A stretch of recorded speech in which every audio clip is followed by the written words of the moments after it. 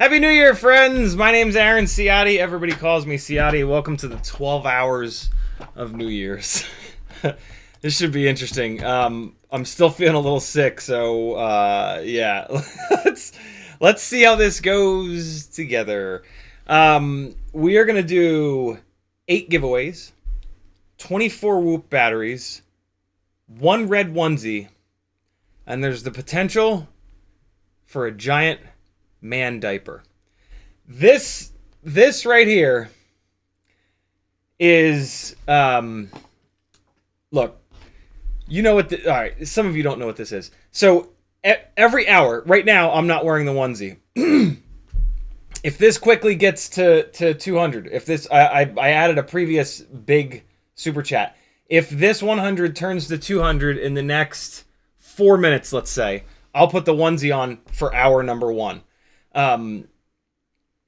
At the end of this hour, if that, wait, 200, 4, 6, 8, 10, wait, how does that work? Yeah, no. Yeah, so if at the end of the first hour, this is not at I can't figure out how it works. If this is not at 400, I get to take the onesie off for for the second hour of the stream. If by the end of that hour it is at 400, I put the onesie back on. See how that works? So for every $200 that we hit, I wear the onesie for the next hour chunk. And if we fill this goddamn thing up, I will put on an adult diaper. And I will wear an adult diaper. There's like, like the New Year's, like, I don't know. Maggie and I were looking up New Year's stuff, and there were like pictures of babies in diapers wearing top hats. And Maggie was like, would you wear a diaper for enough money? I was like, yeah, for sure. I'll do anything. Not anything, but So that's the deal. That's the possibility for ultra embarrassment lies right here. Maggie is actually out right now trying to find adult diapers. So that's what's going on. We've got Mailbag. We've got stories from the gig that you saw in the intro. Broken Mavic. That's not one of the really broken ones. Broken Mavic propellers. We've got a Gangly fan that's going to be a part of one of the giveaways. What else is going on? We've got a bunch of these colored We Bleed crown frames that are going to get different motors put on them.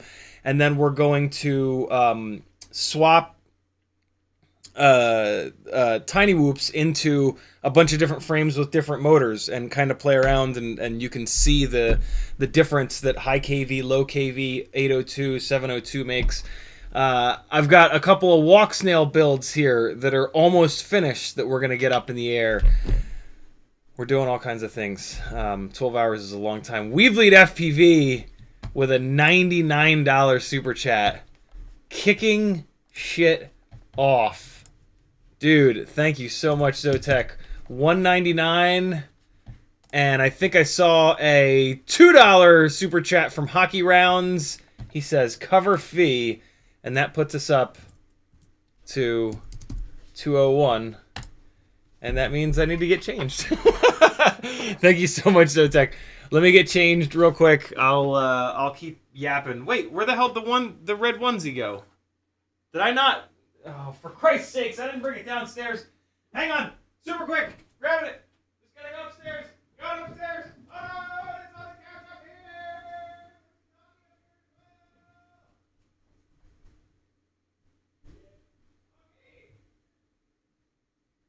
Okay. All right. Here it is. I got it. The doggy's not coming with me. I thought Teddy was going to be a pain in the ass. He's being a good boy. All right, man. You asked for it. You shitters. Man, I'm going to get hot wearing this goddamn thing. There's going to be a point where I'm going to have to take these workout pants off because it's going to get too hot, but it's all good. Here we go. Starting it off right. What is this, the fourth?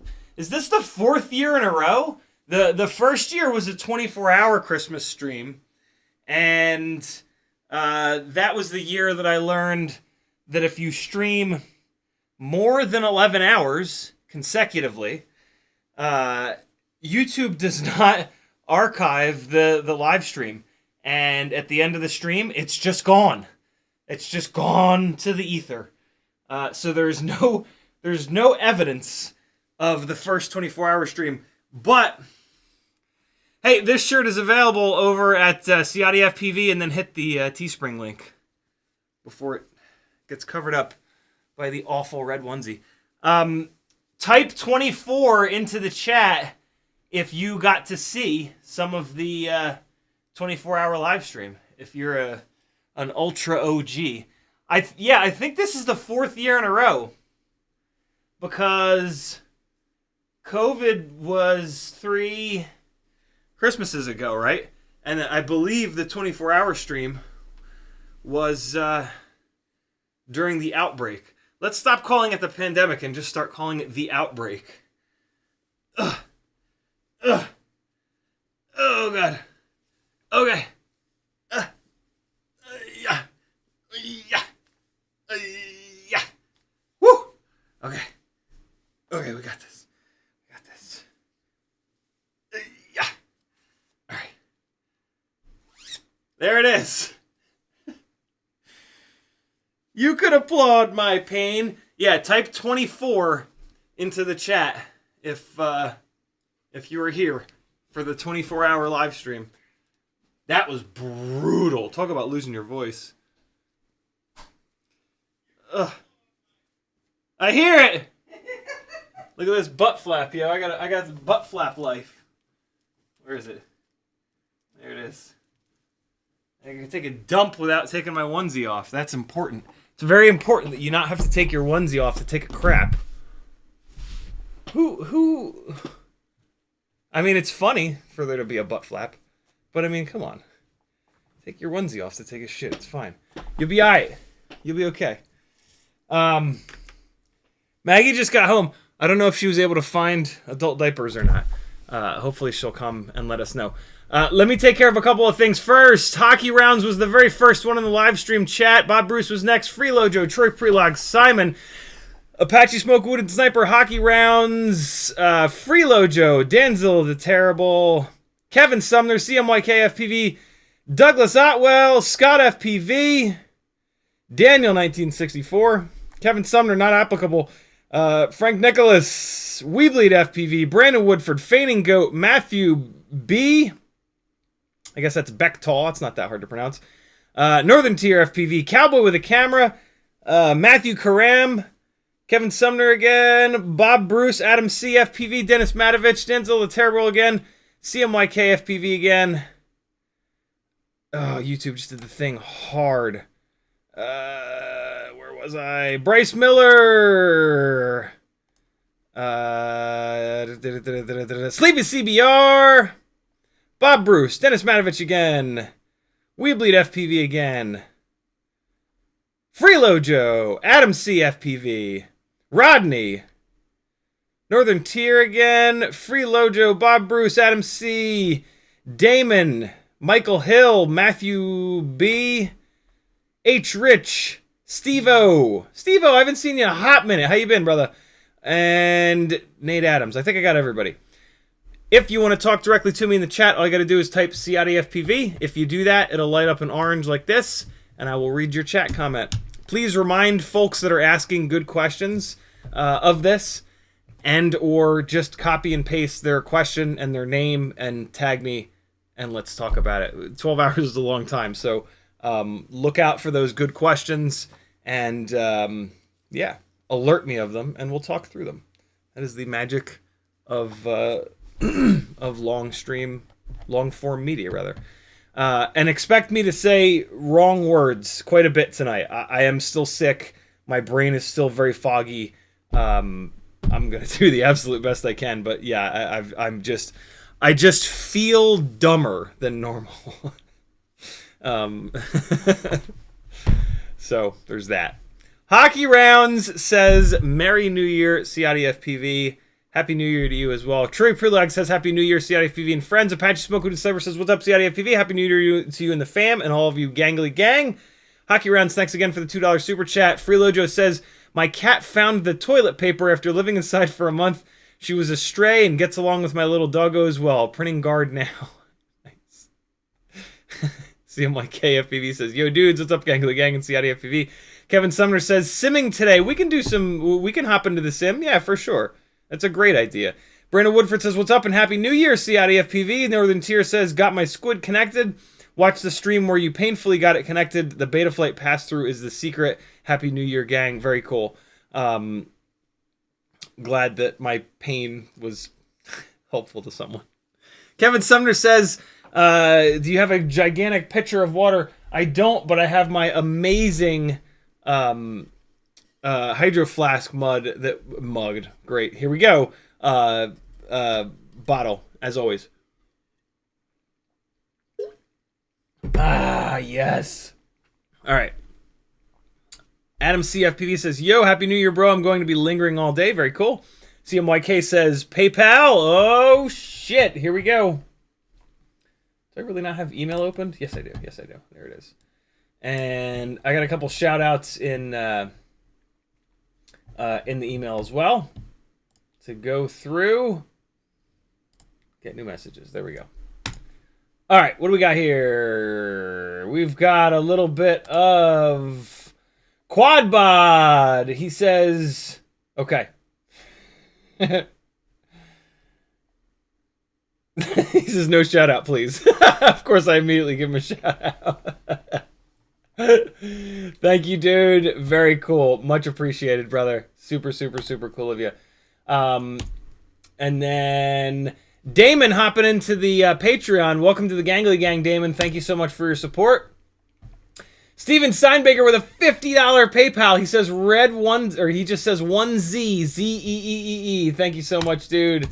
Let's get this updated real quick here. We are cruising towards hour number 2 being uncomfortable, but that's okay. I will do it for you beautiful bastards to laugh at. All right, cool. Other beautiful people that have joined the Patreon. Chris Wells, welcome to the Gangly Gang. Thank you so much for your support, brother.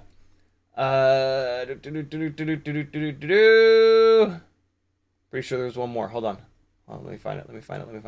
There it is. Russ Bryant, welcome to the Gangly Gang. Thank you for your support, my man. Much appreciated.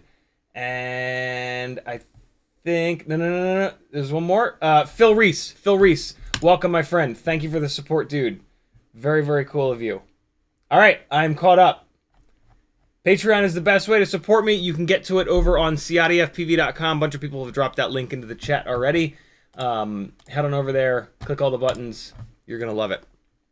Patreon is going to give you full access to the Discord, where you're going to get, you're going to be able to jump into text channels like the Stick and Dick End Fund. This is a way that you can rent from me a box with all of the stick ends that exist, so you can actually try the stick ends and see if you like them or not. Pictures of them don't really do you any good. Other things are available, like this cool little weight set. If you've got a scale that you want to make sure is zeroed, you can rent out a little set of weights, calibrated weights.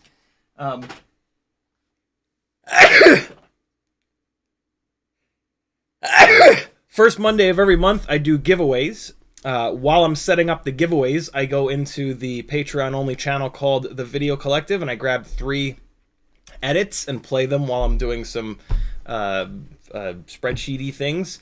So you get that for joining the Patreon. You're going to get a YouTube playlist of mine with 80-some-odd unreleased videos, sketchy flying I don't want to be public, half-done edits that I'm asking for like advice and help on, Patreon-only live streams that we've done, all kinds of fun stuff in there. On the Patreon itself, there's a whole bunch of tech articles, which are really nice, that I've spent a whole bunch of time on. And, you know, you're just going to be a part of the Gangly Gang, and who doesn't want that? Cool. What else is going on over there? Over on CiottiFPV.com, there's also an Etsy store where you can buy some fun stickers and random hardware. There's a Teespring channel, like I mentioned before, some really fun shirts and other random stuff. Over on Fiverr, you can work one-on-one with me. I'll help you fly better, build better, tune better. And then all these affiliate links. If you're doing an order on the internet at this point, someone's got an affiliate link to that website. See if you can find it real quick and hit it before you check out, and they'll keep making free content for you to watch here on YouTube. I have affiliate links for We Bleed FPV, Newbie Drone, FPV Cycle, Amazon, Get FPV, Oh My God, Brain 3D, HD0, Flywoo, Emacs, Banggood, Camera Butter, and AliExpress. All you have to do is hit these links at any point before you check out, and I will get 1 to 6%, depending on the website, of your total order, and then I'll use it to buy more stuff to test, because that's how it works. So thank you guys so much that support me. It is very, very cool. Those are the best ways that you can help this show stay up and going and loving life. Told you I was gonna say weird things. Brandon Woodford says, what's up and Happy New Year. Northern Tier said, oh no, we got that. Here we go. Bryce Miller says, at the beginning of hour X, if $is less than 200, no onesie. If Greater than 200, yes, onesie. Yes, pretty much. Yep.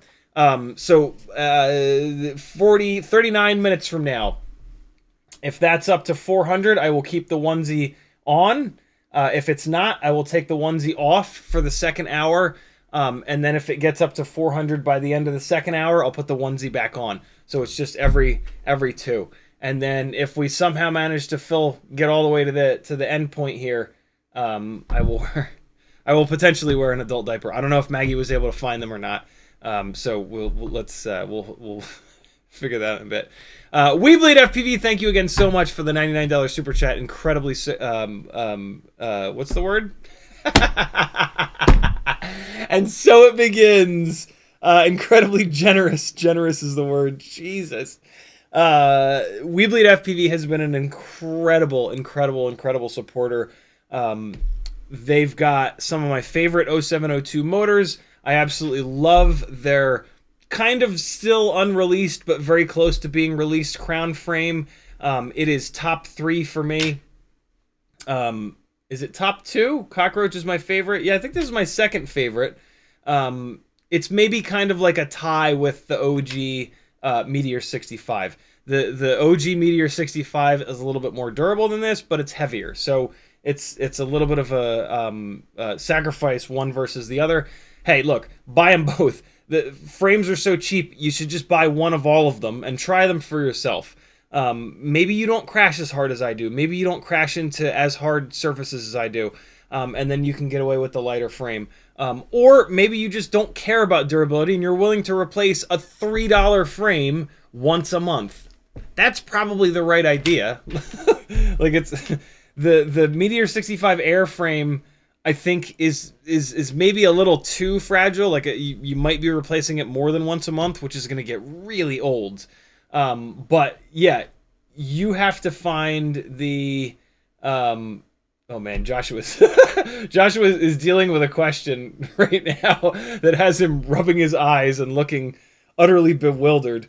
The question is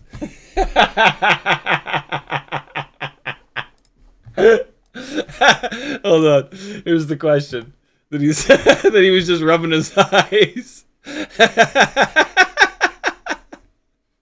What BetFit conf do I need to change to make... Whoa! Look at them thighs! Woo! Yeah! To make quad a pusher. Oh, that was fun to watch. I was like, what's he doing over there? He's like rubbing his eyes. Oh, shit. That's good stuff. I love Joshua so much. I'm very lucky to call Joshua one of my friends, and I've gotten to hang out with him quite a bit over the years, and he's just hysterical, man. When you hear him curse on the stream, on his stream, like that's what he's like in real life. He's just like all of us that curse, but he manages to tone it down so much for the live stream. It's very impressive. I should do the same, but I just refuse. Yeah, thank you again so much, Zotek. Very cool of you. Kevin Sumner says +1 for Teddy red onesie. Oh man, Denzel the Terrible says I want to see Teddy in a red onesie. I'm gonna text Maggie that right now because she's gonna just die. This is the moment that my partner dies. Chat wants to see Teddy in a red onesie. And so do I. In the future. Yeah, we won't be able to do that tonight, but that's one of the best ideas I've ever heard. Is that little fluffy bastard in a red onesie.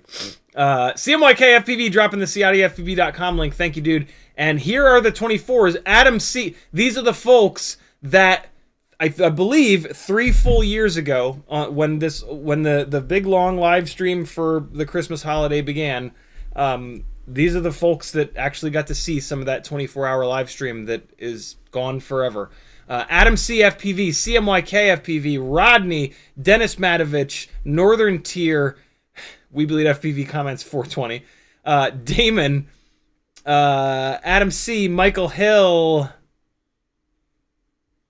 And that might be it. Wow. I'm way behind on chat. All right, let's get caught up on chat. Very cool. That's wild that so many of you have been around that long. Thank you so much for hanging this long and coming tonight. And yeah, that's wild. That is wild. Free Lojo dropping the Patreon link. Thank you, dude. Danzil the Terrible says, you won't want to take the onesie off in the middle of a Canadian February night when visiting the outhouse. Fair enough. Now the butt flap makes sense. Bob Bruce says, you'll do it for the money, you filthy bastard. It's true. Adam CFPV says, I upped my Patreon to the $10 tier. Thank you so much, dude. Enjoy the entrance tomorrow night. Tomorrow night is it? Well, we'll see. We'll see if I'm conscious tomorrow night. I am planning on streaming tomorrow night, and it is the first Monday of January. So tomorrow night will be a regular old 4 giveaway stream. So between this stream and tomorrow night, there's going to be 12 giveaways. That's pretty dope. On tomorrow night's stream, since Adam C jumped up to the $10 tier, he's going to be entered to win Cinewoop and 3-inch micro brushless parts. That's the $10 a month tier. The $5 a month tier enters you to win Tiny Whoop stuff and toothpick stuff. The $20 a month tier enters you to win 5-inch parts. So those are going to be the 3 Patreon giveaways tomorrow night. We do that every single first Monday of the month. And then the 4th giveaway tomorrow night will be a super chat based giveaway that you enter at the time. Tonight, the giveaways are all going to be super chat and PayPal based. And we're going to do 2 giveaways at a time every 2. That's not how math works. Jesus. So we're going to do giveaways at 4 o'clock, 6 o'clock, 8 o'clock, 10 o'clock. Yep, that's it. 4, 6, 8, and 10 o'clock. There are going to be 2 giveaways each time. And they are all back here. They're all in these bags here. But there are going to be some surprise items thrown in. These bags are like really cool little CiottiFPV specials. I'll show you what's in them each time we do the giveaway. But yeah, every 4, 6, 8, 10. Yeah, 4, 6, 8, 10. At midnight, I don't necessarily want to do a giveaway. We'll scream and yell and, Happy New Year and all that good stuff. So yeah, 4, 6, 8, 10. We're going to do 2 giveaways each time. And it'll be great. And they're going to be super chat and PayPal based. So stay tuned. Every time one of those giveaways starts, I'll tell you exactly what you need to do. And then you're going to have 2 minutes. It's going to be a 2-minute window to get your super chat or PayPal in to get entered into those giveaways. So if you want to get in all the giveaways, just make sure that you're here at 4, 6, 8, and 10 o'clock. Cool? Rodney says, I got some hex parts in the mail the other day. Thanks. You're certainly welcome, dude. I can't wait. Please build that, and please send us flight footage. And I really want to hear it. I was so close to building that, but I'm just so backed up on builds that it just didn't make sense. But yeah, I want to see that thing built, man. CMYK dropping the CiottiFPV.com link. Thank you, dude. Monkey DFPV says, Happy New Year's to you as well, my friend. Matt Norton says, does flying in the cold, like 32 Fahrenheit or less, damage batteries? It does not damage batteries. It just makes them work. They just don't work as well in the moment. But yeah, it doesn't hurt them unless you over discharge them, which actually happened at the gig last night. I gotta actually, that actually reminds me, I need to find that battery that I grossly over discharged. It's probably already shot to shit. Although, let's see. When the LiPo batteries in the cold are, so it wasn't this one, it was one of these two. Yeah, they just don't work as well. They like to be on the hotter side of things. LiPo's they want 90 degrees Fahrenheit, 100 degrees Fahrenheit. So it's interesting, flying these batteries in the cold, what you want to do is just push harder. Like, you want to try to use more throttle and just basically fly faster, because that's gonna make the battery work harder, and it's gonna heat itself up.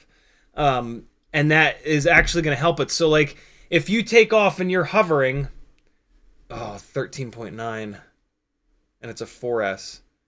Oof. Individual cells are 3.42, 3.47, 3.53, 3.48. Oh, that first cell took a beating. 3.4. It's been sitting at 3.42 volts all night. So I flew this battery down to, I think the last number I saw was 2.8 per cell in the freezing cold at that gig last night. I haven't really explained the gig last night.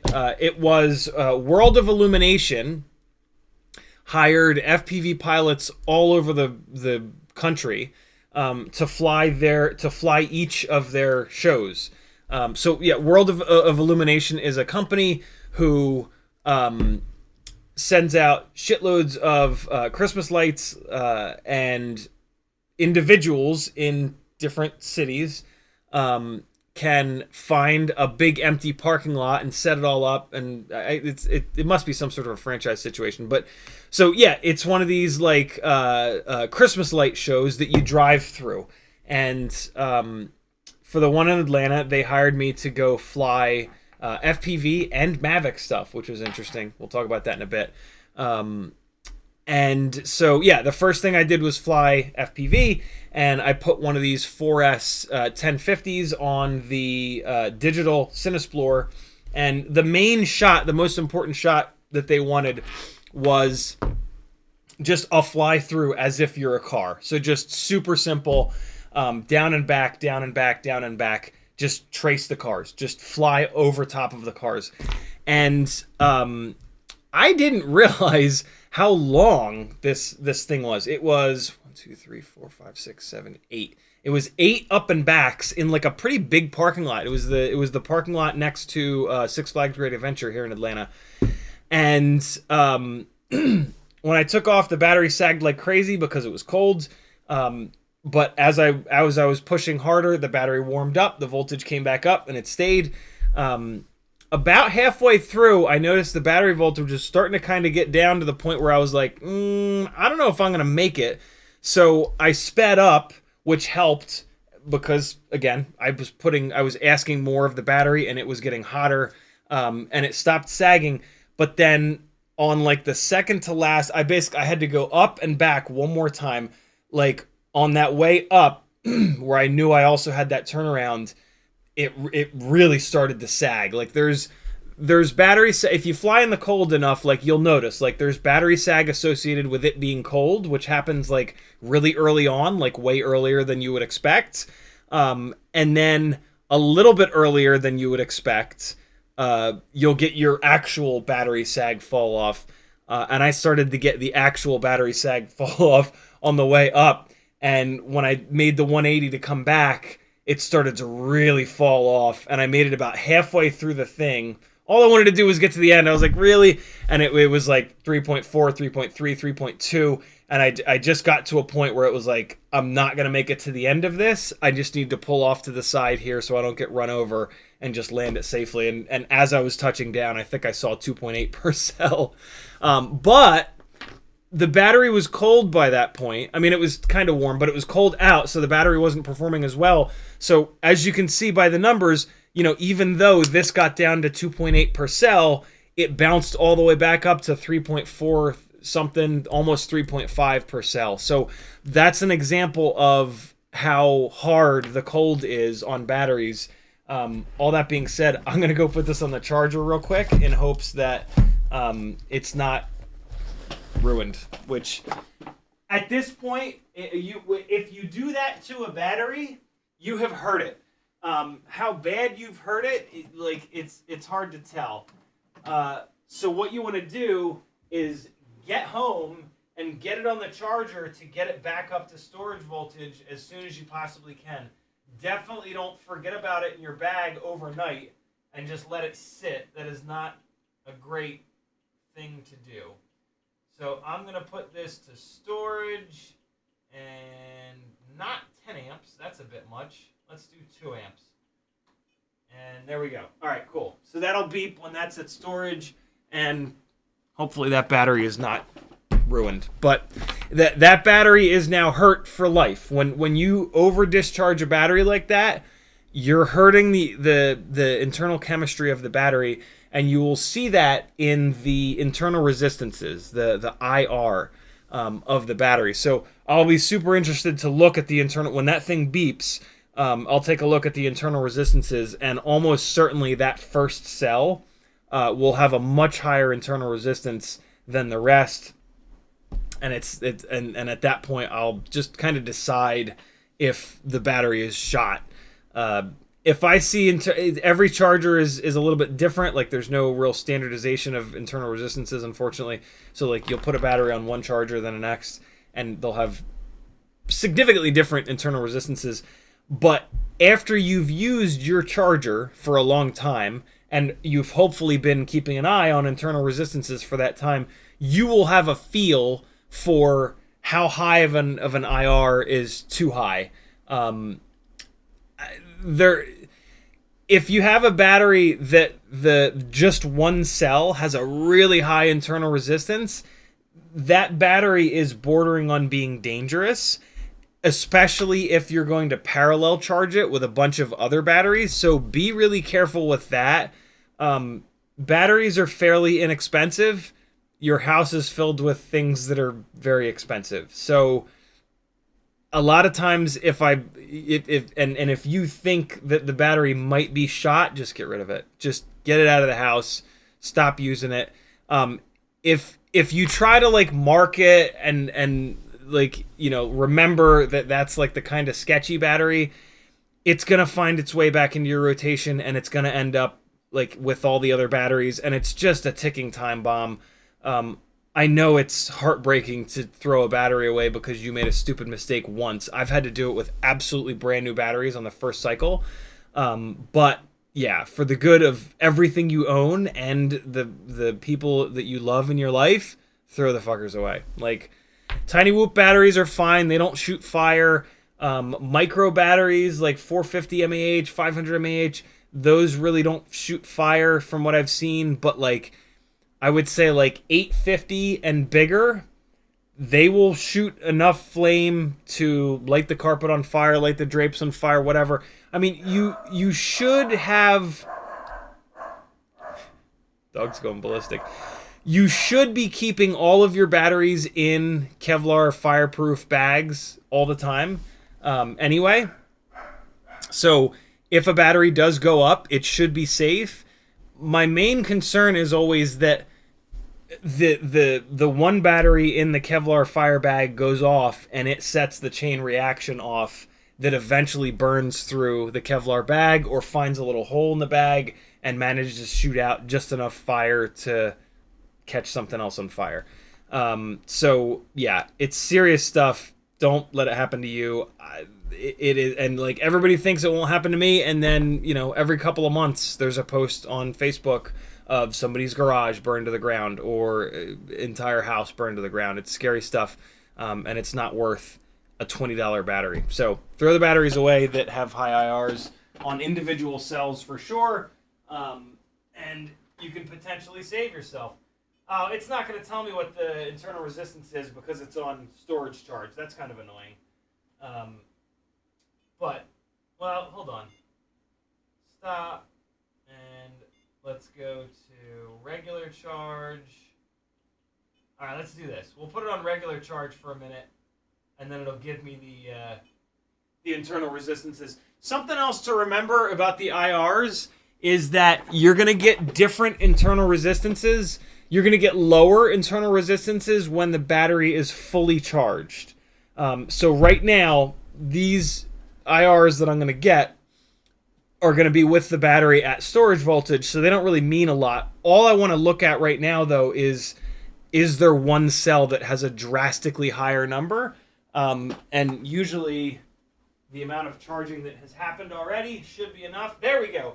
13.5, 15.0, 13.0, and 15.0. That is not bad, man. That is not bad at all. I'm going to put this back to storage and start it again.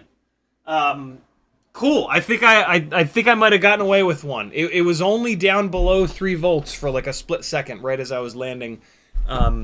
So yeah, in theory, I got away with it on that battery.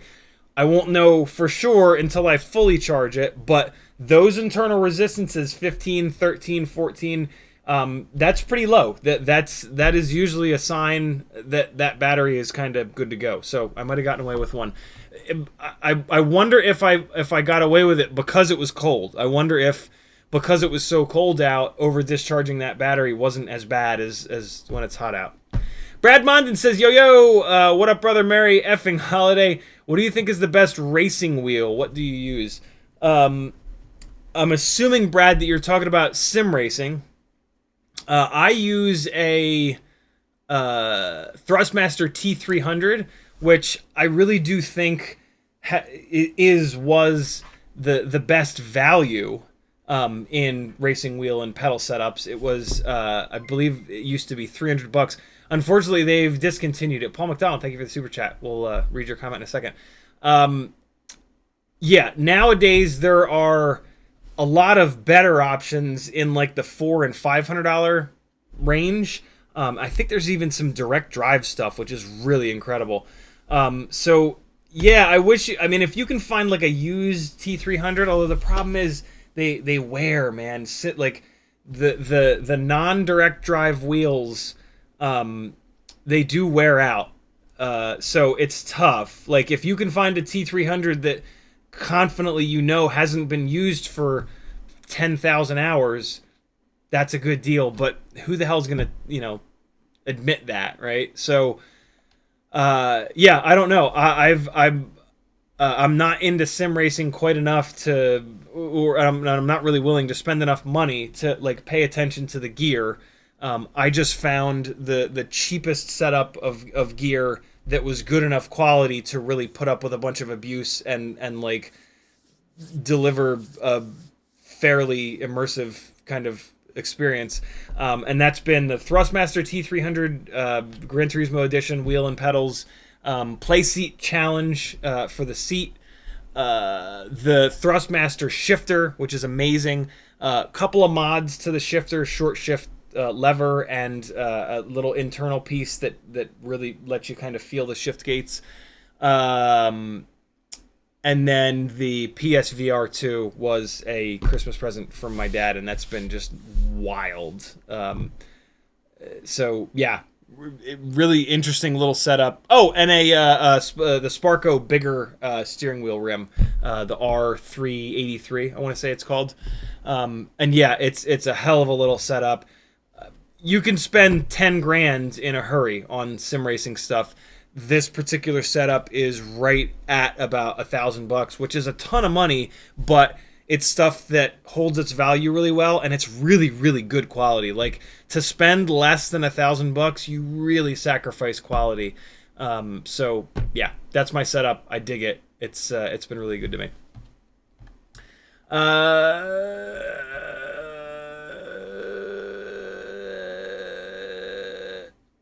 H. Rich says, my new Mobula 6 has changed the game for me. Back to an old question, the 32,000 kV motors, can I limit them to behave like the 30s if they aren't if they aren't in stock? Absolutely, man. And I actually really recommend that. My big recommendation, if you're going to build an Ultimate Freestyle Tiny Whoop, is just to go all the way up to the 32,000 kV or 32,500 kV 702s, and then motor limit those down in Betaflight to like start at like 70%, because good God, is it hard to fly with them all the way cranked up. So pull it down to 70%, get a feel for it, fly 100 batteries, and then creep it up to 80%, creep it up to 90%. And then try it 100%. You're going to notice that there's going to be a point where you start crashing constantly. That is going too far. Like, you want to be crashing, but you don't want to crash so often that you don't learn anything, and it just becomes, like, maddening.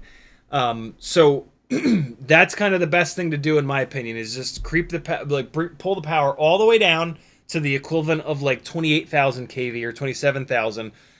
fly it around, get used to it, get used to the weight of the rig and a like somewhat sane amount of power. And then as you bump the power up, you're just gonna like you're gonna start to kind of notice and feel like, hey, wow, okay, this is a bit much. Let me try to chill it out a little bit, put yourself a little bit farther, and then you'll find like the right amount of power for where you're at today as a pilot. And then you fly a couple of hundred batteries, and then you bump it up again, and you see like, all right, I've gotten a lot better. Can I handle a bunch more power? If you can get it all the way up to 100%, you're doing really, really well. Like the ultimate freestyle tiny whoop is a handful at the full 32,500 kV. Tonight, at some point, you're going to get to see what happens when we go way beyond that. You'll see when I do mailbag, but let's get caught up on chat first. Let me spam Joshua's chat one more time. 12 hours of New Year's right now. There we go. All right. Spam Joshua's chat. He doesn't mind me doing that, which is very cool of him. Joshua has been incredibly supportive, and realistically, he is the only reason that I started live streaming. He came down to Atlanta and said, "Hey, do you want to do a live stream from your place?" And I was like, "Oh, okay, sure, yeah, we can try that." And I had a really good time. And at the end of it, he was like, "Dude, you're really good at that. Like, you should maybe think about doing that." And I did, and I started the live stream, and it's been like 3.5 years now since that happened, and it's now a massive part of my career. You know, this live stream is probably 60-70% of my income. It changes. You know, certain months I'll get a bunch of gigs, certain months I'll get none. So some months it's 100% of my income. Other months it's like 50-ish. And yeah, what a ride it's been. So much knowledge has been shared. We've learned so much together. We've failed together. We've succeeded together. You know, one of the two things that really bring me back to like why I'm continuing to do all this, and like the two things that really just keep me super driven with this, because it's, you know, like I've been doing this long enough where it's a job for sure. Like this live stream, it's super fun, don't get me wrong, it's an amazing job, but it is a job. There are days that I just absolutely do not want to live stream, and I do it, and I love it, and I have a great time hanging out with you guys. But it is 100% a job at this point. And like the two big things that really, like, if I'm ever feeling, if I'm ever kind of feeling that, are the messages that I get thanking me for talking about mental health, for sure. That's the stuff that, yeah, those are the most important messages for me, because that's people's lives, you know what I mean? And as someone who's been pretty deep down the rabbit hole of depression, you wouldn't believe what can, and it sounds super cliche, but it's absolutely true. Like, you wouldn't believe like the little, all right, look, so here it is. When someone is full tilt suicidal, what they train the first responders and the people on the phones, one of the big things they train them is to just get them through this 5 to 10 minute period. There's like a 5 to 10 minute period that your brain can get into this place where it actually is willing to do something very permanent and very dumb. And what they've found is that if you can get someone through that 5 to 10 minute period, they will wake up a little bit and be like, wow, that was an awful idea. And it doesn't necessarily just have to be a phone call to 811. 811 being the new is it 811? I'm pretty sure it's 811. Let me double check. I haven't talked about it in a while. Nope. 811 is the digging number. Is it? It's not 711. National Suicide Prevention Hotline. 988. Sorry, 988 is the suicide prevention hotline. So yeah, and it doesn't have to be a phone call to 988. It can be anything. It can literally be someone. When you're in that place, you feel just completely alone, and that's one of the things that will kind of like justify, like, screw it, it's over. And to lose that feeling of aloneness is one of the things that that really works well. And yeah, it can be anything. It can be as simple as like someone mentioning it and you realizing like, oh my God, they're going through it too, or they know what I'm feeling. And so yeah, those messages are the ones that just they're the messages that I never forget either. And it really, it's my honor to have anything to do with that and to talk about it and yeah, help in any way.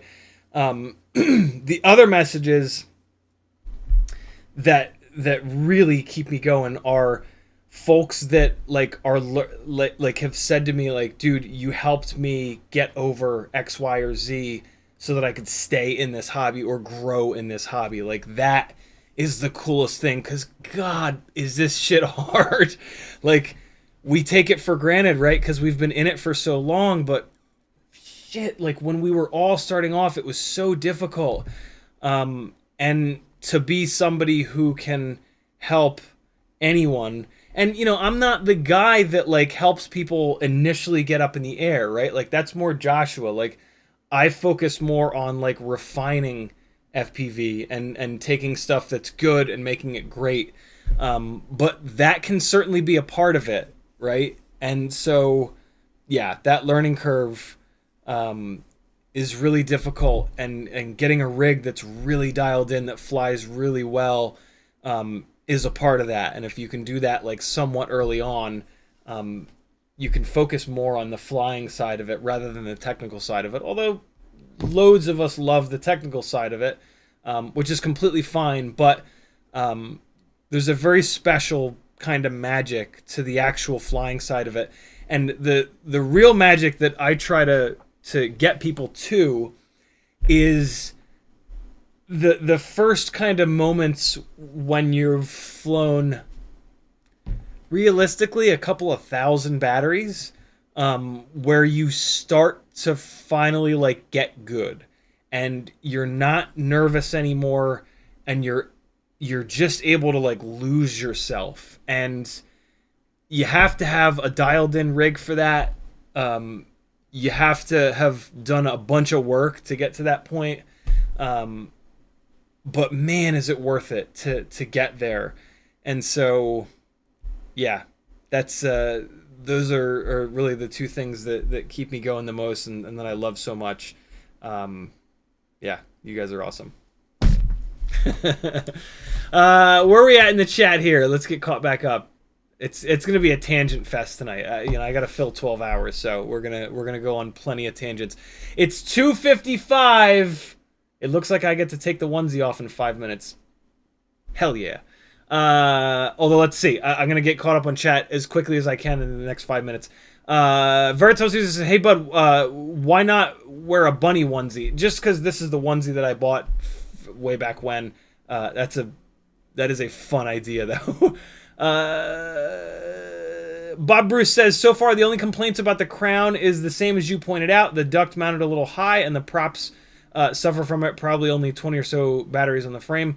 Yeah, just keep pushing it. Just keep squashing it to straighten it back out, and they won't hit the supports. I noticed that Beta FPV just announced a Meteor 75 airframe, and they're actually including motor risers.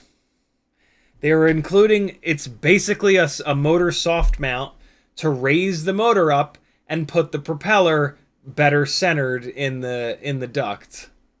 Not the right way of doing it, but interesting that somehow word got back to them that they put their ducts up too damn high for most of the motors that we're running nowadays. So technically speaking, we could all get those motor risers or 3D print a set of soft mount. They really won't be soft mount. They will literally be motor risers, and we can get the prop line a little bit more lined up with the duct on these. That's one way to do it. I don't recommend that because those are going to be heavy and they're out far on the arms, and there are problems with mounting motors up higher. But yeah, that's an option.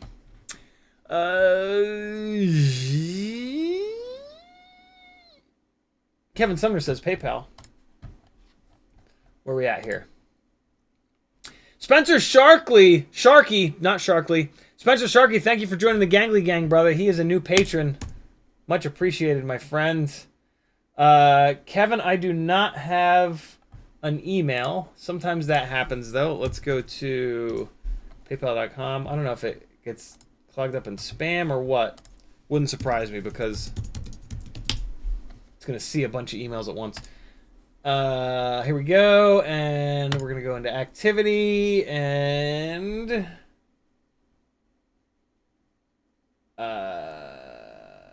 it's not showing up in activity either. I don't think it. Wait, hold on. Is this it?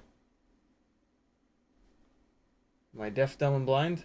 I'm not. No, that was Gareth.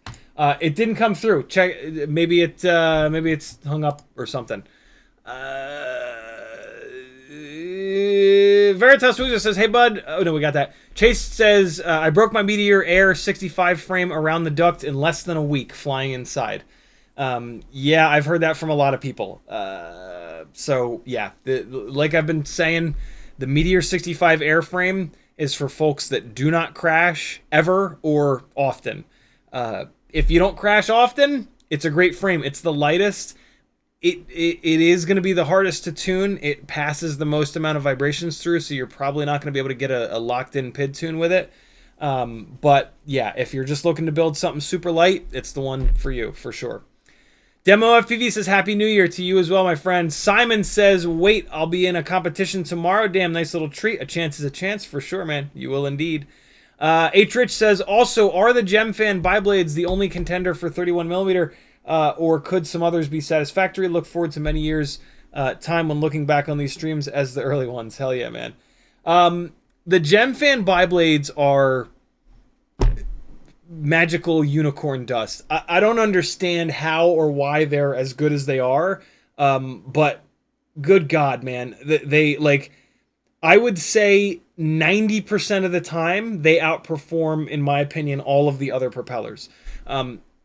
That being said, so on 702s, unless it's a really low KV 702, they're the only option. There is another 1.2 inch biblade option. It's by HQ. Unfortunately, the top of the propeller is closed off, and it's really difficult to put a hole up there so that you can push the prop all the way down on the motor shaft. So as far as I'm concerned, the HQ props don't even exist. Like, the HQ biblades are just such a nightmare to run. If you don't figure out a way how to smash a hole through the top of it, it's going to sit really high up on the motor shaft, and it's going to bend the motor shafts really easily because there's going to be so much leverage on it. If you do manage to punch a hole through the top of it, I don't find that they perform any better than the Gemfan, so why go through all the bother? Just get the Gemfan biblades, and your life is going to be so much easier. If you have a lower KV, like 25,000, 22,000, 19,000 KV 702, that you're just desperate for more power from, what you can do is run the Gemfan tri-blades, the new ones, which are 1208, 1208.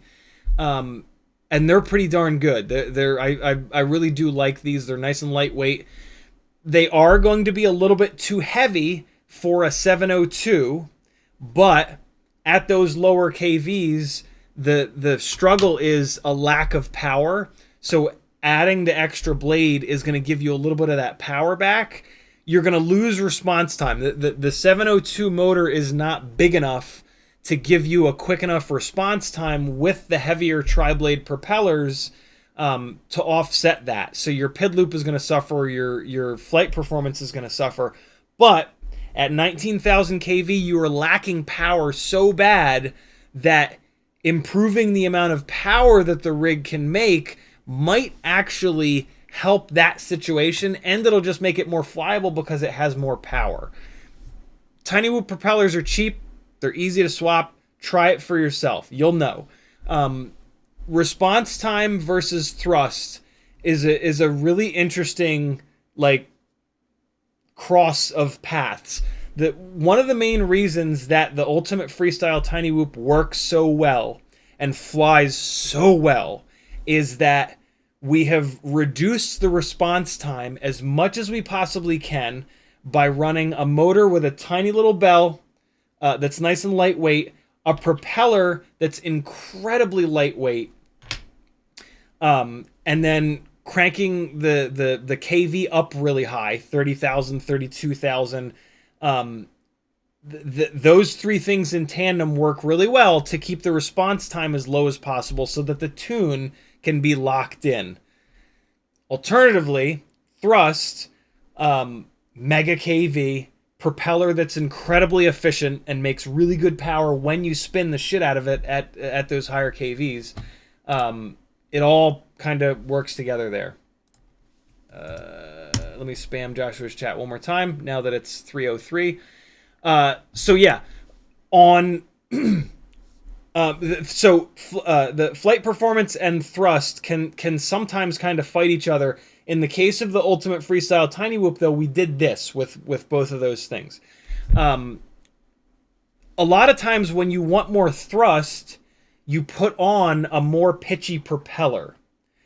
And in doing so, a more pitchy propeller is always going to be heavier. So the extra weight and the extra drag of that more pitchy propeller is actually going to make the flight performance worse. Oh, yeah. Wait, hold on. Yeah, we're good. Oh. Ah, yes. How you like me now? How do you like me now? All right, you guys have 1 hour. If right down here, if this gets to 400 by the end of the next hour, this awful red onesie goes back on. Oh, yeah, that's the stuff right there. That is the stuff. I'm going to put it right over here because I have a feeling it'll be going back on at some point. So yeah, that's kind of what's going on with response time versus just raw thrust. Sometimes you have to choose one or the other. In the case of the Ultimate Freestyle Tiny Whoop setups, I worked really hard to try to get both of those things. And KV has really been like the big thing that has helped that significantly. Once we got up to 32,000 kV, the motors had enough power to make a good amount of thrust, a lot of thrust actually.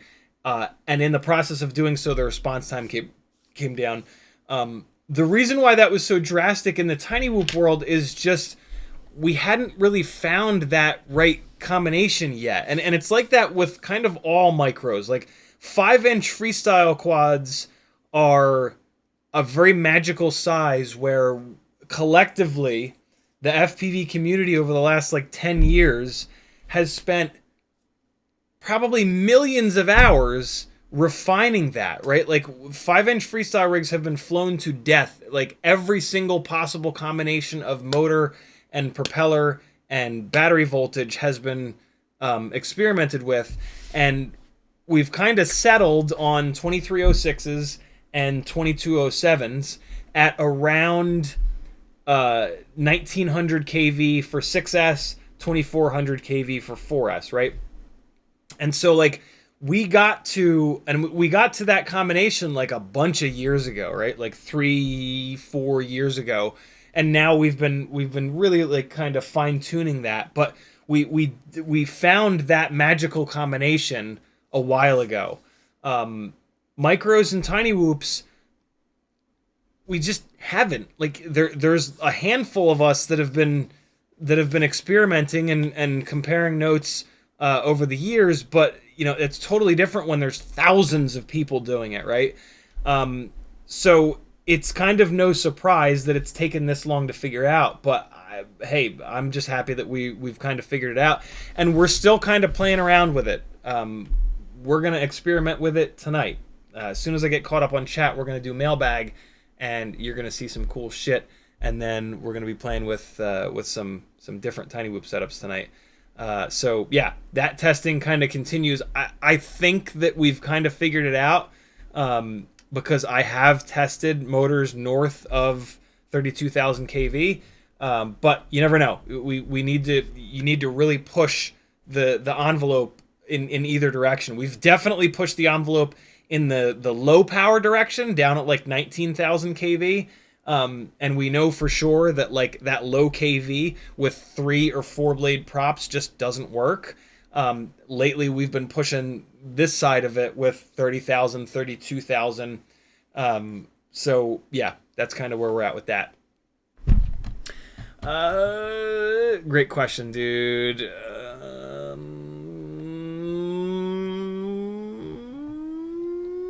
Simon says, wait. Oh, we got that. Demo FPV says, Happy New Year, you as well. To you as well. Denzel the Terrible says, just using tattoo batteries kills them. I mean, you can say that about all batteries. I've actually had really good luck with tattoo batteries. They've been just as... I've had just as many failures with GNB batteries and China Hobbyline batteries. I think that China Hobbyline batteries maybe handle being over discharged a little bit better. I've at times felt like GNB batteries don't handle being over discharged any better than tattoo. My hunch though is that they handle it just as good. So yeah, that's interesting, but I've not found tattoo batteries to be all that finicky. But if you over discharge any battery, you're gonna hurt it. I think that with how much better tattoo batteries perform at a given weight, so like a 1050 mAh 6S, right? There are these version 1 tattoo R lines that are, I want to say 160 grams. It's incredibly light. The amount of performance that you get from 160 grams, if you mistreat the battery, so like it gives you a ton of performance, and then so if you mistreat it, you lose a bunch of performance, and you really notice it. Versus a China Hobbyline battery at 160 grams, you're not going to get this much performance out of it. You're only going to get this much performance out of it. And then if you over discharge it, you're going to lose this much performance. And that gap is much smaller. I think like the tattoo batteries, when you maintain them well, you just get an extraordinary, this is just, you know, my experience with a lot of tattoo R lines is that you get an amazing amount of performance. But if you beat on them, it's going to be really, really noticeable. If you mistreat them, I should say. So I think maybe that's what's going on there. I've been really happy with GNB batteries over the year as well. My favorite is definitely Tattoo R-Line. China Hobbyline I've completely given up on. I have had the last straw for me was when a fairly new 6S 2500 that was just sitting for a while, fully charged, blew up in my hand for seemingly no reason. It was very weird. It was I crashed at a drift event, and the quad was, somebody picked it up and just put it on the barrier, and it was just sitting there for like 20 minutes. They even unplugged the battery, so the battery was unplugged. Yes, it was crashed, but it crashed on an arm. It didn't even hit the battery. I have no idea why that battery did that, but yeah, I just said, you know what? I'm not going to buy any more of the cheapest possible batteries and have them burn my house down. Like, I will gladly spend $5 or $10 more on a battery that's going to give me better performance, be lighter weight, and then potentially not burn my house down. It just, to me, with how volatile lipos are, it just doesn't make sense to buy the cheapest ones available. You know what I'm saying?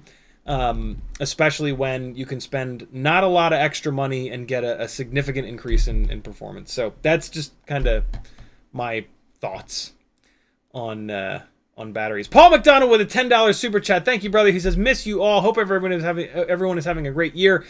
Just been busy with work and grandkid. Being grandpa is amazing. Still flying, trying to get back into the streams more. Happy New Year, Ciotti." Thank you so much, Paul. The unluckiest number subscribed. Thanks for subscribing, brother. Paul, thank you so much. We are going to put that 10 on in here. And now I am a little bit closer to suffrage. To suffering, not suffrage. That's something totally different. Right. And there we go. Okay. Oh, Kevin, no. Oh.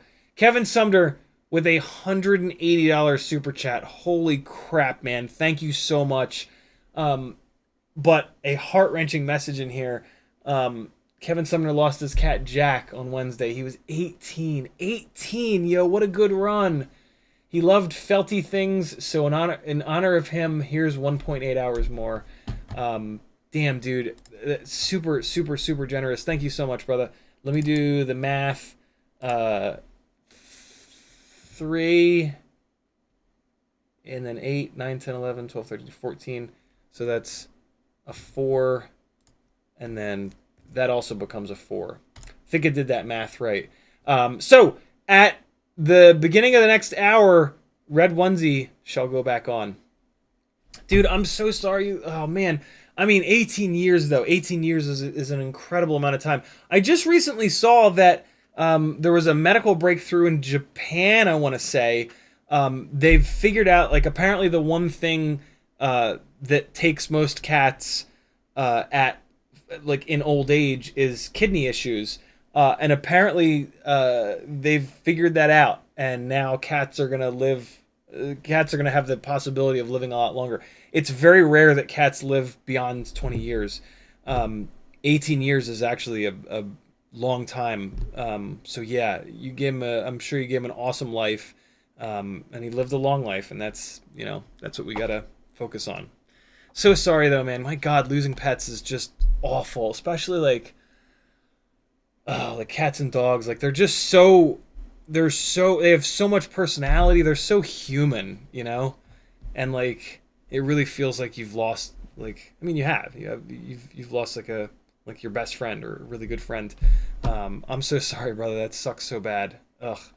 We our family lost Duke a bunch of months ago, and it was super hard.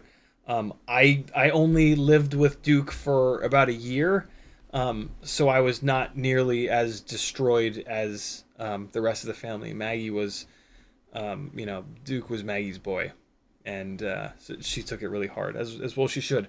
And then a few weeks ago, my ex-wife let me know that our old cat Harry passed away, and that was really hard. Even though I haven't lived with Harry for over a year, he was a lot. He was an adventure. Good Lord. From sickness to like mega medical bills to a seemingly miraculous recovery. Yeah, he was an adventure. It was the first like full-blown kitten experience I had, and he was a really bad kitten for a while. Like when he was in his teenager years, he was awful. And I remember there was a moment where I was like, I don't think I can keep this cat. Like, I think I might need to put him up from adoption. He was just being so bad and violent and scratchy and like aggressive, and but we hung in there, and then he got real sick. It cost me like $6,000 all said. and done, I think. But hey, man, living things are the most important. You know, this is all just stuff. This is all just physical possessions. I'll take a living thing that loves me. That's super expensive any day of the week over more stuff. Yeah. Matt Hancock subscribed. Welcome to the gang, my friend. Back to the chat. Demo FPV says, got my Synolog 25 V2 and GEP-RC put 4 1102 10,000 kV mortars in my baggage. Also, should I fly it stock or do you have a tune I could try? Always fly stuff as it comes out of the box. Never take something out of the box and immediately start screwing around with the tune or like anything for that matter. When you get a product, bind up to it and fly it.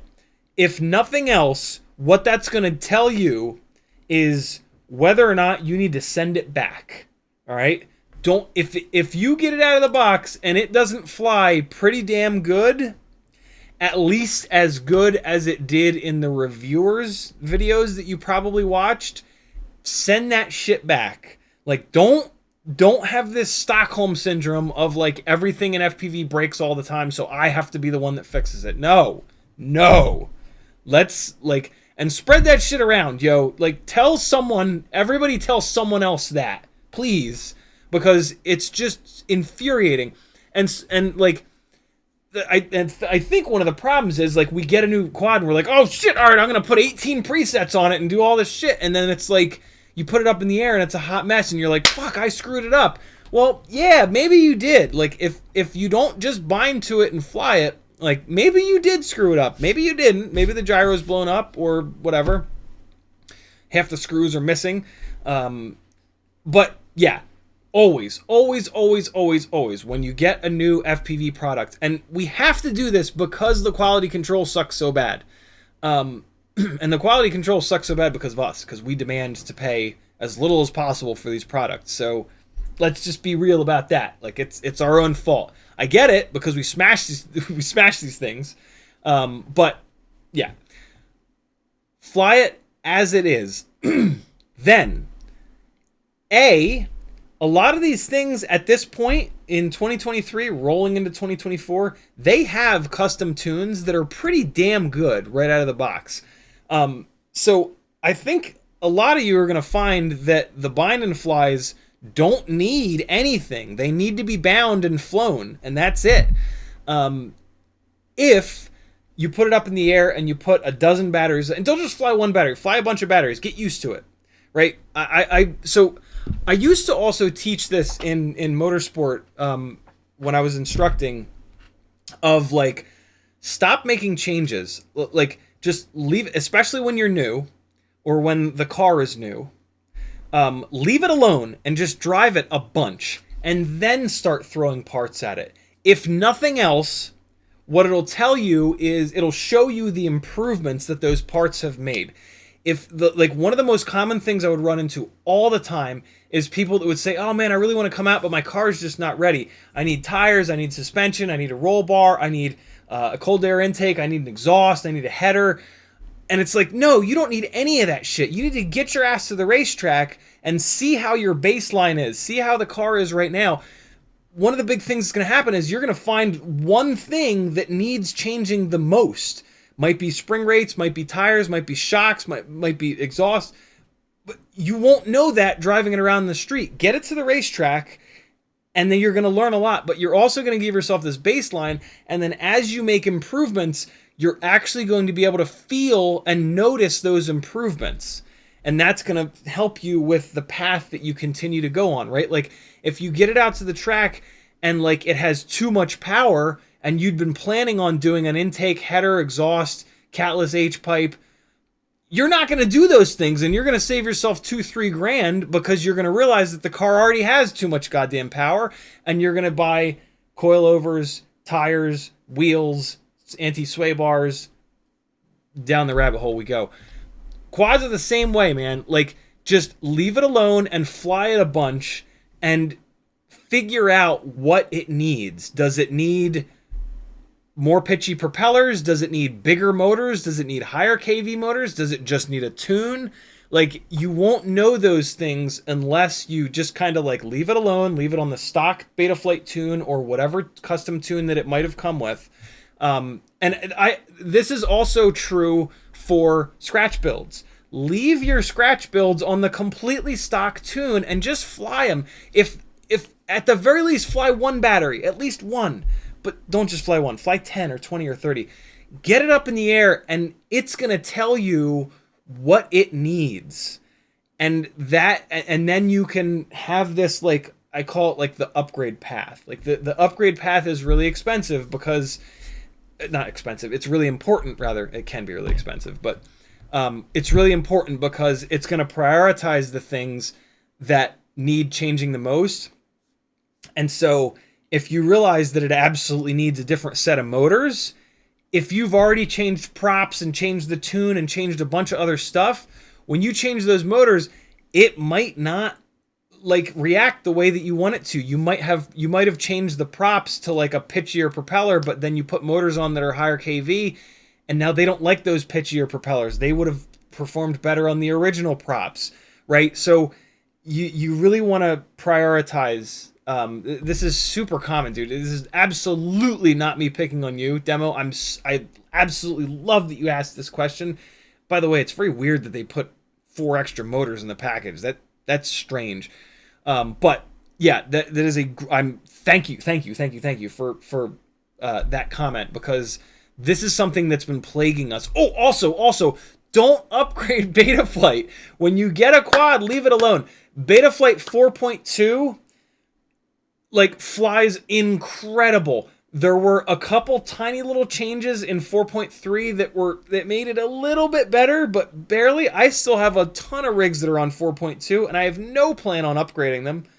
4.4 made hardly any difference whatsoever. Like, I will challenge you to be able to actually feel blind test 4.3 versus 4.4. And it doesn't really look like 4.5 has all that much that's interesting either. It's mainly just like GPS stuff. So, like, if you've got a rig that's on 4.2 or later, don't upgrade it. Don't update it, in my opinion. If you buy a brand new rig, for the love of God, don't update it, because in the process of updating it, there's a really good chance that you're going to wipe out whatever custom stuff that the manufacturer put on there. Just fly. I know it's like it gets thrown around a lot, but sometimes it's true. Sometimes just fly. Just put batteries through it. I know the technical side of this is fun. I love it too. And I'm an idiot that gets a fresh rig and immediately does tuning stuff. And I should stop doing that. I get away with it because I've built so many rigs, and like, I can look at a set of components not even put together on the desk and be like, yeah, that's going to need more D-gain. That's just because I have so many hours doing this. That's pretty rare, right? So just fly them, put them up in the air, and then the quad will tell you what it's doing wrong. Is it sitting into prop wash? Is it wobbling on the way down when you're doing dives? Is it not efficient? Does it not have enough power? Like, those are the things that you want to like tap into, and then you're going to upgrade, tune potentially from that point on. Great comment, Demo. Thank you for asking that. Paul McDonald says, non-FPV question. Where do I go to get some upgraded gaskets over OEM for an '08 Charger? Everything on Amazon just seems to be the same shit rebranded. I get most of my stuff from either eBay or Rock Auto. Rock Auto is really, really good for better quality OEM-ish stuff. Upgraded gaskets over OEM. But OEM stuff is usually pretty good, although, I don't know, I sometimes wonder about Dodge OEM stuff. So, yeah, that's a good question. I find here's what you do. Here's what you really do, is you find a Facebook group for whatever that generation of Charger is.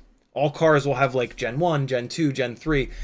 So figure out what generation the '08 Charger is, and then there's almost definitely a Facebook group specifically for that gen, and then you ask in there, and those will be the experts. Facebook groups are great for cars. They're rough for FPV. They're rough for cars too, but they're a necessary evil. Bob Knox is in the house. What's up, brother? He says, "What's up, fam and CiottiFPV?" Ethan W says, "Do you know how to safely remove the heat sink from a Walksnail 1S VTX?" Well, as a matter of fact, Ethan, I do, because I just did it on one of mine. You need heat. The heat is the grand equalizer. So get a if you have a heat gun, that's going to be best. But if you don't want to get a heat gun, you could absolutely use one of these stupid little dollar store gas station torches. Just keep it far away. Keep it far away and just, keep it pointed at it, and then every once in a while touch it. Once you get that heat sink hot to the point where you don't, like, you touch it and you're like, ouch. Get it a little bit hotter than that. And then it is still hard to pry off, but get in there. I think I ended up using my fingernail, or I might have used like a little flathead screwdriver. But yeah, it was difficult to get off. Give yourself like 10 minutes to do it. Be patient. But you got to get it hot. The thermal paste that they use when it's at room temperature is like cement. It just, you will not get it off. And it's, I would worry if you did get it off, because you would have to pry it so hard that it would maybe like damage something. So yeah, heat is the key. I went down the same thing. I tried really hard to get it off without heat, and it was just not budging. And then once I got some heat into it with a heat gun, it came right off of there. It's just, yeah, and there's one edge of it that has a little lip that you can kind of get your fingernail or a tool under to kind of pry it up. You'll see what I mean. CBFPV says, "I have some analog cameras with broken lenses. Is it worth it to buy replacements or just buy a new camera?" I'll usually buy replacement lenses because I break a lot of lenses. So yeah, I would say yes, it's worth it to buy the replacement lenses, because you're probably going to break the lens again, right? And if you just replace the camera every single time you break a lens, then you're going to end up with 1,000 camera bodies. So yeah, buy some replacement lenses. Sometimes they can be hard to find. There will be instances where the replacement lenses are not sold, and those are the times where you buy a whole new camera. But I would say more often than not, hopefully, I think, maybe not, but a lot of cameras you can get replacement lenses for. So if the replacement lenses are available, snag one. Double A says, "Happy New Year, CiottiFPV." Thank you, brother. Blizzard FPV with a 2 Canadian Californian super chat. He says, "Thumbs up for the host who gives the most people." Thank you, brother. We are going to 443. Very cool of you, Blizzard. H. Rich says, "Getting 6 packs a day in at the moment, and had my first rip at work warehouse after ripping my house. First flow sim-like experience. Thank you for your time and energy." You're certainly welcome, H. Rich. Dude, it is fun. It is fun flying tiny whoops in big spots. It makes you feel like such a hero. And the ultimate freestyle tiny whoop with the mega KV motors is the jam. It's really, really, really fun. Freelojo with a $5 super chat. He says, "Betaflight 4.5 has some new motor RPM limiting I'm going to be testing on my 7-inch. That is true. That is something really cool on Betaflight 4.5. If you didn't know, that has come out of... oh, come on. Underground... oh, God! It was just in my brain, and then it just disappeared. The Whoop Racing League with the big old 7-inch heavy fat rigs. Oh, I'm the worst. They're the coolest group of guys. Hold on, let me scroll to the bottom of chat. Somebody will have typed what it is. No! Street League, that's it. Thank you, Kevin Sumner. Street League. Yeah, Street League like developed that. They developed that ability to limit RPM in Betaflight to they are a spec racing league, and that is just a brilliant way to level the playing field. You just limit the amount of RPM that the motors will spin, and then as long as you have a set propeller, every single rig is going to make the same amount of peak power. You can change your motor all you want, and you can maybe get a little bit more response time down low, or like when you're increasing the throttle, although I think they do also have a spec motor. I think they have a couple of spec motors that you're allowed to run, but yeah, limiting the RPM is a brilliant way of leveling the playing field. I hope this is public knowledge. They told me this a while ago. I think this is public knowledge, but one of the other things that's really cool that they did is, and coming out of that tech, you can set up a boost button, a push to pass button, like what we see in well, I guess not. Formula One has like DRS and like, which is drag reduction system. I don't think that they have push to pass like Indy. IndyCar has just a button on the steering wheel that changes the fueling to the engine and just literally makes more power. I don't think F1 is doing that, although I have not paid much attention to F1 in a few years. But yeah, that RPM limiting ability has allowed them to have their pilots have a switch on the transmitter, or like their momentary switch, and they hit it and they get like 3 or 4 seconds of extra RPM, and that's really cool because you get to pick where you use it, right? And then like you can also like, and so you get more of it like every lap or every other lap or something like that. So it becomes an extra little layer of like, where's the most efficient spot to use this extra power. It's almost always at the beginning of the longest straight, because the extra power is going to get you up to the highest top speed possible as quickly as possible, and then you're going to carry that extra speed for the maximum distance. So it's usually pretty straightforward, but what's really cool about it is like, if you have your boost and it's like the last lap or something and somebody uses theirs to pass you, you can save yours as like a panic button. Or like if you're in the lead, you can save it as a panic button, and if somebody gets you right before the line, you can use it. It's really, really cool, extra little bit of strategy that promotes passing. IndyCar did it, and F1 did drag reduction system to encourage passing and to have passing become a more frequent thing. F1, the aerodynamics in F1 are so sophisticated nowadays that when they run through a clean wall of air, the aero works really well and it creates a ton of downforce and not a lot of drag. Well, if you tuck in behind somebody, all of that aero disturbance just wrecks the performance of the car behind. They lose downforce and they actually end up making more drag, just because, again, the aero is so sophisticated and so perfectly dialed in for a flat wall of air that it makes passing really, really difficult. So this is one of the ways that they have, yeah. I'll try my best not to talk about cars for 11 hours, I swear. Justin Time says, are you going to test the new BT 2.0 Pigtail? I am indeed, as soon as they are available. Thank you for reminding me of that. Beta FPV has something coming that's pretty cool. And there it is. BT 2.0 U cable Pigtail, reversed cable for whoops. This is awesome. This will prevent us from having to do our little kind of janky 180-degree pigtail setup.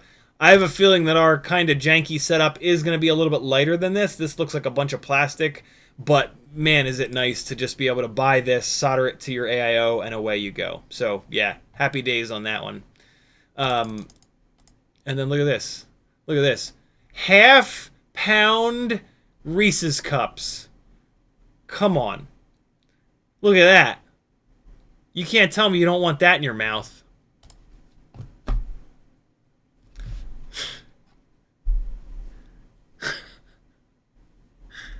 Something wrong with me. 661 FPV says, they kind of make me wish we had 1.5mm shaft props for 31mm 1.2-inch propellers. The shaft bending seems to be the weak point for all my motors. I wish we had 1.5mm shaft 0702s now. I think it would add. I'm pretty sure it would add a significant amount of weight. I don't know, maybe not, because you make the metal motor shaft bigger, which obviously adds weight, but then plastic is heavy too, and so the plastic on the hub, you're going to make that hole bigger, so the propeller is going to weigh a little bit less. So it might only net like a 0.01 gram increase. Yeah, it would be awesome. I mean, if 702s started coming with 1.5mm motor shafts, we could all just buy, I have them already, but you can just buy on Amazon or on eBay 1.48mm drill bits and just drill the tiny whoop props out. We don't go through many tiny whoop props, right? So like drilling a whole bunch of them out all at once is not a big deal. And then you won't have to do it again for a couple of months.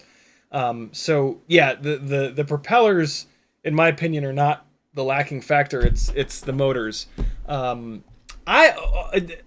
I have had really good luck though with the 702s on these lightweight builds, as long as the frame is nice and squishy. If you're gonna run a carbon fiber frame or a frame with a carbon fiber brace, yeah, for sure, you're gonna have a rough time with bending 1mm motor shafts, unquestionably, myself included.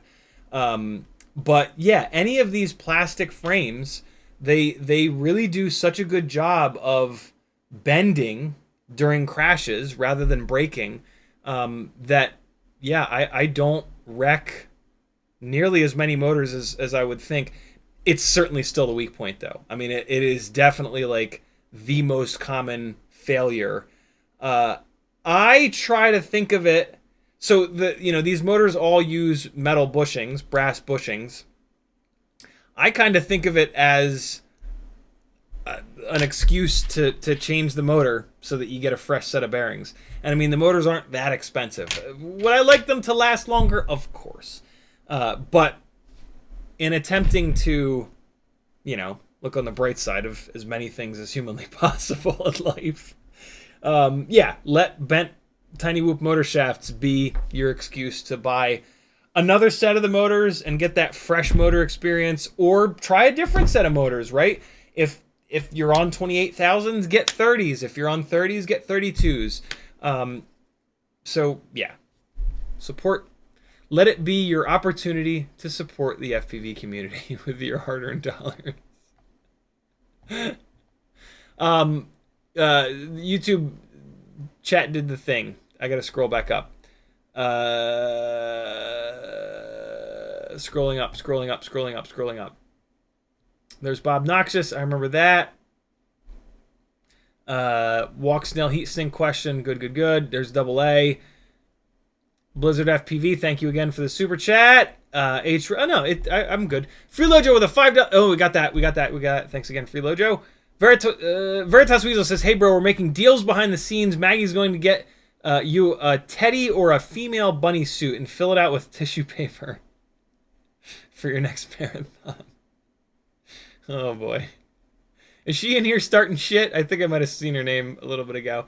Kevin Sumner says, PayPal being stupid didn't go through, put it through again. Thank you, brother. Caught up on that. CMYK dropping the CiottiFPV.com link. Thank you, dude.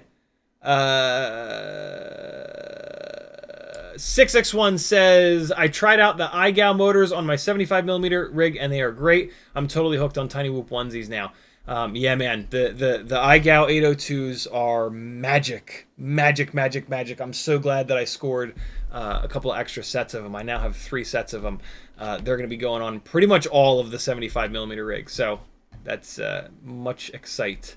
Very wow. Just in time asking about the BT 2.0 180-degree pigtail. Thank you for that reminder. Simon says, recently bought the 5X Pizza 1S 300S, only available at the time, and they puffed after 1 year. Oh, God. At all avoid. Oh, my God, dude. Yeah. Tiny Whoop batteries, if they're not folded cell, they're worthless. And the folded cell batteries are the Weebleed 300 mAh, tinywhoop.com 300 mAh, Tattoo, They just sell them as a branded 4-pack, I want to say.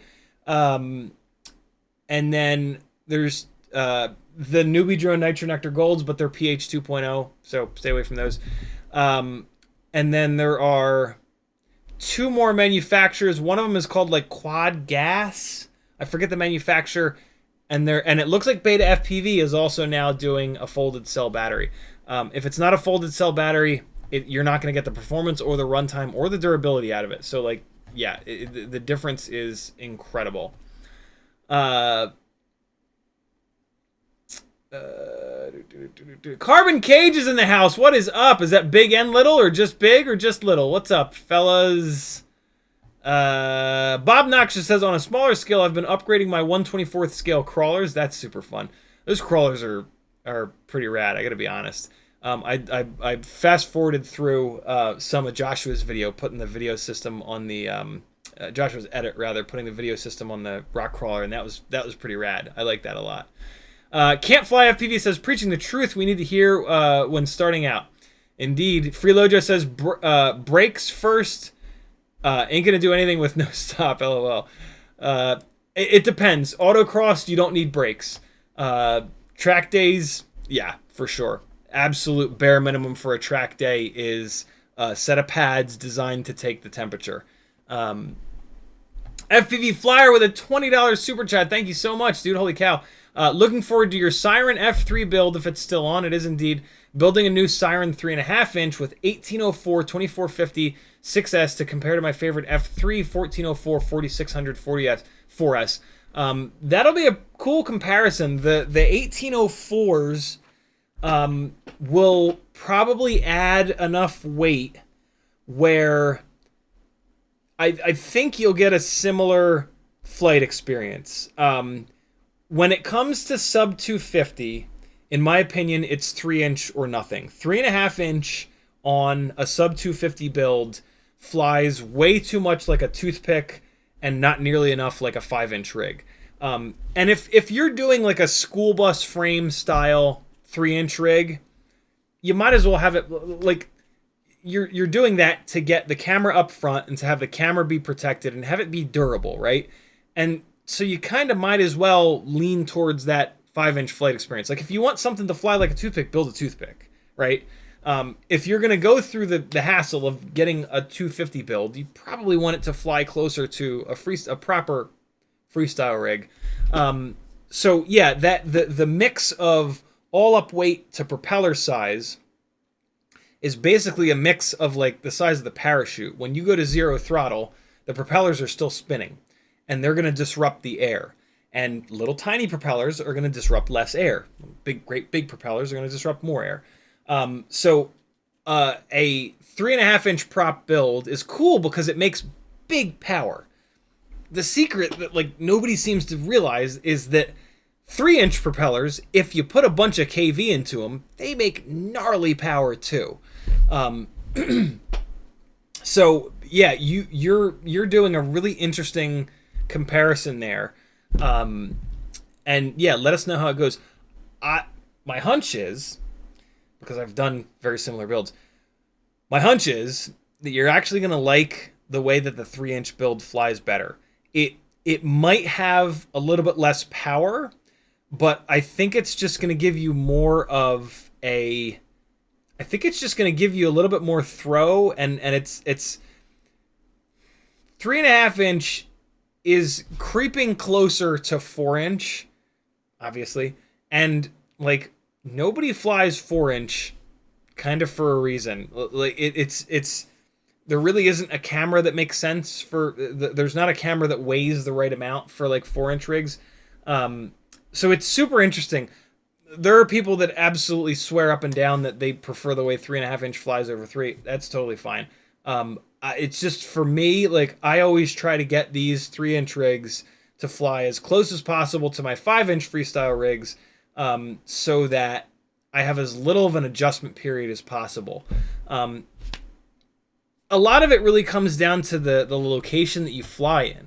If you fly in a bigger location, the extra power of 3.5-inch is probably going to feel better. when I fly 3-inch rigs, I fly them in small spots. Like if I'm flying at a big spot, it's going to be with one of these. It's going to be with a big bastard.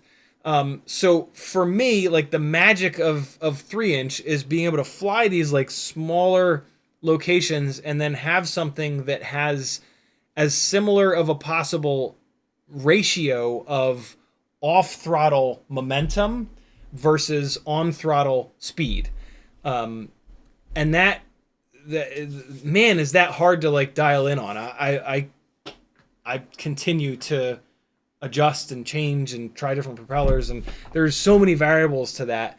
What you're doing, FPV Flyer, is the way to do it, right? Like I try my best to dump as much of that knowledge out into the internet as possible to give you guys a head start, but every single one of you is a very specific pilot that's flying in a very specific location that wants to do a very specific set of tricks.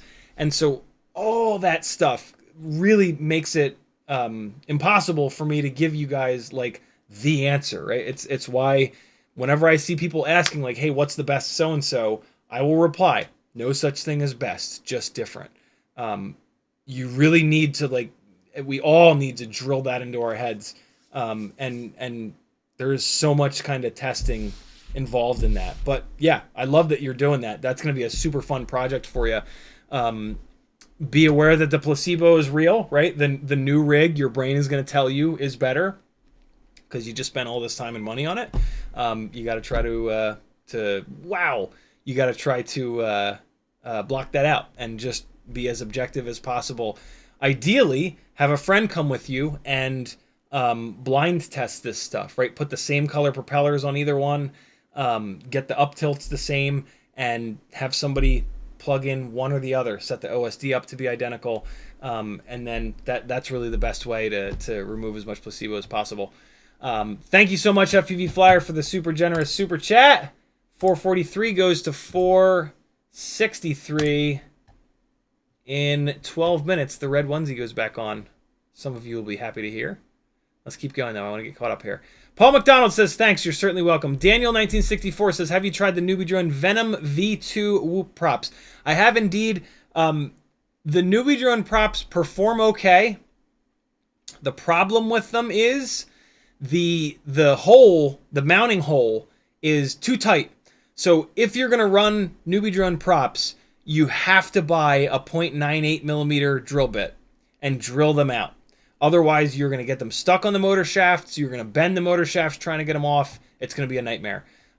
So be careful with Newbie Drone props. The other problem I have with Newbie Drone props is the hub. So they've got like an outer hub and then air, and they've got like 4 little supports and then an inner hub. So it's like that, and there's 4 supports. And I love that they did that for lightweight. It's why their propellers are so light and perform so well.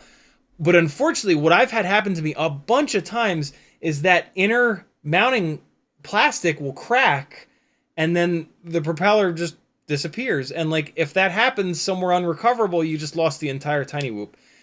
So I stopped running the Newbie Drone props a long time ago. And I can't recommend them because of that. If they're not stuck on the motor, they're breaking and falling off. I mean, yeah, they are a little bit like the Venom, the Newbie Drone Venom props perform just as well as the GemFan biblades. So if you absolutely don't want to run or can't get the GemFan biblades and all you can get are the Newbie Drone Venom biblades, get them. Get a 0.98, 0.99 millimeters drill bit, drill them out, and you'll be fine. If you can get the GemFan biblades, just get them. They just work, and it's just so much less work. The Newbie Drone Azzy tri-blades, on the other hand, they're magic, straight up. They're super fragile. I tend to ruin them while I'm putting them on. I'll bend one of the blades too much, and then they wobble and vibrate, and it's almost impossible to bend the blades back perfectly straight. If you can be super gentle and drill them out, the tri-blade Newbie Drone Azzies are better than any of the other tri-blades that I've run, other than the impossible to get a hold of prototype-ish HQ tri-blades. The reason why those two tri-blades run so well is they're incredibly lightweight. They're also incredibly fragile. The GemFan 1208 tri-blades are the best mix of performance with some amount of durability. So yeah, if I'm doing a tri-blade, it's the GemFan 1208s.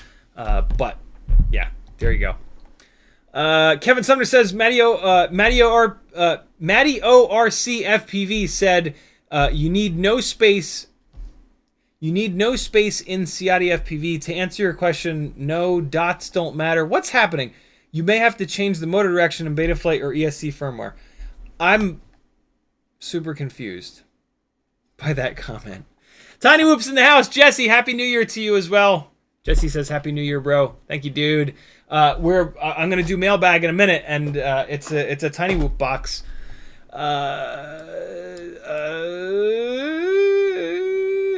Kevin Sumner or Matty O, tag me again, and I have no idea what that. I can't make hide nor hair of this. To answer your question, no, dots don't matter. You may have to change the motor direction in Betaflight. Dots don't matter. Kevin Sumner tagged me and said Street League. Yep, thank you. Demo FPV with a $4.99 super chat. He says thank you, Seattle, for the good information. Excited to fly this Synolog.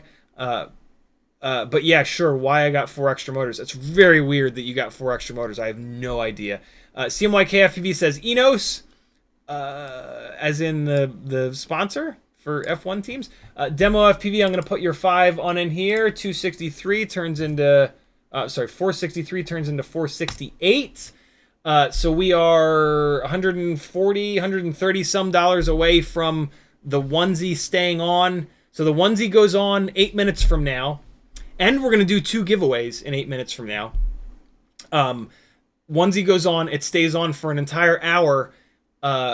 If this gets to 600, it will then stay on for another hour after that. So you guys have an hour and 7 minutes to get this to 600 if you want 2 straight hours of itchy-ass annoying red onesie on my big dumb body. CMYKFPV says, dude, Beta FPV has been taking all the feedback on their products. I like that. Yeah, it's true. They do. It does seem like they're listening, which is really, really cool.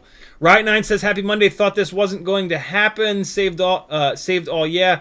But then got some cronies off eBay. Love you anyways, for sure, man. Chuck Feltnick says, did you get your Tiny Whoop Fireflies yet? Maybe. Let me get caught up on chat, brother. Ethan W says, what is the weight of your 65mm walk snail build? Where did that comment go? There it is. I just made mine, and it's 27 grams. It should be down to 25 when I swap to the light cam. I am at... so here's the Freestyle one with the Mobula 6 canopy and the Anteater nose sticking out with the camera. This one is 26.92 grams. And then the cinematic build in the carbon fiber frame is 26.38 grams. It is lighter primarily because of the lighter weight ducts that are on it. This Freestyle build I put into the OG damn near indestructible Meteor 65 frame because this is heavier, and I just want it to be as durable as possible since it's more of a Freestyle build. So yeah, that's why when you do the carbon fiber frame builds, they're almost always heavier because carbon fiber is a little bit heavier than plastic, especially when you've got the carbon fiber and you've got the plastic. Like, basically, the amount of plastic that you remove for the carbon fiber frame builds does not equal the amount of weight of the carbon fiber frame. So yeah, but the carbon fiber builds are in my opinion really only for cinematic stuff. They really only make sense for that, and that's really where they perform the best. Simon says Dogcom are doing the folded now too. I have a ton. Sure they're all the same manufacturer. Yeah, I'm pretty sure that all of these folded cell Tiny Whoop 300 mAh batteries are all coming from Gens Ace. So yeah, buy whichever ones you like the label the best, or when you're doing an order from a website that has them, buy a set, and then the next time you're doing an order from another website that has them, buy a set. Like, just have a bunch of them. Dingles says, is there really no good whoop tune preset in Betaflight with similar specs to your ultimate 65mm build? I found like one preset that kind of works, getting weird trilling at the start of the battery. I don't really do the preset thing, so I don't have an answer to that, unfortunately. Although the ultimate freestyle build barely needs any tuning. Like on a stock tune, it flies phenomenal. If you want a little bit more performance out of it, the easy button is just to grab the master multiplier slider and just pull that to the right. If you want to get a little bit more detailed with it, grab the very first slider, the D gain slider, and pull that up to like 1.2. I like that ratio of 1.2 on the D gain slider to 1.0 on the P and I gain slider. If you then want more, push them up in that ratio. So D gain slider goes to 1.4, P and I gain slider goes to 1.2, 1.6, 1.4, 1.8, 1.6. And you can just move those sliders around. And now if your build is fresh and clean, you can move those sliders up a bunch. As it gets more beat up, you can pull those sliders down. There's not a whole lot of magic in the filtering. You can usually take the gyro filter and turn it off all the way. I actually like to take the gyro filter, the very top slider, and just push it all the way up to 2.0. It adds practically no latency, and it gives you a little bit of filtering that might be handy. And then I love RPM filtering on there. And then the D gain slider, you can maybe move that up to like 1.2 or 1.4.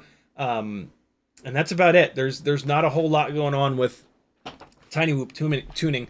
One of the magical things about the ultimate build is the propellers, the motors, the weight, and the BT 2.0 folded cell battery setup delivers enough power to where the response time is nice and low, which is basically pushing the PIDs up. It's giving you quick enough response time that it can handle prop wash and it can handle all the other bad behaviors that we get up in the air. So there we go.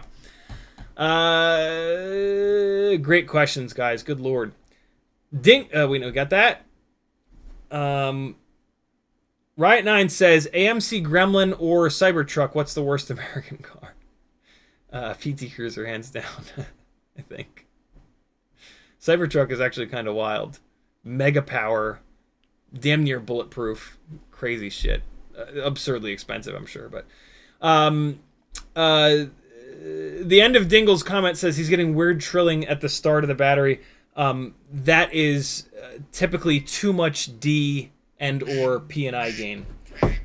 So either add filtering, or what I'm going to recommend is going back completely stock and put it up in the air on the completely stock setup, no preset, no nothing, and then dial it in from there. I think you'll find on the completely stock setup that it flies really good. Can't Fly FPV says, CiottiFPV or Gangly Gang, if I power my ELRS receiver from the 3.3 volt pad on my flight controller rather than the 5 volt, parentheses, so I can power it via USB, will I suffer any issues transmitting telemetry back to my radio? It depends. All you need to do is look up the specs on your specific ELRS receiver and see if the voltage window of voltage that it needs to function goes down to 3.3 volts. If the bottom of the voltage window for that receiver is 3.3 volts or less, you're totally fine. All of these electronic components have BECs built into them that take the incoming voltage and change that to the voltage that the chipset wants. And so it really doesn't matter what voltage you put into them as long as you're within that window. If it requires 5 volt, then it will not work if you only give it 3.3. But usually they will have a voltage window. Sometimes the voltage window is massive so that you can run them off of VBAT. So sometimes you'll see the voltage window will be like from 3 volts to 21 volts or 22 volts.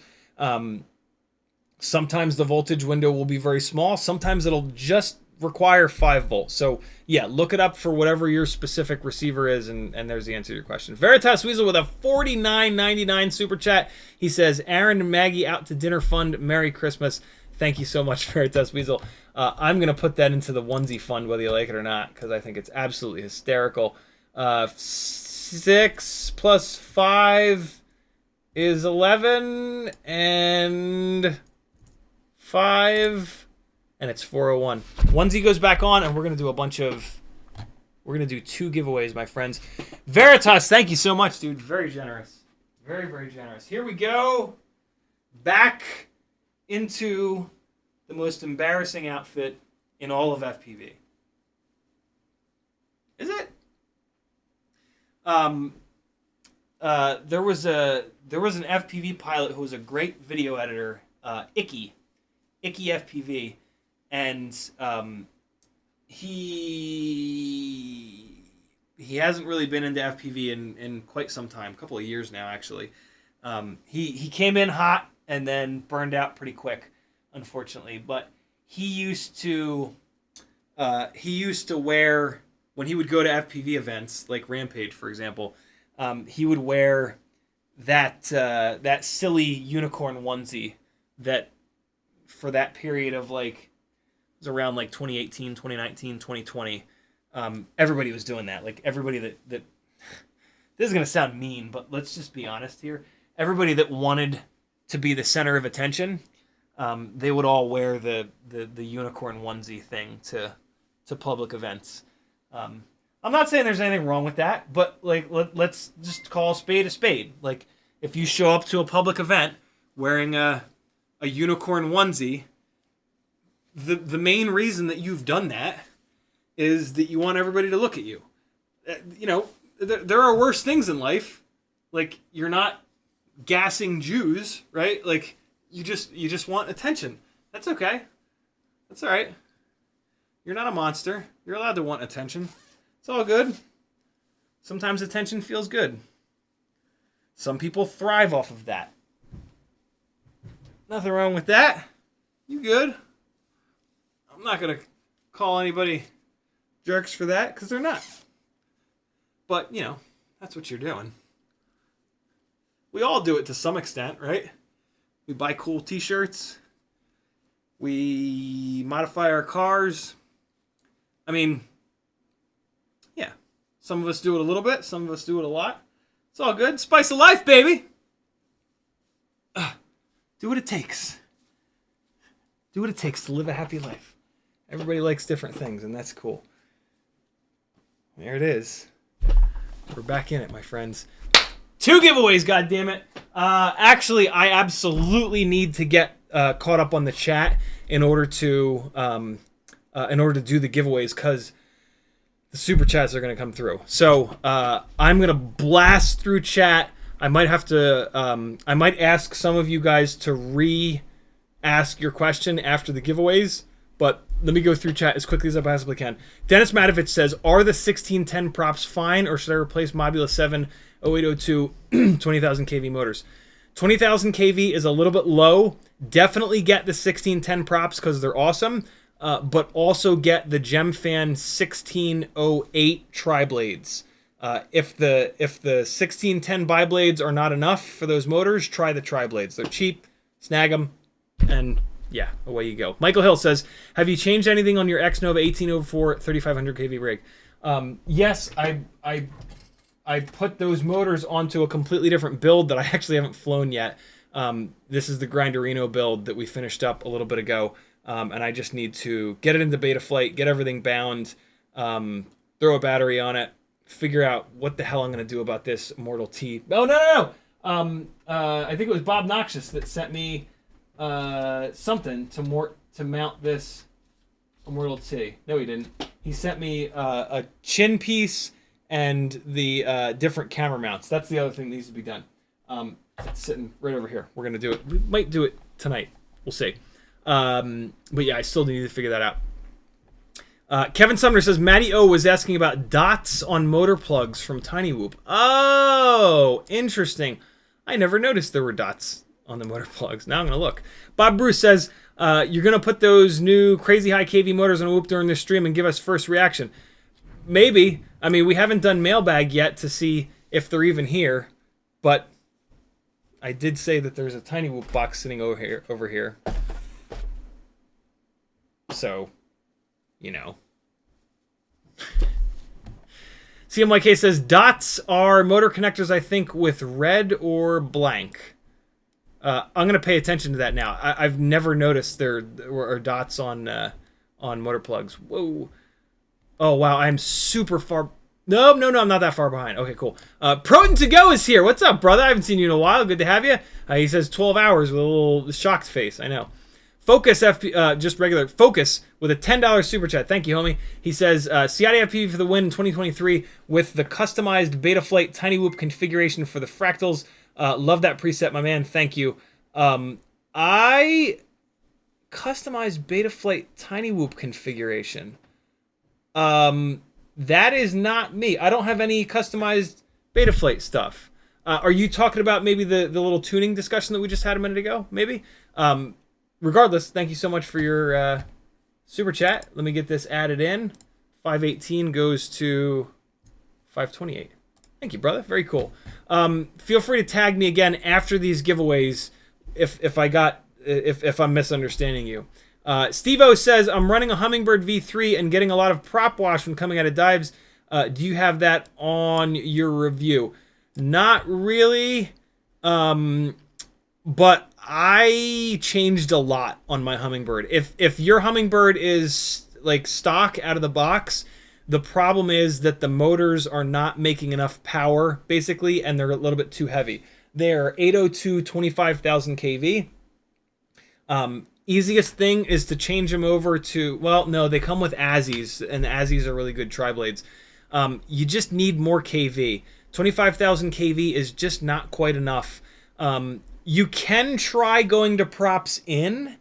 Props in dive better. I don't think that's going to fix the problem, but it's an easy, quick thing you can try. The real solution to the problem is going to a lighter weight motor, a 702, that is a higher kV. Luckily, Newbie Drone sells 0702 29,000 kV motors that are plug and play. So that's going to be huge for you. That would be my recommendation. That's going to be the real way to fix that issue.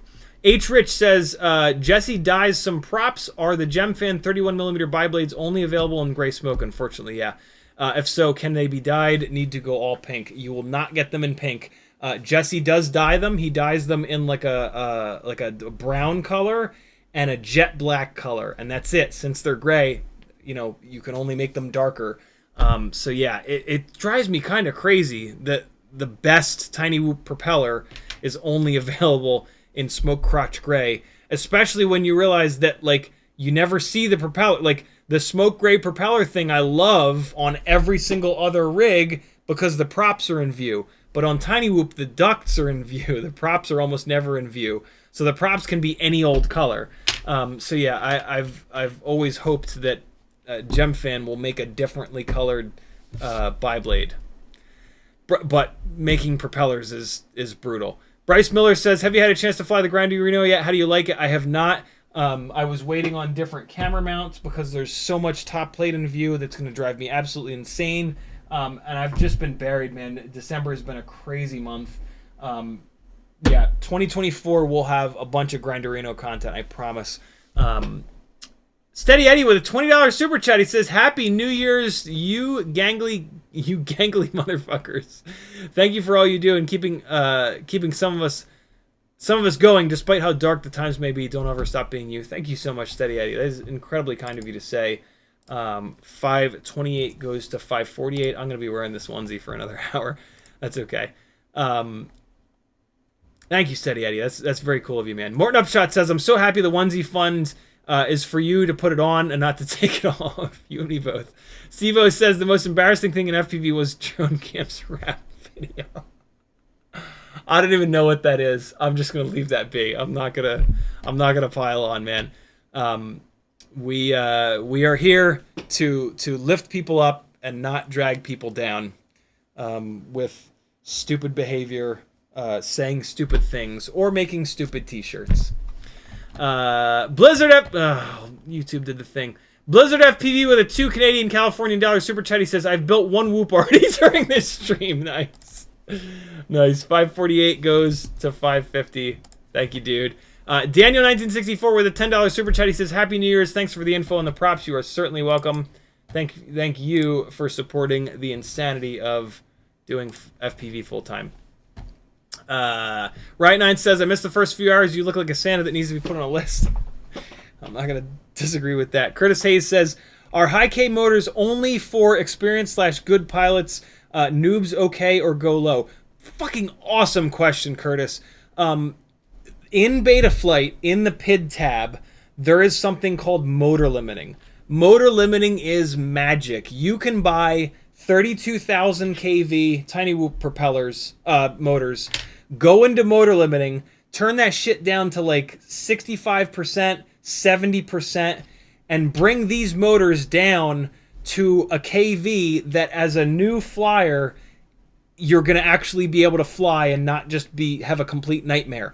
And then the magic is, as you get better, as you get bored because you don't have enough power, you type in a bigger number and you get more power. Versus you buy a low kV motor, you fly it around for a while. I mean, you're going to beat the motor up and you're probably going to kill the motor. So like replacing them is not the end of the world, but still, it makes a lot more sense to get a motor that's higher kV than you need, and then motor limit it down, and then bring it back up digitally, because you can't do the opposite. If you buy a low kV motor, you can't like artificially boost it. So yeah, high kV motors are a really good idea for everyone. If you're really new, I might not do 32,000s, maybe just get 30,000s or 28,000s or 29,000s. You're still going to motor limit them down significantly. And then by the time you get up to 100% motor limiting, those motors will be shot. The motors do not last forever. You are going to replace them every once in a while. You don't want to motor limit down too far. You don't want to motor limit down below 60%. You start to lose throttle resolution. Might not notice that when you're new, but still. It's good practice to try to not motor limit down beyond like 70-ish%. Bob Noxious with a $20 super chat. He says, I can't take credit for the Grinderino prints. I have the 1S boxes for your giveaways today. I have the 1S boxes. What are the oh god, what are the 1S boxes? What are the tag me again, Bob Noxious. Tell me what the 1S boxes are. My brain is scrambled. Thank you so much, dude. Super generous. $20 going into the fund. 560 goes to 580. We're almost there. Simon says, I'm loving the T-Motor Tri-Blades. They are really good. M1219. I forget about those. I'm one of the freaks who actually loves them on 0702 30,000 kV beta FPV motors. Damn. That's a lot of propeller for that motor. Yeah, I forget about the T-Motor props, which is mean because they sent them to me really early for prototype testing, and I gave them a bunch of feedback on them. But yeah, the T-Motor Tri-Blades are awesome. They're not quite as light as the GemFan 1208s, but they are more pitchy. So they're a really interesting propeller that you should have in your workbench for sure. 661FPV says, just in case nobody else tells you, the red dots on the whoop motor connectors indicate clockwise or counterclockwise, so it really doesn't matter. I had no idea. I had absolutely no idea. We'll check in a bit. Focus with a $5 super chat. He says, oh no it was. I did a $5 and we built it live. What were we talking about? Focus. I forget what we were talking about before. Damn it.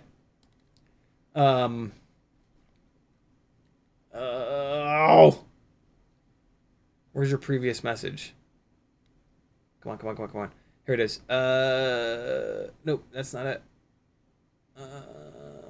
Oh my god. Focus, after the giveaways, do me a favor, tag me and tell me the whole story. I'm confused, but $5 going in. 585. Look at us go. Bob Noxious says, I did make a Session 5 mount for the Grinderino. That's what I was thinking of. Okay. CMYKFPV says, stupid t-shirts, team, not an eggplant. Indeed. Northern Tier FPV with a $20 super chat. Thank you, brother. He says, third year, I think. Thanks for all the great bullshit and flying donkeys. Happy New Year to all. Thank you so much, Northern Tier. There it is. Onesie stays on for another hour. 585 goes to 605. There it is. We are a quarter of the way to me potentially wearing an adult diaper for the end of the live stream. If we get to this number at any point, Maggie, she has not confirmed this, but she went out at the beginning of the stream to try to find me adult diapers. We were thinking of New Year's stuff to do, and we kept seeing like New Year's babies with like top hats and diapers on, and Maggie was like, "You should wear a diaper, yo." And I was like, "For money, I will." So yeah, there's that. That's the ultimate mega embarrassment, mega goal. Bob Noxious says, sent you a text. Very cool. I'll check it in a bit. Hey, by the way, I actually need to change the name of this stream. This is part 1. After 6 hours, I will stop the stream, take a little break to get some food, and then come back. Because if you stream more than 11 hours in a row, YouTube just deletes it and it just disappears forever, which we learned the first time we did this as a 24-hour long live stream, which is gone forever. Type 24 into the chat if you saw any of that 24-hour live stream 3 years ago. So yeah, 2 o'clock, 3, 4, 5, 6, 7, 8. So at 8 o'clock, I'm going to take a little break. I will leave the stream running. I'll put a playlist on so that there's just something going on while I'm eating. And then once I'm done eating, I will stop the stream with just the flight footage, and then we'll start a fresh one. And that'll be part 2. So yeah, I now have part 2 in the title of this stream. All right, hold off on the questions. We got to do giveaways. I'm 17 minutes too late. We got giveaways coming up. 2 giveaways coming up. I just got to get caught up on the chat. H. Rich, just type ... He says, have run my 6-packs through during the stream. Also came into land during one of your responses. Nice. Focus says, oh, cool. I thanked you for the custom Betaflight build for the fractals. You didn't remember. I did a $5 and we built it live on Discord video chat. I do remember that. Yes. Right. Momo Slappy says, what mount do you recommend for installing the Walksnail white light camera on a Whoop frame? Really good question, Momo. There's not like a perfect canopy for it yet. Your main options, and my favorite option is the Meteor, Mobula 6 canopy, which you're going to have to modify a little bit. It's not bad though. You'll see. You got to just open up the front. The lens is a little bit too big. So this is my favorite. The other option is the Beta FPV, like night looking canopy. If you look at the Beta FPV sells a bind and fly that has the Walksnail in it. That's it. That canopy. It's a little bit heavier than this one, but it's going to protect the camera a little bit more. You can see this sticks the lens out like a little Snuffleupagus, and if you hit it just wrong, you can actually hit the lens and probably wreck the lens. So yeah, if you want a little bit more durability, the Beta FPV canopy, I don't think you're going to hit that all that often. So I'll take the lighter weight one.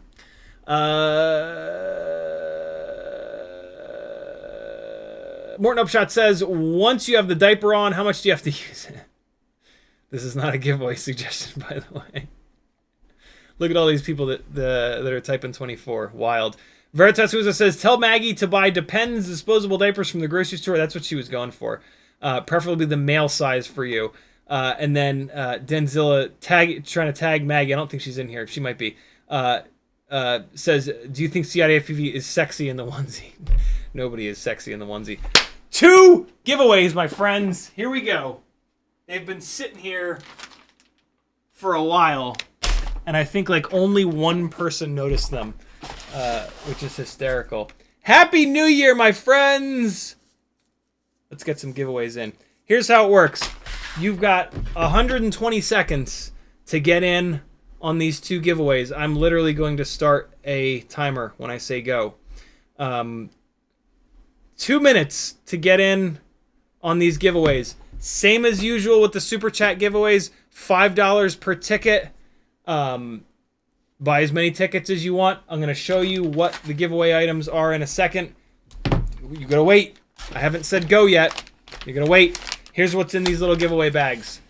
The CiottiFPV sticker sheet. designed by CMYK. There are 5 stickers on this. 1, 2, 3, 4, 5. A set of hyper custom. My dad is the best, man. CiottiFPV white ass M&Ms. Focus, you bastard. There it is. What a time to be alive. You can eat CiottiFPV. Jesus Christ. Sack of M&Ms. We've got, I think these are all the same in these. These are my favorite all-around 5-inch propellers ever. This is 3 sets of GemFan 5143s. And I'm going to throw something random into each one of these. Maybe it'll just be like one of my other stickers. Maybe it'll be something I find laying around. Actually, no. They're all gonna get Gangly Gang stickers as well, and we're gonna do the fancy Gangly Gang stickers in honor of New Year's. We're gonna do the super glittery Gangly Gang stickers. So we got 1, 2, 3, 4, 5, 6, 7. Look at that. 8. Perfect. So yeah, each one of these is also going to get a Gangly Gang glittery sticker in it. Do that right now. And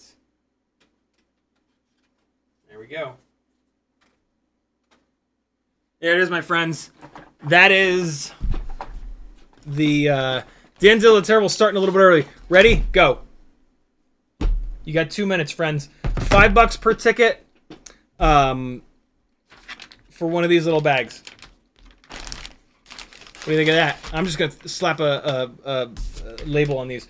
I decided to not do monstrous giveaways on this 12-hour stream because I've done that in the past, and then like the whole stream is just us doing giveaways. And then like the replay value of that stream kind of stinks because you can't get in on the giveaways on the watching the stream replay. Tomorrow night at 10 o'clock Eastern time is the first Monday of the month, and so we will have our 4 giveaways, and they'll be big old giveaways. So tomorrow night is the night for mega giveaways. Tonight is the night for cool little fun M&Ms, stickers, and 5143 5-inch prop giveaways. 1 minute, yo! 1 minute and 5 seconds left. Danzilla Terrible with a 4-ticket super chat. Let's start getting it filled up. And where is the FPV raffle window? There it is. And I'm just gonna put everybody on I'm gonna give everybody tickets, and then we're gonna hit the button, and then we're gonna hit the button again, and it's just gonna be 2 in a row. We're gonna do it right in here. All right, we got Danzilla with, and again, each one of these bags is going to get a surprise item, and that surprise item is just all over the damn place. It could be a Gangly fan. It could be some propellers. It could be a slap in the tits. You never know. It won't be a slap in the tits, I promise. All right, Danzilla's going on here 4 times. 1, 2. Oh, shit. What's happening here? Oh, God. What am I doing? There it is. That's it.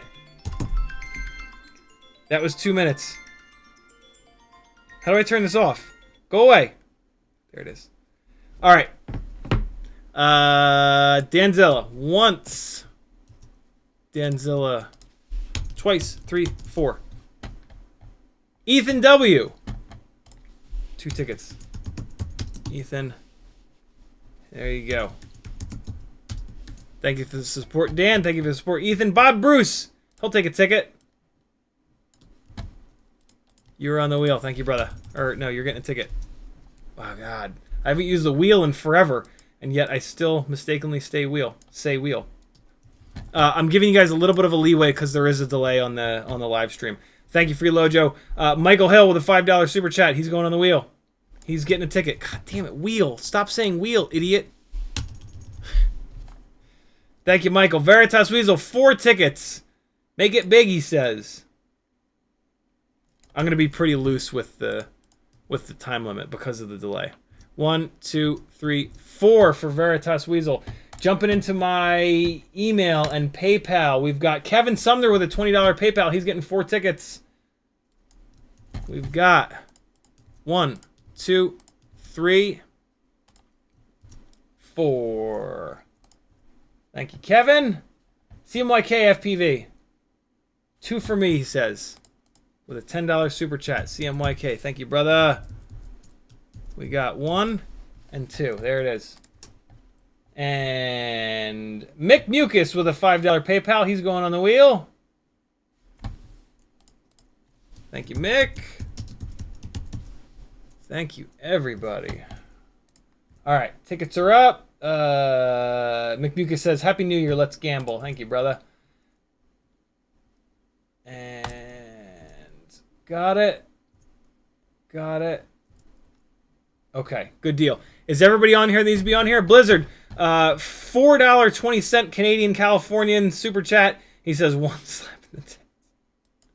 I'm going to put you on. If you're not on here, speak now or die forever.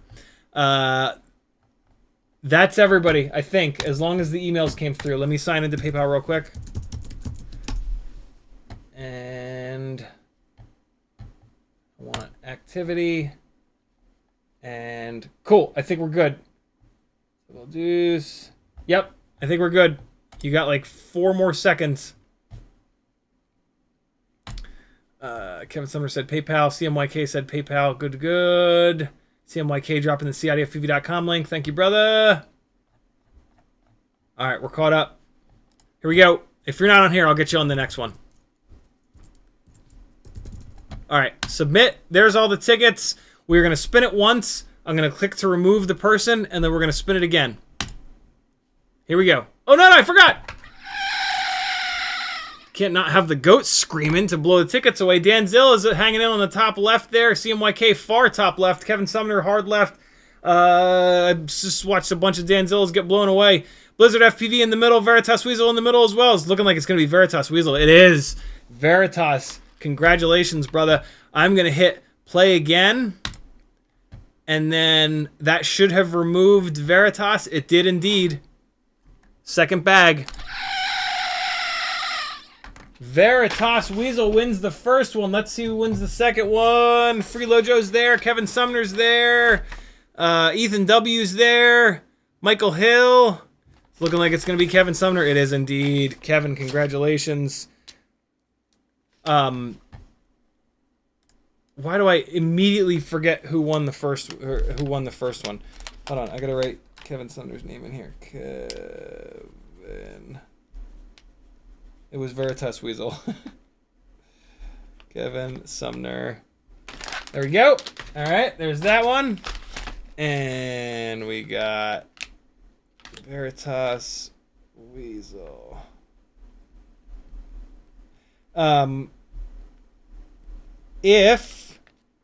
If you are not a patron and you win one of these super chat giveaways, you need to message me all of your info. Kevin Sumner, I know you're good. Veritas, I think you're good as well. But do me a favor, guys. Whenever you win something, hop onto Patreon and make sure that your address is updated, so that I don't mail stuff to your old address that you will never get. So I got Veritas Weasel. I think I'll be able to read that. And I got Kevin Sumner. Awesome. Congrats, guys. You're the first 2 winners here. In another hour and a half, we'll do 2 more giveaways. What do you think of that? All right. I'm going to drink of water. I can... I hate to say it, but I can kind of feel my throat starting to bother me.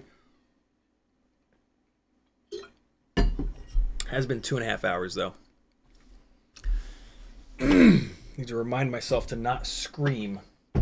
I've found that is definitely one of the keys to my voice lasting for the duration of these live streams, is to just keep my voice down and talk like a sane human being. Kevin Sumner said there's $20 CiottiFPV M&Ms are going to taste good in my mouth. Oh, God. Yikes. I mean, you know, it's true. All right. We're caught up on chat. I'm going to fly a total of 24 Tiny Whoop batteries. I know what we're going to do, though. So I've got those ready. But before we do that, why don't we do this?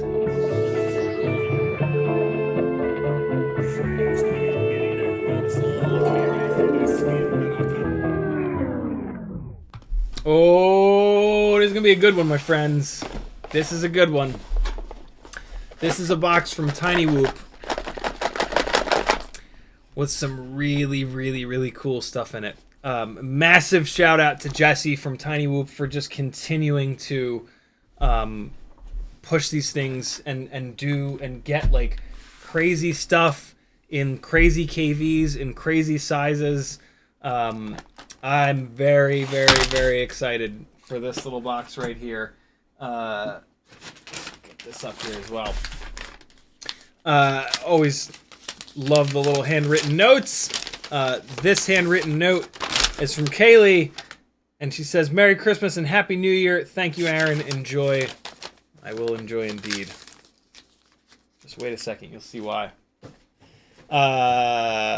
We've got Bondic called 5-Second Fix. If you're doing an order, you can add one of these for nothing. This was free.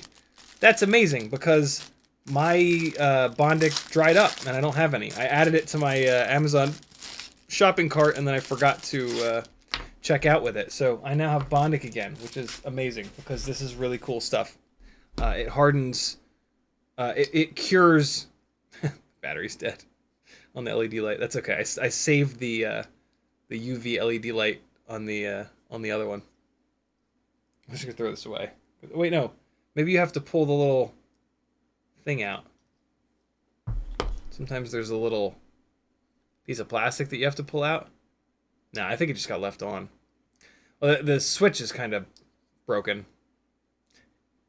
But yeah, I still have the UV light from the other one. This is what I needed right here.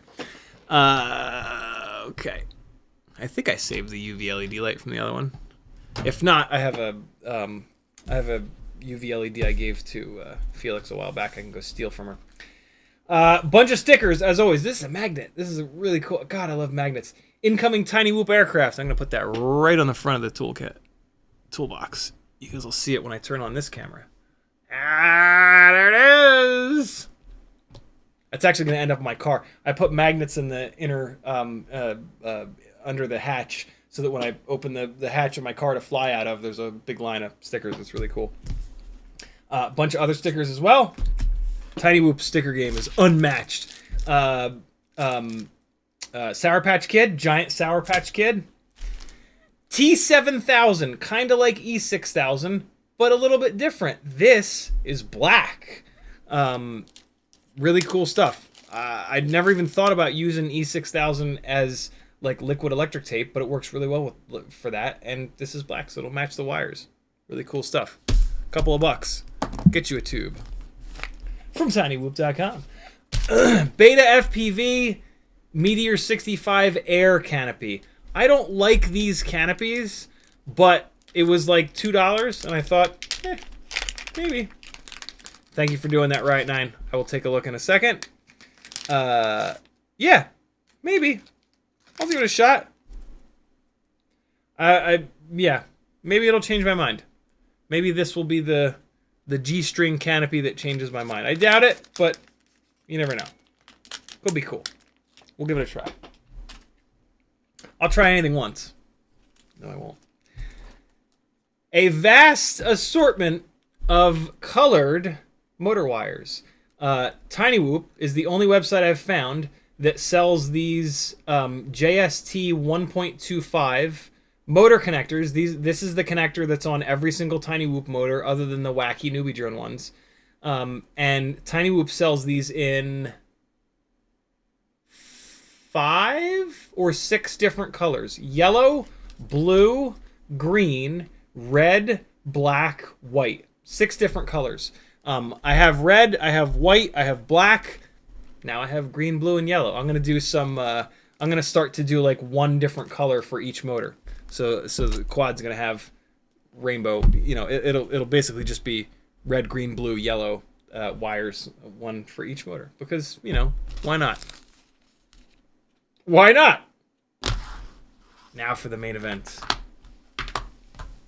Tiny Whoop 0702 32,000 kV Moon Travelers. You guys have seen me fly these motors a ton. These are the most flown high kV 702s that I've got, and they are tired. The quad that has these motors on it, like, you can tell the motors are just beat. I've got hundreds and hundreds and hundreds of batteries through them. A lot of those batteries were flown upstairs, which is just vicious. The really high ceiling, the hardwood floors just beat these motors to death.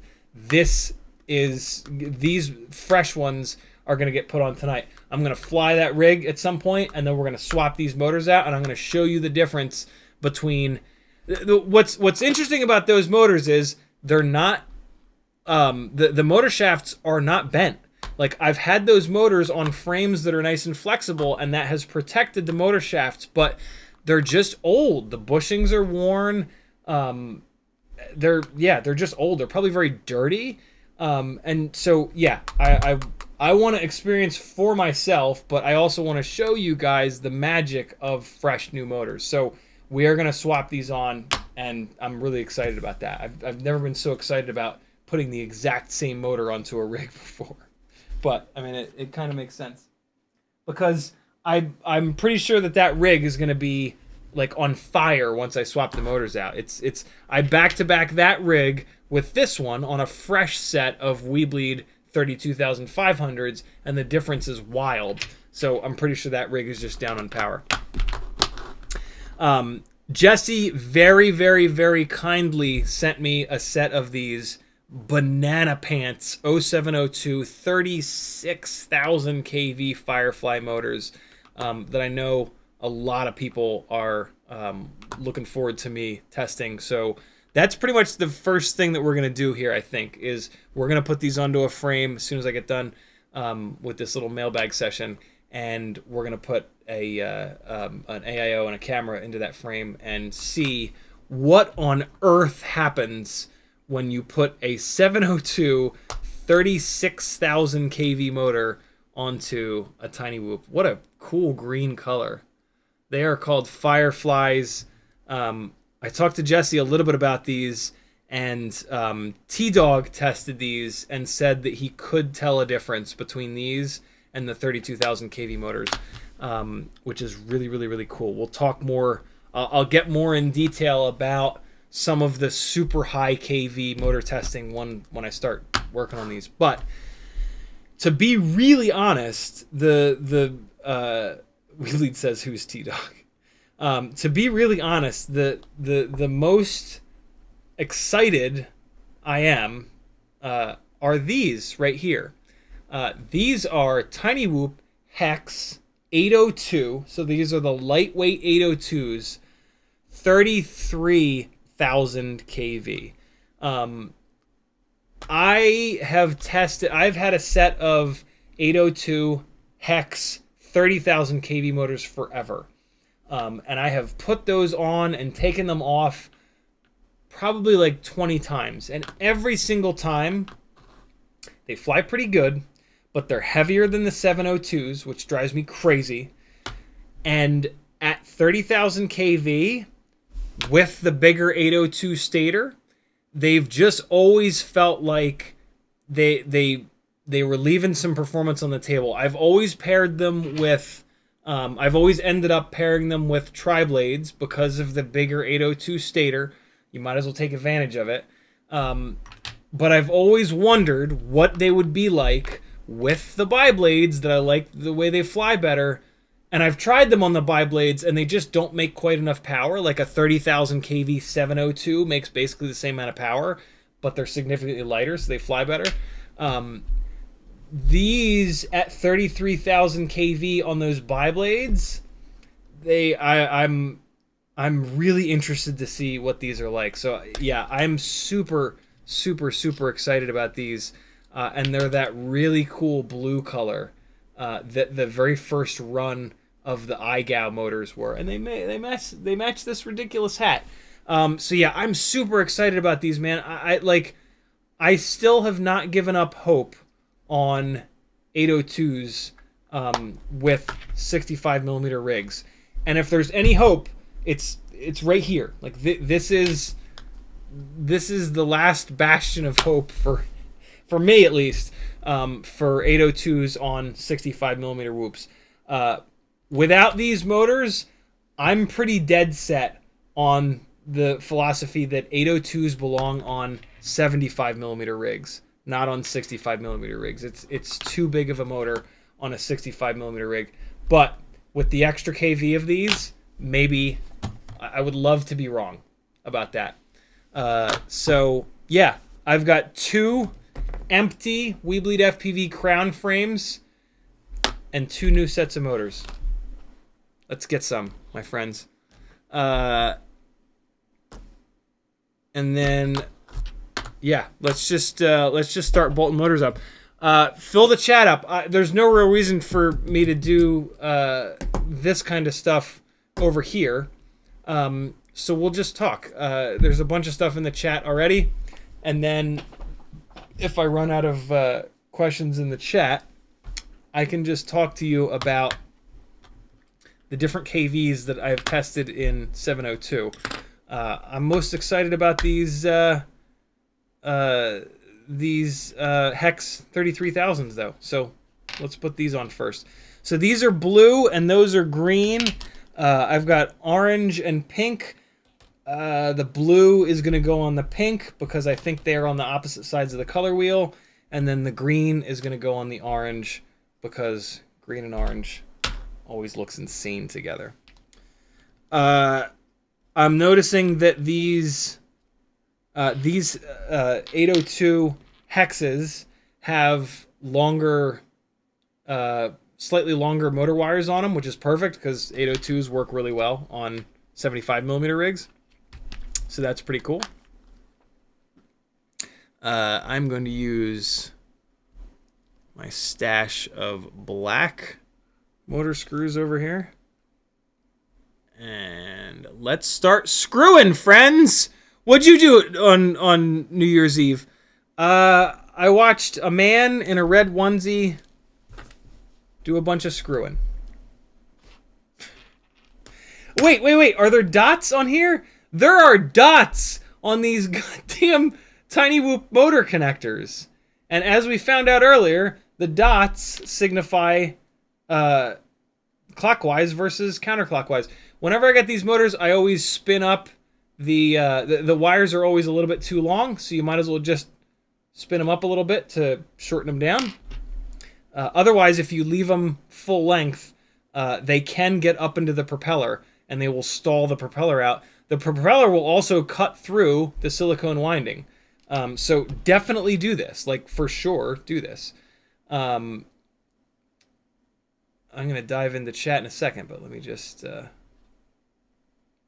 a bunch of this going here.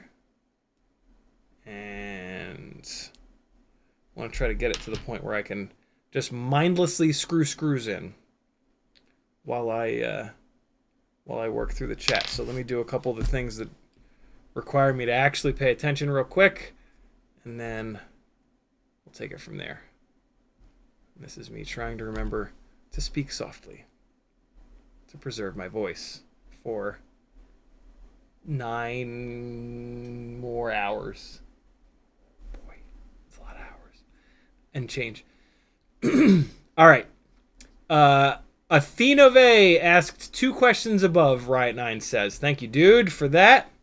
If you guys see someone asking good questions that has forgotten or doesn't know because they're new, to tag at CiottiFPV in their chat comment. Do exactly what Riot9 did. And, yeah, tag me. Give them credit. And either or. You can copy and paste their question, or you can just tell me to look above. Athenave says, wondering if you think that would be better over a 1002 setup. And then the other question is, have you seen frequent flyer RCs 1102 22,000 kV on Meteor 75 Pro and 45mm biblade? I have not. I've heard of frequent flyer RC, but I don't watch a whole hell of a lot of FPV content anymore on YouTube. I watch everything that Joshua does. He's a close personal friend, and like I have to watch what he does because it's all like newsworthy, and his reviews are amazing. But it kind of ends there. I don't watch that much. You know, this is actually my job, and you know, with most jobs, you typically don't want to, and you kind of shouldn't do them 24 hours a day because you'll burn out. So when I'm on YouTube, I'm primarily watching like car content and DayZ stuff. So yeah, it's nothing against anybody. There's lots of people putting out great content. I just, you know, I don't watch everything that there is out there anymore. I did for a long time. When FPV was a hobby, I watched everything, absolutely everything. But yeah, now that I live it 6, 8, 10, 12 hours a day, depending. Yeah, I just don't watch a lot of stuff. Not saying anything bad about Frequent Flyer RC. So let me just get that out of the way. 1002 22,000 kV is a motor that I've tried extensively. And what I find is that it just doesn't have quite enough kV. On the Meteor 65 Pro setup, which is a slightly bigger propeller, that is going to help that situation for sure. So that will be less of a problem on that bigger propeller. I don't love any of the Meteor Pro stuff, though, because it forces you to run a flight controller, an AIO, that is cut down in the corners. The Meteor Pro frames enlarge the ducts, and they pull they enlarge the ducts without pushing them out. So by enlarging the duct without doing that, it takes up more of the space that the flight controller takes up. And so on all of those builds, you can only run the cross-style AIOs. And I have not found a cross-style AIO that I really like at this point. The Beta FPV one doesn't have a VTX in it.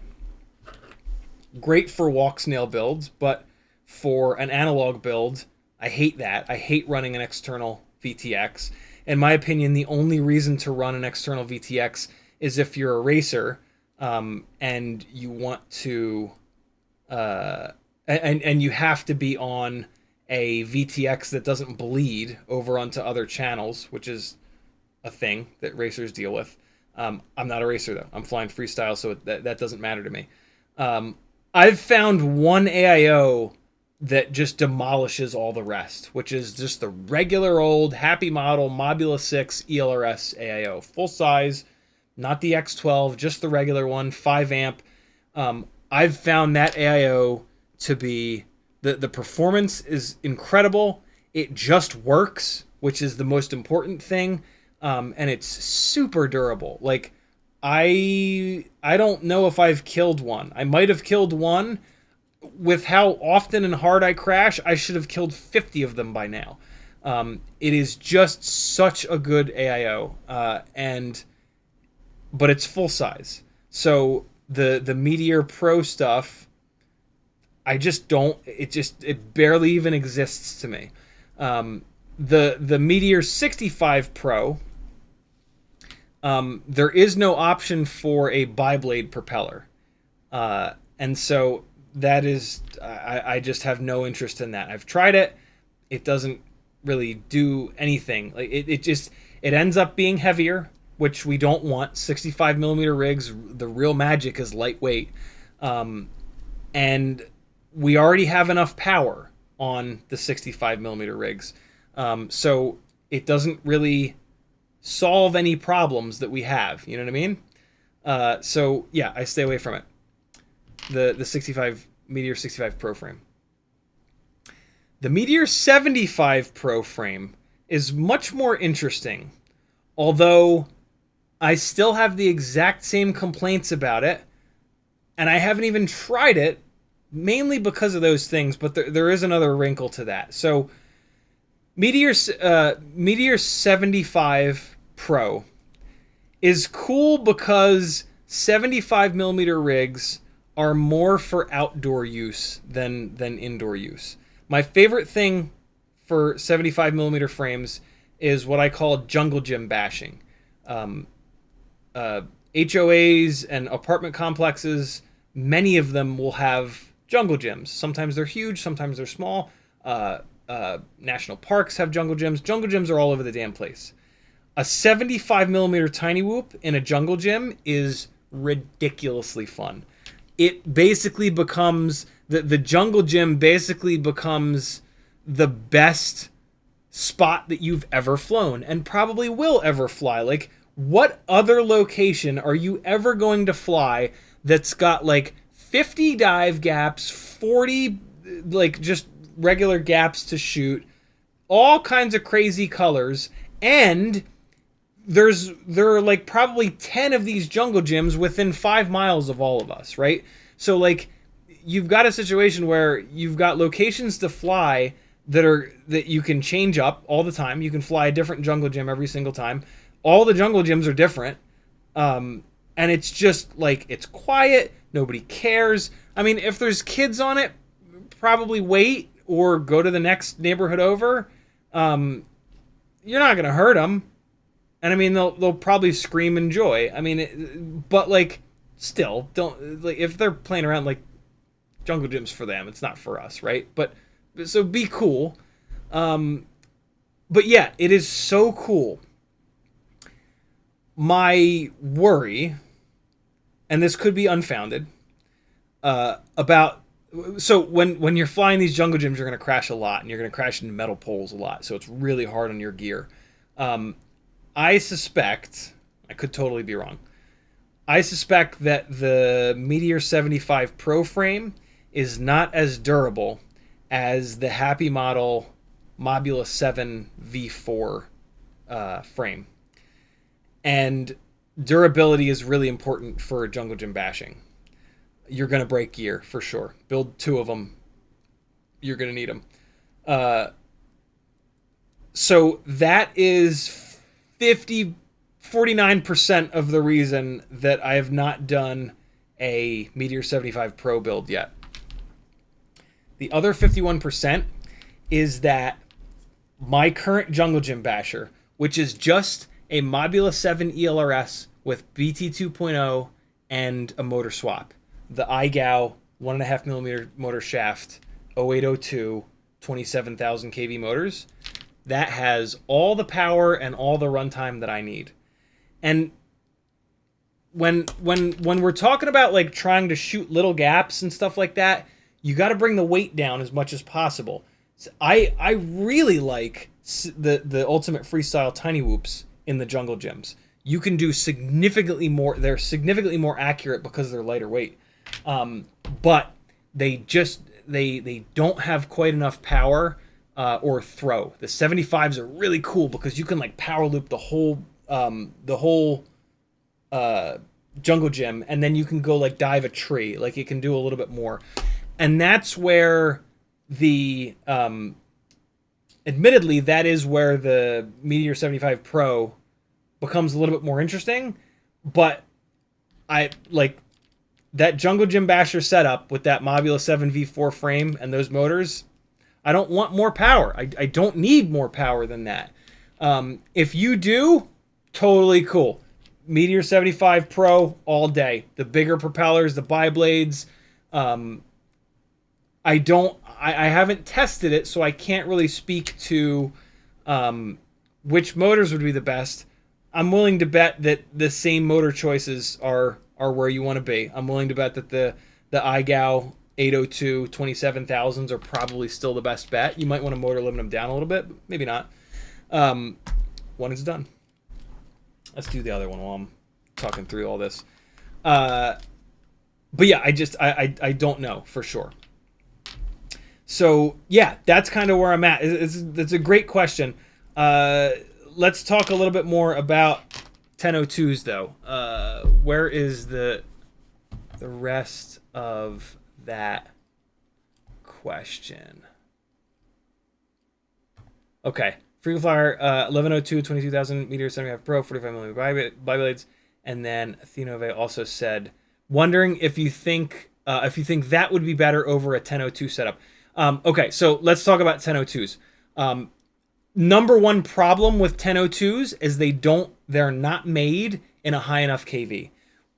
1002s deserve to be like minimum 27,000 kV, if not 30,000 kV. We like 1002 is a motor that can crank a propeller and it can make really good thrust, but not when we can only get them in so the highest kV 1002s at the moment are the Newbie Drone Dimes, which you have to direct solder on, which is maddening, at 24,000 kV. I have a set of those. I haven't put them on anything because I can't just plug them in. I do have a set of the Flywoo Robo 1002s, which are 23,500 kV. That 500 kV difference is probably not noticeable. It might be, so I still do want to try the Dimes out, but probably it's not going to be a noticeable difference. So yeah, hold on. Do I have enough of these? 1, 2, 3, 4, 5, 6, 7, 8, 9, 10, 11. Really? One too few? Get the hell out of here. All right, I'm going to use silver screws. One too few. Is this real life? Come on. Come on now. All right, we'll use silver screws. It'll be fine. So yeah, where 1002s shine is picking up a heavier payload. So walk snail builds, 03 builds. Although I think that's going to be too heavy of a camera platform for a 1002. 1S definitely, a 1002 on 2S maybe. That's gonna be tough though. That's a tough one. But yeah, that's where, in my opinion, 1002s really shine. That being said, the Flywoo 1002 23,500s on the Gemfan 1208 tri-blades rip. That makes great power. It doesn't make as much power as the lighter weight iGao 802s on 802 27,000 kV on the Gemfan biblade. And I also like the flight characteristics better of the Gemfan biblades. Basically, the biblade propeller is less grippy. And with tiny whoops, when you start doing like the really hard freestyle stuff where you want a bunch of slide, Jesus, I'm dehydrated. Yeah, you want them to shoot through the air like this. When it's sliding sideways, all of the wind resistance is coming from the ducts. So the number of blades that the propeller has doesn't really affect the side slidiness. The main thing that affects the sideways slidiness is the all-up weight of the rig. So keeping tiny whoops lightweight is really important for that accuracy. When they turn up like this and you blip the throttle and go to 0 throttle and stuff like that, they do a bunch of this movement where there's air coming through, and this stuff is when the biblades are really nice because they just throw farther and they just carry their momentum more, which opens up a whole new world of tricks and moves and different stuff with tiny whoops. So yeah, I really prefer the way that biblades fly on these tiny whoops.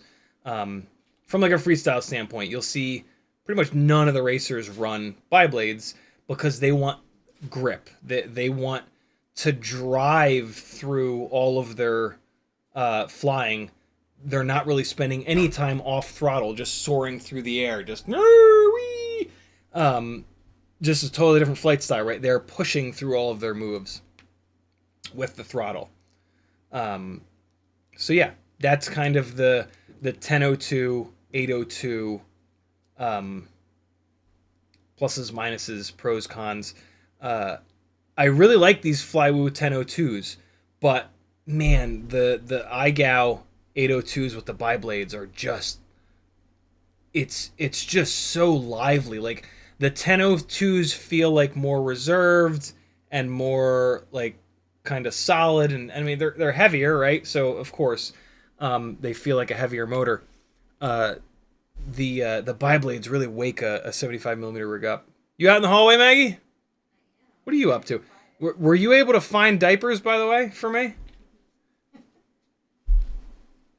Oh my god. I was trying to be quiet out there because I'm not done decorating it. Oh, fuck. Oh, that's bad. Oh, God. That goes on the butt. And what do you think about this for the front?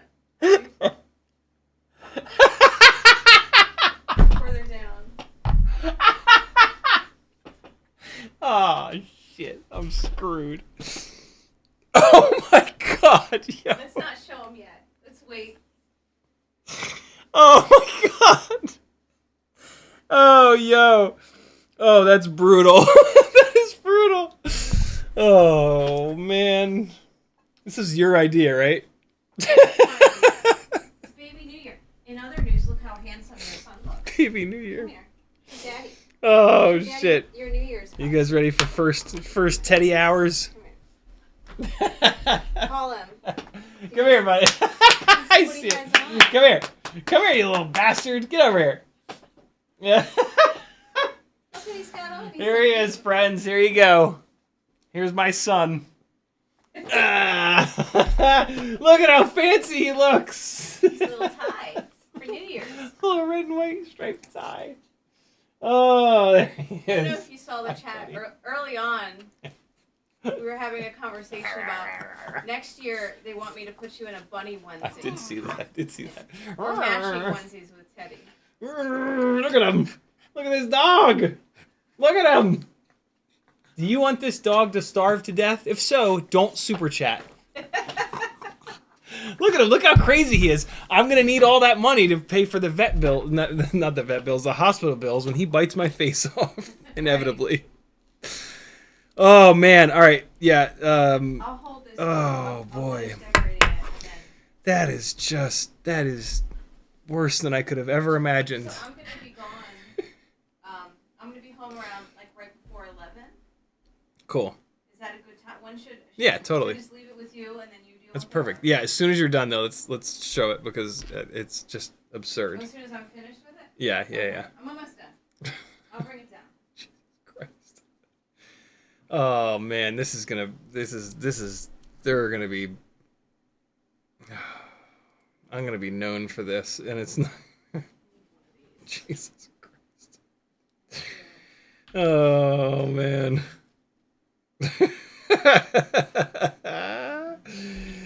Wow. That's all I can say. Didn't think it would go like this. It's fine, though. It's fine. It's great. It's great. It's great. It's going to be fine. It's going to be great. Bob Bruce says, oh, hell yeah, send those things to space. Could. Putting them on right now. We're going to see.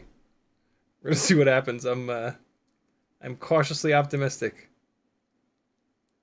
Come on. I do not like these silver screws as much as the black screws I'm used to using.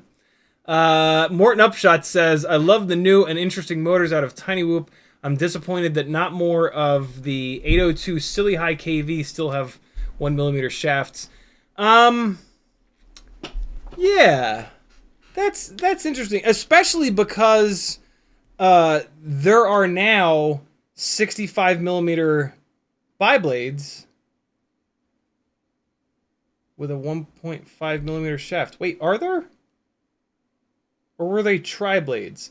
There is There is a 1.2 inch propeller with a 1.5 millimeter hole in it. It's a tri-blade, isn't it? It's a 1208 tri-blade. I have a bag of them in the box over there, but I'm just so focused on screwing screws in. I think they're tri-blades. I don't think there are bi-blades, but I mean, we can just drill them out. You know, like that's no sweat. Yeah, you know, you're right, man. Like at this point, all 802s I think should have a 1.5 millimeter shaft. They're a heavier motor. Even if you're putting them on a 65 millimeter, you can get props onto them. And even on a 65 millimeter, the 1.5 millimeter shaft might actually help quite a bit with the durability. 802s are definitely less durable than 702s. Of course they are. They're heavier. So yeah, I do not disagree. I think maybe that all 802s at this point should just have the 1.5 mil shaft. And then if you want to run them on a 65 millimeter rig, hey, look, you're running a motor that's too big. Like it'll in a way, it'll like encourage people to not run them on 65 millimeter rigs. And that's a good thing because 702s and 603s are just better on 65 mil rigs in my and most people that have tried them's opinions. There are still racers that prefer the 802s, and more power to them. Racers have the benefit of a clock, and so they know if they're faster or slower. And if they think that 802s are faster for them and their flight style, they're probably right because they're on the clock. And if the clock shows a quicker time when they're flying their 802 rig, then done, right? With Freestyle, though, it's completely different. Totally different. That connector has a dot on it. This connector does not have a dot on it. Basically, what you want to do with the dot versus no dots on the connectors is put every other motor. Every other motor, dot, no dot. Or you can think of it as dots across from each other. So dot connector, no dot connector, no dot connector. And there's a potential that you won't even have to use the motor direction wizard in Betaflight if you start doing this. There's a 50-50 shot that you won't have to use that you will just put the motors on and they will all spin in the correct direction. And that's ideal. One less thing to do. One less thing to, like, if the AIO gets wiped out or something like that, one less thing that you have to do in Betaflight, right? Technically speaking, if you're going to direct solder a motor up to a quad, you should direct solder all the motors up, put it into Betaflight, spin the motors up, see which ones are not spinning the right direction, and then desolder 2 of the wires from those motors and flip them so that you don't have to reorder, you don't have to change the motor direction. And then, like, if you update Betaflight or something and you don't do a diff or a dump, you don't have to go back in and that could save you, like, if you're out on vacation or something without a laptop and something weird happens. Yeah, that's technically the right way to do it. Is to physically get the motor spinning the right direction, because that will always be right. And then, you know, you're also, like, spinning motors up while the quad is connected to the computer is not the safest thing in the world to do. Like, you're always, like, if the propellers are on it, you're always kind of tempted to just, like, I'll just spin them up really slow and be fine, right? And so, like, if you never have to do that, then it's just one less thing to chop your face off, you know? This orange and green does not look as good as I thought it would. It looks kind of insane, but it's okay. It's okay. I want to get these motors on the lightweight frames. And these crown frames are definitely that. Lightweight and just durable enough. Which is the name of the game. Last one going on, yo. 36,000 kV. What is going to happen here? 36,000. This is like not too long ago. 19,000 kV was the highest we could get, and there's still like the Mobula Sticks bind and fly. I think still it comes with 19,000 kV motors. We are almost double that at 36,000. Like, that's crazy. Think about that in 5-inch land, right? Like, what if all of a sudden we were like, oh, 1900 kV for 6S? Nah, let's go to 38,000 kV, 3800 kV for 6S. Can you imagine? Like, that's more than the 4S motors are. It really goes to show you how much development has been done with 5-inch versus tiny whoops. Like, we're still, I think we're starting to figure it out, but we're still, like, in a way, like, just scratching the surface. Oh, dude, I forgot to do the rest of the mailbag. I got all excited. I believe this is from Morton Upshot. I'm having a hard time reading the return address, but Morton, thank you very much for the little care package here. We've got a bunch of like random stuff that I think Morton had heard me like mentioning about. These are a couple of 2-inch propeller tiny whoop frames. I haven't really done much with 2-inch setups, but now with the O3 system out, these are going to come in really handy. So, dude, thank you. I haven't really talked too much about 2-inch. I don't know how you knew to send these, but I have an O3 air unit over there that needs a home. So, yeah, you may have sort of read my mind on that one. A bunch of propeller bags, which is super appreciated. I go through these. I use these for all kinds of stuff. And I ran out a while back, and I've been bugging you guys to send me any extras that you've got. So, very cool. Thank you for those. They will get used for sure. We've got some XT30s and some M2 little rubber O-rings, which are very, very useful, and some pre-cut down shrimp wrap. Super useful. Thank you, dude. We've got some of the JST 1.25 battery leads. I have a bunch of these, so I'm actually going to end up putting these into a giveaway. And also some of the motor plugs. I also have a bunch of those. So yeah, this is a cool little JST 1.25 kit. We've got, which checker is this? Is this the little silent checker? Oh, well, now that's cool. I don't have one of these. That's an XT30 to battery checker. There will be a situation where this comes in very handy. This is cool. Dude, awesome. I do not have one of those. That'll just get the raw voltage off of the lead.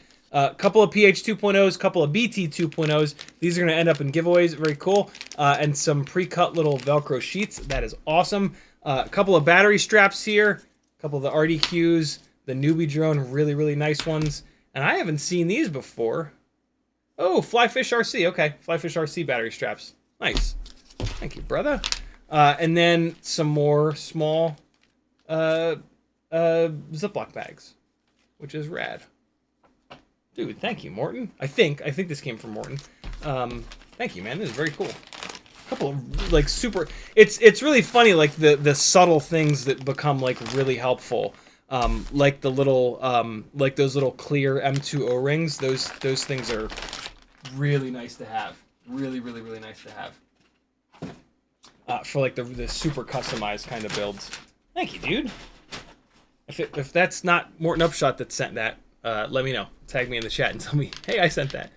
All right, let's get caught back up. Riot9 says 36,000. Don't end the world. That sounds epic. World-ending epic. Freeloja says I ordered a set to build my little green bud whoop. Nice. Freeloja says we got that. Hockey Round says how far is too far when motor limiting? 70%. You want to try not to go below 70% on motor limiting. If you have to, it's probably not the end of the world. But there's the potential to lose throttle resolution. The motor limiting, so your throttle has steps as you go up in the throttle. The motor limiting will like double. So like if you go to 50% motor limiting, I think it'll basically do it like a double step. So you'll lose half the resolution. So if it can get to the point where you move the throttle stick a little bit and it won't do anything, and that's not what we want. I think there are 256 steps on the throttle, so if you motor limit to 50%, you're only going to have 128 steps.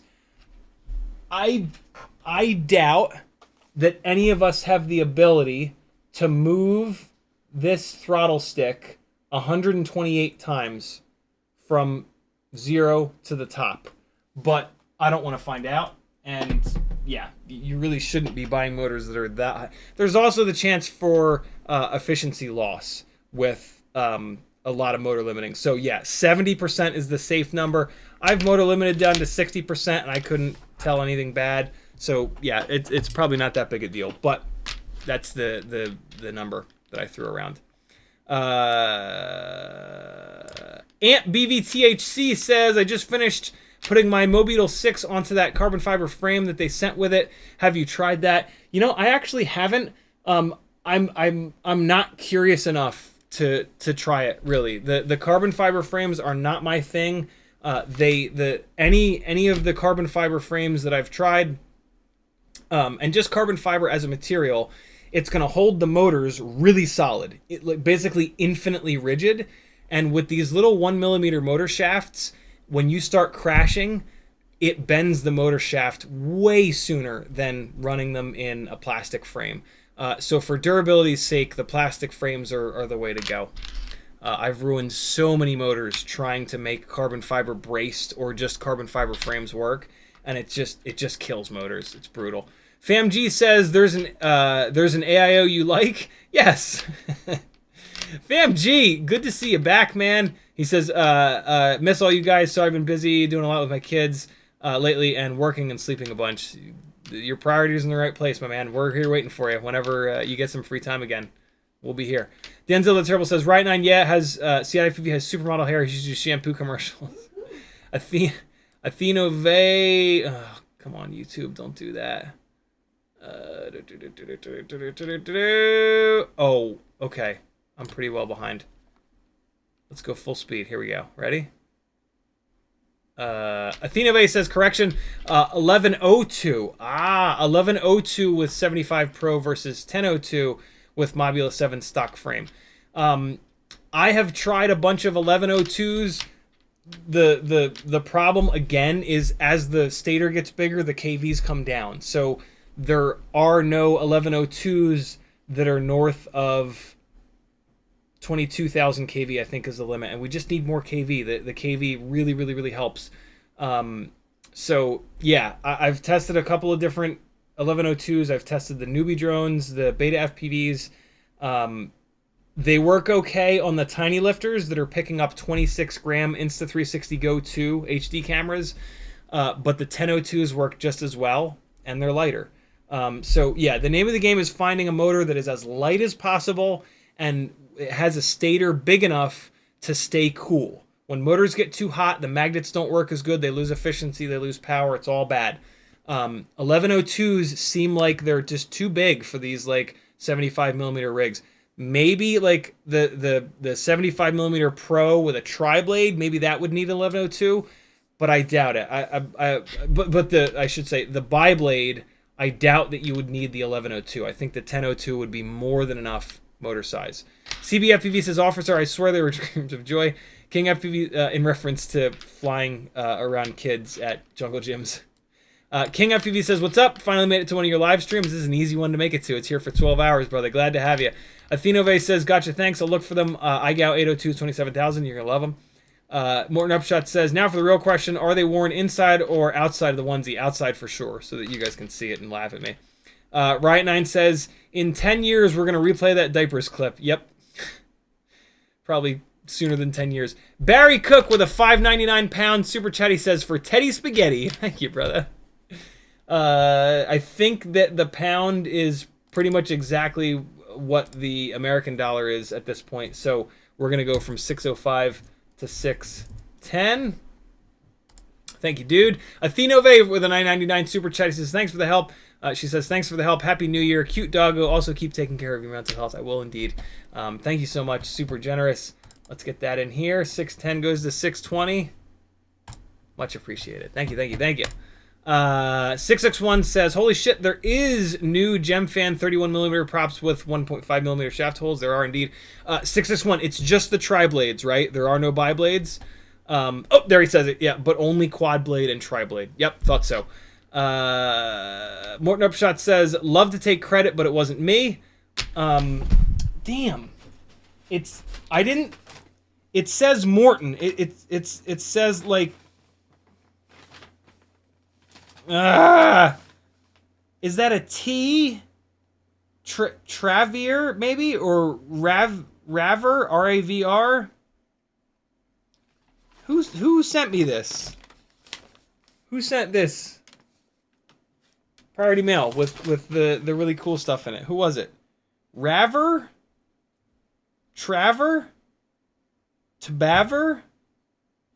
They're from Cape Coral, Florida, if that helps at all. Who do we know that's from Cape Coral, Florida? Hockey Round says Travis Morton, a.k.a. Hockey Rounds.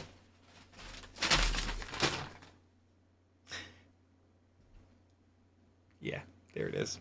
That definitely says Travis. Thank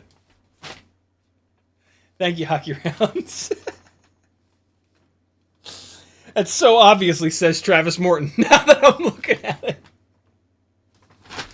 Wow. Wow.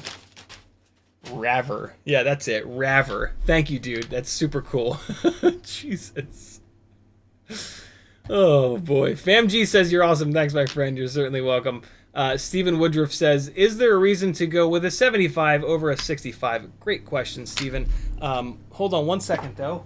I'm going to grab one of these rigs that I'm going to pull apart to move the camera and AIO into this absurd setup, which has 0702 36,000 kV motors, which everybody wants to see, myself included. So let me start doing that while I answer your question.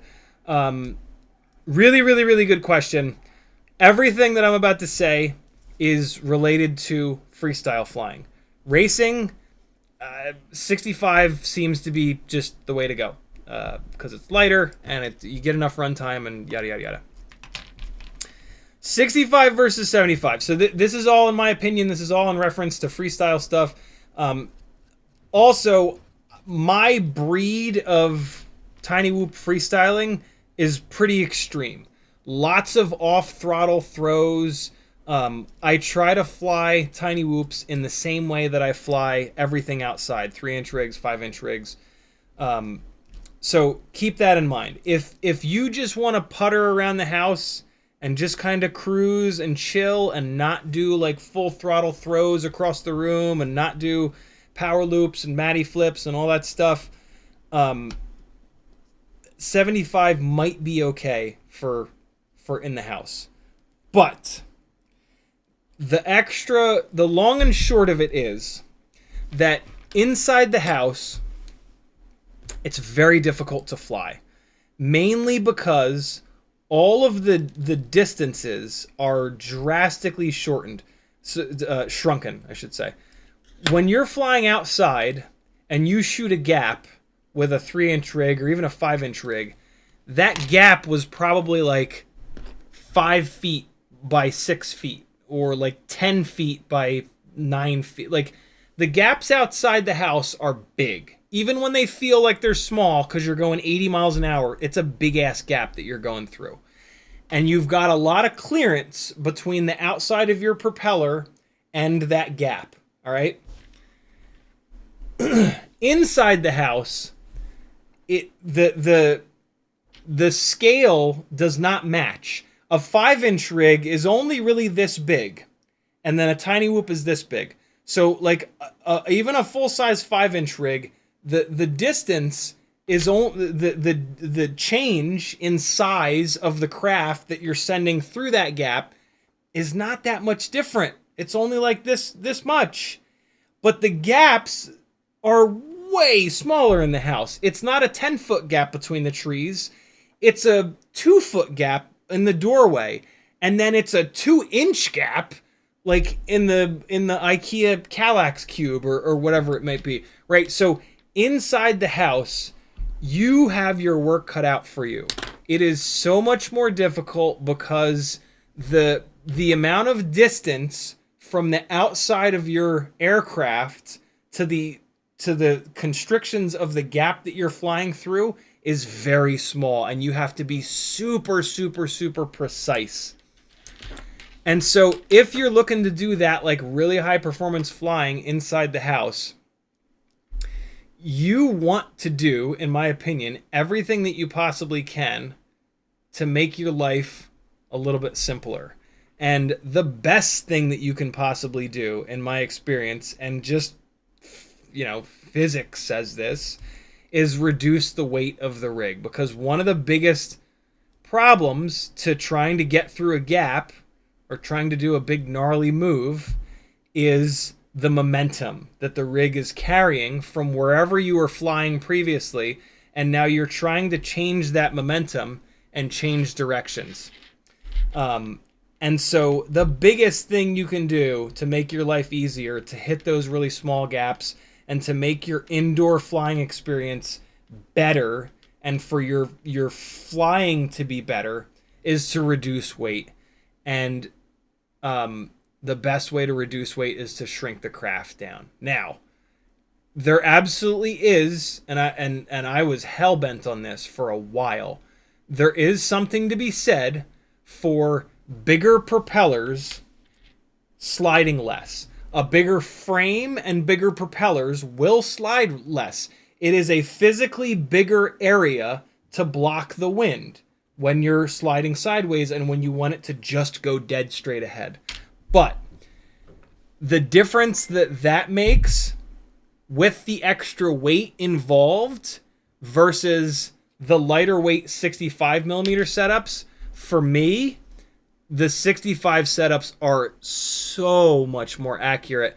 And like, I tried there's a pilot that makes 75 work really well, and I tried so hard for so long to figure out how that was possible, and how to make it work for me. And my God, I just could never get there. Maybe I'm just not a good enough pilot. Maybe it's just, there's just something about my brain. I don't know what it is, but I have heard this same thing from the majority of pilots who've gone down that road of trying to make 65 versus 75 work in the house. Another reason that 75 has a lot of popularity is you can make more power with it. And for a lot of people, power is the only thing that, like, a good quad is a powerful quad. Everything else be damned. And 75 will always make more power, for sure. That's just never going to change. I focus more on like the subtlety of it, and the other thing is that with 65s now, with these really high kV motors, we can make more power than I need. And so if I can get all of the power that I want, all of the power to weight ratio, I should say, that I want, and I can have something that weighs less and slides around less, that's a setup that is literally easier to fly. And I can do a lot more with that. If you want your setups to be easy to fly, if they're easier to fly, then your job as a pilot is easier, and you can do cooler shit, and you can crash less often, and you will feel better about yourself, and you will, you will just have a better experience with a setup that flatters you versus a setup that rips balls and has all this power and maybe some extra runtime, but you crash more often. And there are like loads of live streams where I've tried, where it really happens is when I try these 802EX motors, and I just crash constantly and I slide into stuff. And see, there is something here that is unique to me. All right. I fly a good amount of cinematic FPV gigs for a living, basically, at this point. It's part of my career. And I do run everything. The Christmas lights flying that you saw at the beginning of this live stream was run through Real Steady Go. When Real Steady Go stabilizes footage, it has to zoom on that footage. And it has to remove a bunch of pixels. And when we're trying to get GoPros to mix with really fancy medium format cameras, REs, Red Komodos, stuff like that, the last thing that we want to do is leave any pixels on the table, because these cameras have massive sensors that look phenomenal. GoPros look pretty damn good, but nothing like these cinema cameras. So I realized this early on. I'm lucky enough to have a background in photography and the technical side of that. So I realized this very, very early days, and realized that one of the best things for me would be to learn to fly very flat. If I can fly flat, then the horizon leveling is not going to have to crop in as much, and the footage is going to look significantly better, and it really does. Like, you can really see it once you've done this a bunch in Real Steady Go. And like, I've done like testing with it. Like, I've specifically gone out and flown and like remind myself the whole time I'm flying to stay flat, and then I'll go out and do a battery where I'm like, yeah, no, let the horizon go, like fly a little bit more loose. And the difference is very noticeable. It's a real thing. So, all of that to say that I fly flat all the time now. Racers are the opposite of that. Racers lose the horizon constantly, and they're always rocking the thing up and flying around and using the thrust to push. I don't. I also don't like the way that looks. I like the way that flight footage looks better when you fly flat. It looks more cinematic. For when like a normal non-FPV pilot watches it, they don't get that like reaction of like, oh god, what the hell's happening? Because in like network television and in movies and in all professional cinematography, they keep the horizon flat, unless they're like, every once in a while they'll use what's called Dutch angle, and they'll lose the flat horizon and they'll film it crooked. And they're doing that to make you feel uneasy, and there's all these reasons that they do that kind of stuff. Mainly it's to make you feel uneasy as like a storytelling device, right? That's not what I'm not doing that. I don't want to make you uneasy. I want you to be able to watch my footage, right? So I personally fly very, very flat. And so for me, the lighter weight setups work even better, because I'm always flat, and the lighter weight is going to prevent it from sliding as much. A 75 millimeter rig is so much heavier, and it's not enough bigger to kill that slide. So 75 mil rigs will just slide like crazy, and I just find myself sliding out into stuff. These 65 mil lightweight rigs are so nice. They're like a razor. They're so technical and so sharp, and they go exactly where you want them to. And it's just, yeah, it's just magic. So long answer to a short question, but it's a really great question, and it's something that like nobody really talks about. Like, I a lot of times feel like I'm the only one that has figured this out, or is at least talking about it. And like, I'll get shit for it, and I'm like, yo, like, how much testing have you done? Like, maybe you're just a pilot that uses a ton of roll, and that could explain it. But like, most people that talk shit, they haven't really tested this, and they haven't like mindfully tested it. So yeah, watch that. Don't be that guy or girl. You know, I would love to run 75s. Believe me, they're like,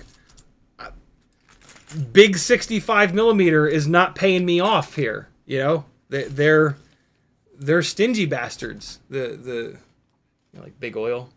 I don't care. I don't care what works better. There's no reason. If 75 worked better, I would run it. Like, the end. There's absolutely no reason for you not to run exactly what functions the best. It's only going to benefit me and make me look like a better pilot and maybe make me a more successful human being here on Earth. So yeah, that's kind of the story there.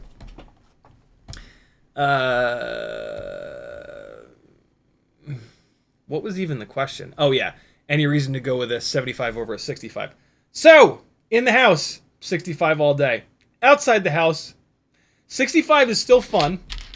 It gets pushed around by the wind a little bit worse, and it just doesn't have like the raw power that I kind of want when I'm flying outside. So for me, it's 75 for flying outside. I really prefer the 75 millimeter rigs. You know, I mean, you want to fly inside, so build a 65 for sure, and then build a 70, and then build a 75 to fly outside. I will say this though, don't expect absolute magic from 75 millimeters, like just outside the front of your house. The front of your house is gonna have like big trees and stuff that you're gonna want to play around with and like throw yourself over and around. That's toothpick territory. That's gonna be better, in my opinion, with a toothpick. 75 millimeter outside is for shooting gaps. Jungle gym bashing is my favorite thing to do. Or if you've got a garden with a bunch of like really cool gaps to shoot, 65 is going to do that for sure, but 75 will let you shoot those smaller gaps and then hurl across the yard in a way that 65 can't quite do. So that's really the best use of 75 in my opinion and in my experience. So yeah, it was that. Great question, dude.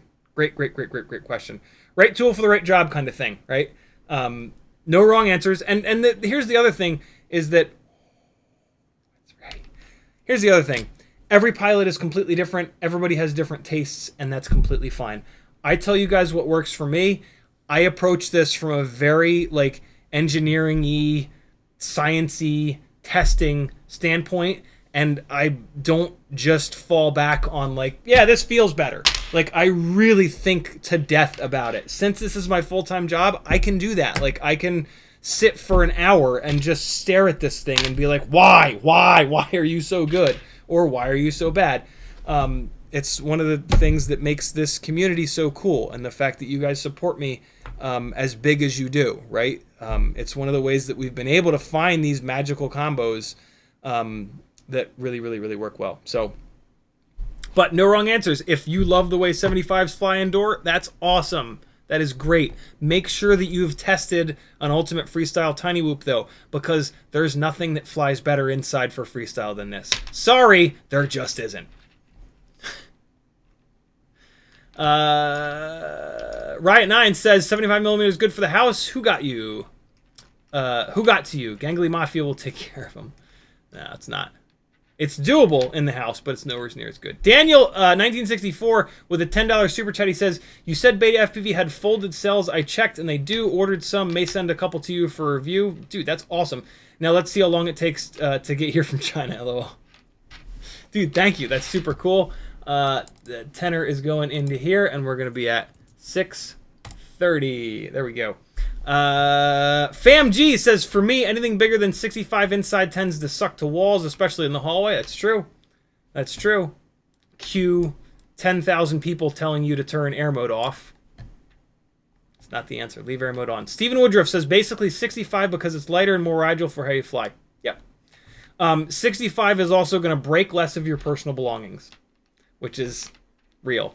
Riot9 says, 65 in diapers, that's one magical combo.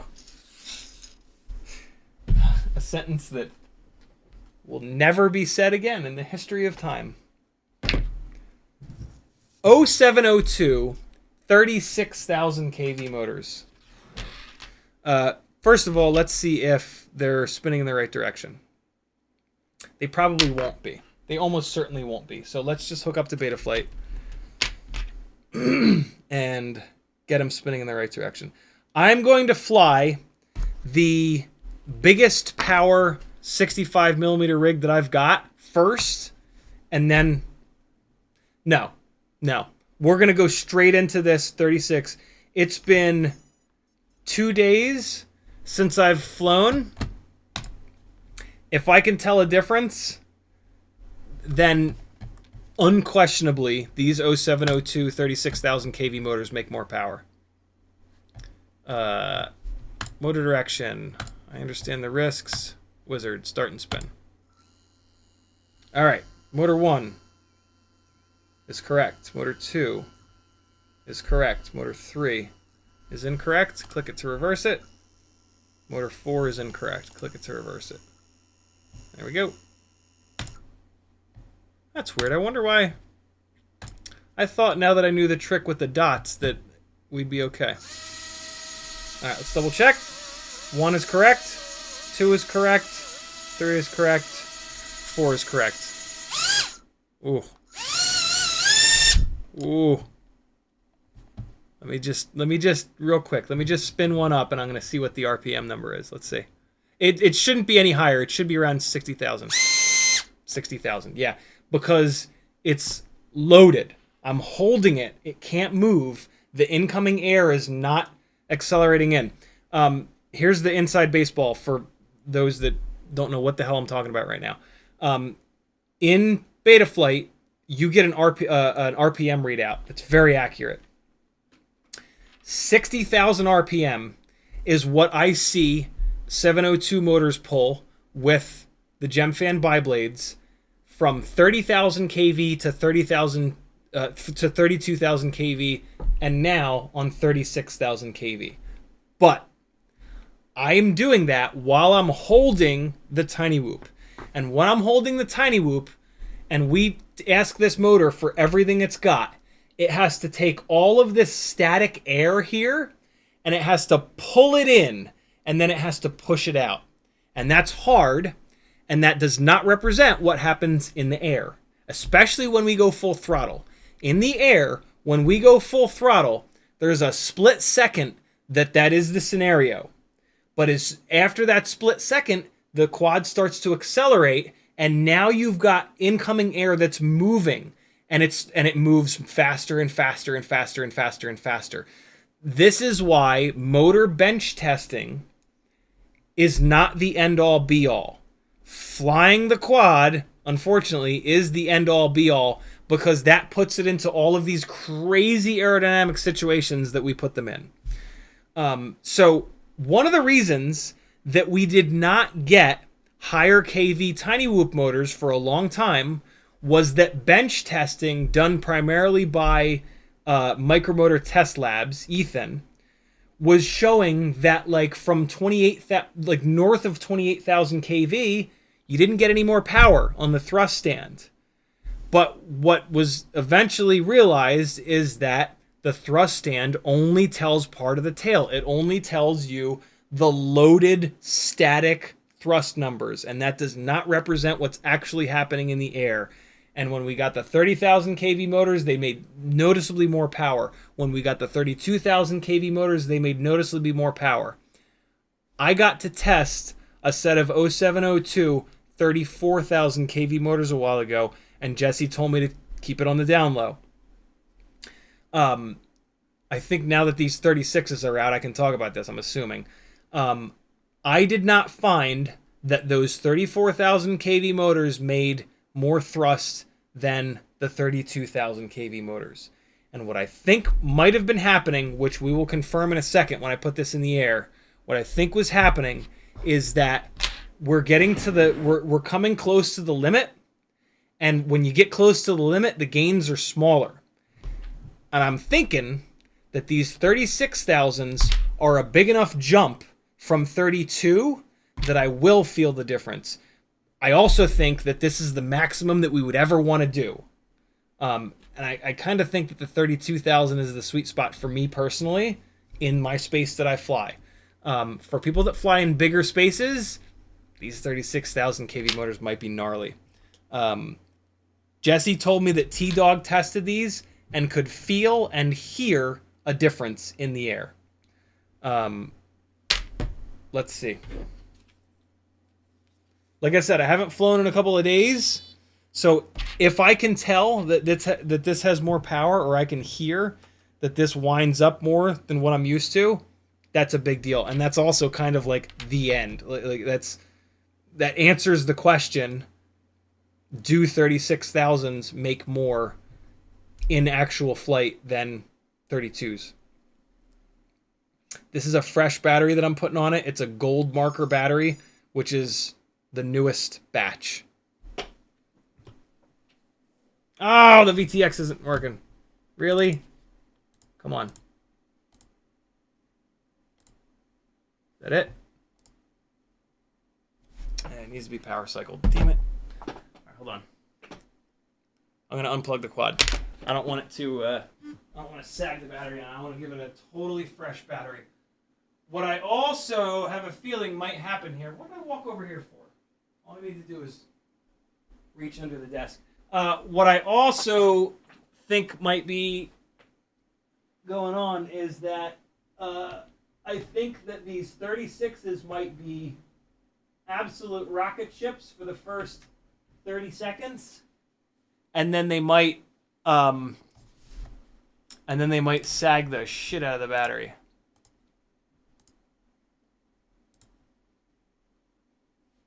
Yes, there we go.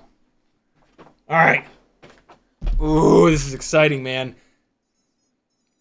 This is cool. There it is. I'm assuming that annoying yellow text up top will go away eventually. It better. Hey, because I don't know how to get it to go away. The propellers are hitting the ducts. So I'm going to go into turtle mode here. And that should rub the propellers in. Now we're good.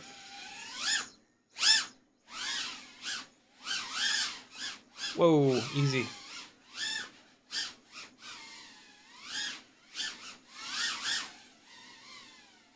The other problem might be that my space here might be too small for these higher kV motors. Thus far,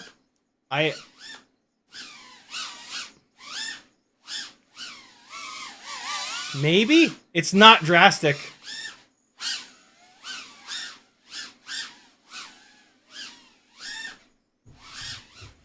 It's not drastic. It might be there, though. I think I can hear it. I think I can hear... Whoa. I think I can hear a slightly higher pitch.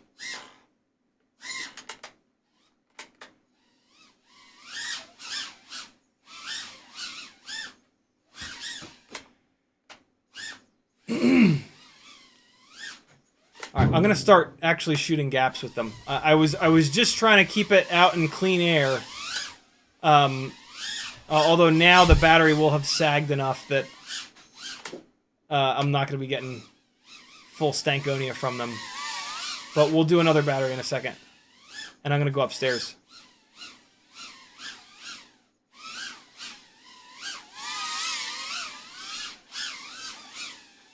That chewed through the battery. Jeez, minute and 30? What? Okay. I usually get almost 3 minutes. Oh boy. Minute and 45. I don't really care too much about the shortened run times. Mainly because I mean, these batteries are so cheap and they're so quick and easy to swap. I mean, it's like whatever. I'm pretty sure that is making more. I'm pretty sure that's making more than the 32,000s. But oh boy, that runtime was that's not a lot. A minute 45 is maybe that battery's hurt though. Let's keep putting batteries through this. All right, I'm gonna go upstairs.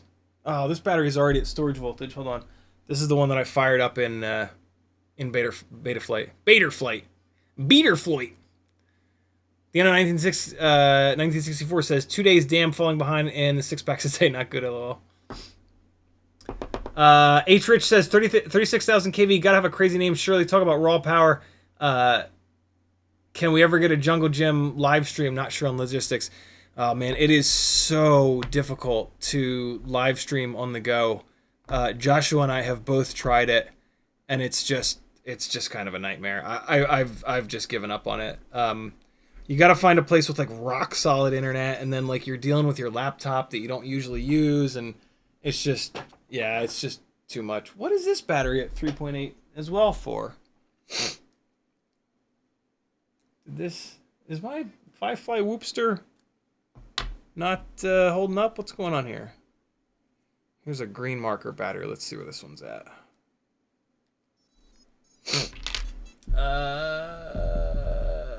What? What's happening? Why are all these batteries at storage voltage? Did I not? Oh, I bet you I didn't hit the damn button. Hold on. Oh, my Wi-Fi is set to storage charge.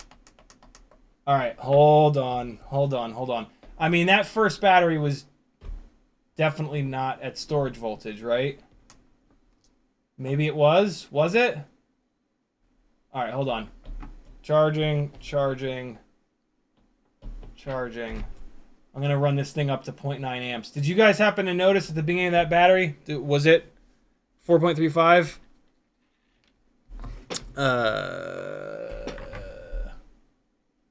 That's annoying.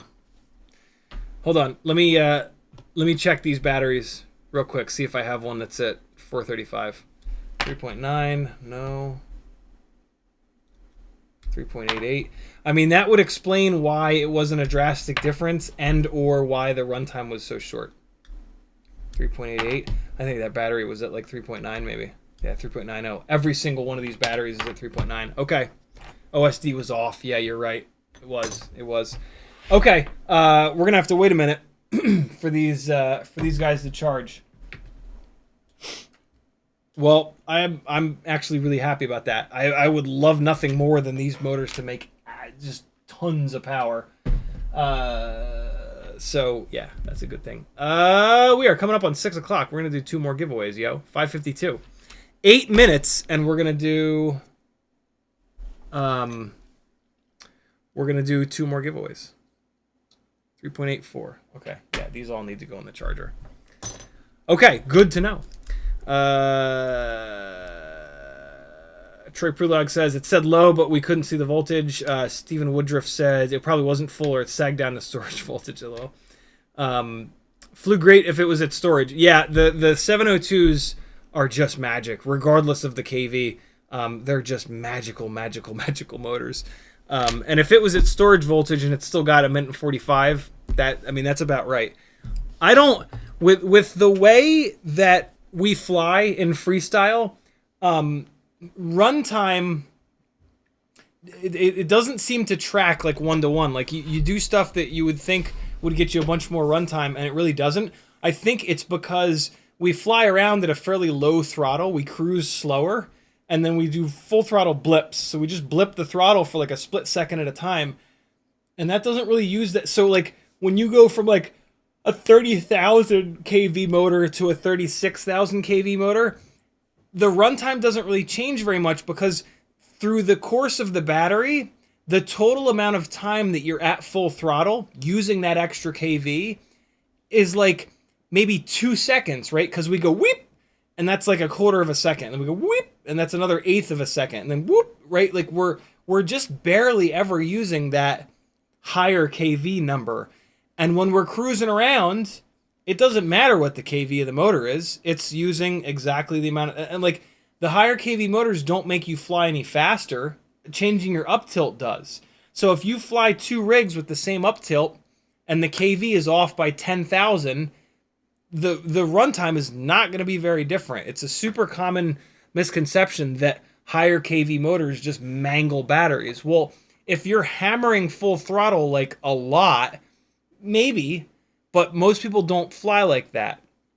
A physically bigger motor will absolutely affect runtime because it makes the rig heavier, and then the whole time you're flying, it has to carry that extra weight.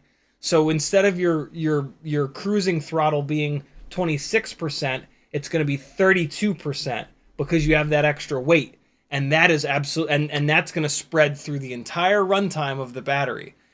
Whereas again, with the KV numbers, unless you're a racer just pounding full throttle, if you fly the type of freestyle that most of us do, which is kind of cruising around at like 30-35%, and then big blast, and then zero throttle for the whole fall, and then another blast to catch it, and then 35% throttle a bunch, another big blast, 5 seconds later, you're going to get a lot of benefit from the KV and not a lot of negative, which is kind of exactly what you want. And again, that is why we're having such great luck with these tiny whoop motors that are just crazy KVs. Where those of us that fly freestyle are really taking advantage of that element there. And we got the nice lightweight 702s to keep the rig light, but then we've got the KV to support us when we hammer the throttle for that split second.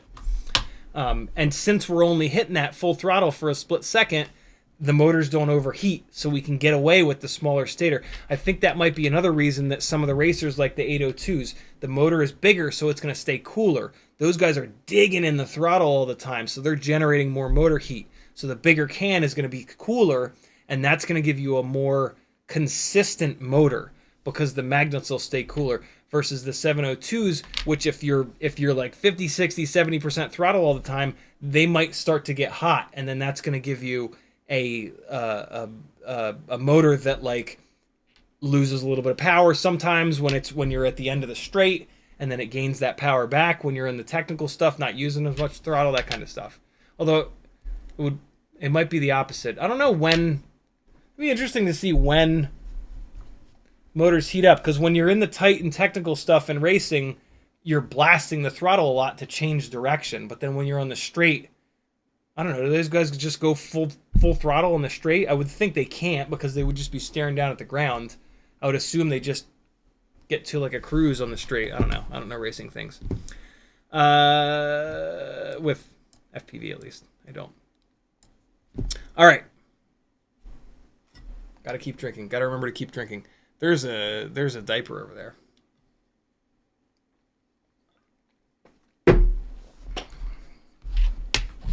If we hit this, if we get here, I will put this on.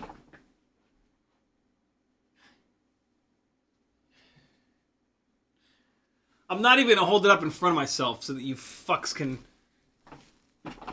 cheat and Photoshop it. This is the front.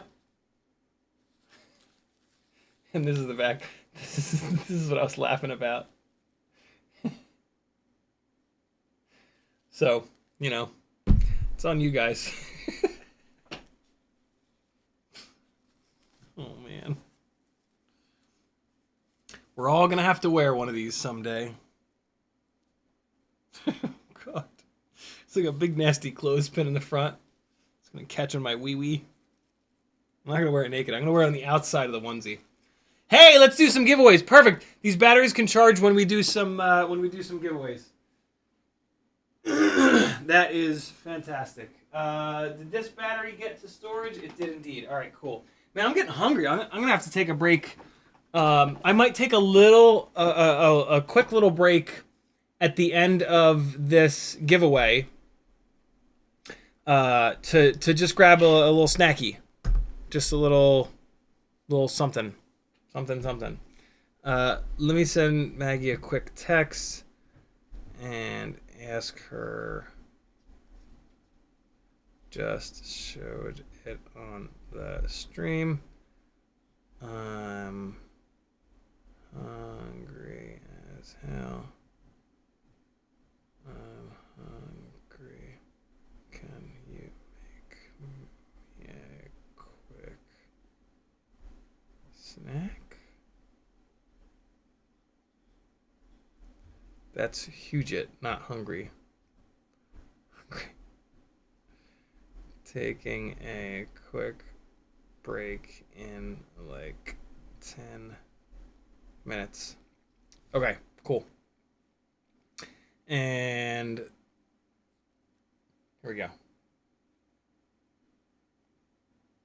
Oh, Bob Noxious. Right. The 3D printed battery case. Awesome. Very cool. That's right. God, I forgot. We talked about that right when things started to get absolutely absurd. Giveaway, yo. FamG says have some popcorn. Popcorn scares me, man. Too many stories of broken teeths with popcorn. 2 more CiottiFPV gift bags. Let's get this going. Hold off. I'm going to show you what's in them first, and then you can place your ticket orders. We've got the Gangly Gang sticker sheet with 5 stickers. 1, 2, 3, 4, 5. Graphic design by CMYK. That's why it looks so goddamn cool. CiottiFPV M&Ms. They're M&Ms that say CiottiFPV on them. What time to be alive. The Gangly Gang glittery magical sticker with the New Year's glitter. And 3 sets of the my favorite freestyle all-around props of all time, the GemFan 5143s. I kind of think that these might be the best freestyle props ever made. They're not the most efficient because they're not 5.2. They don't have the best response time because they're not 4.9.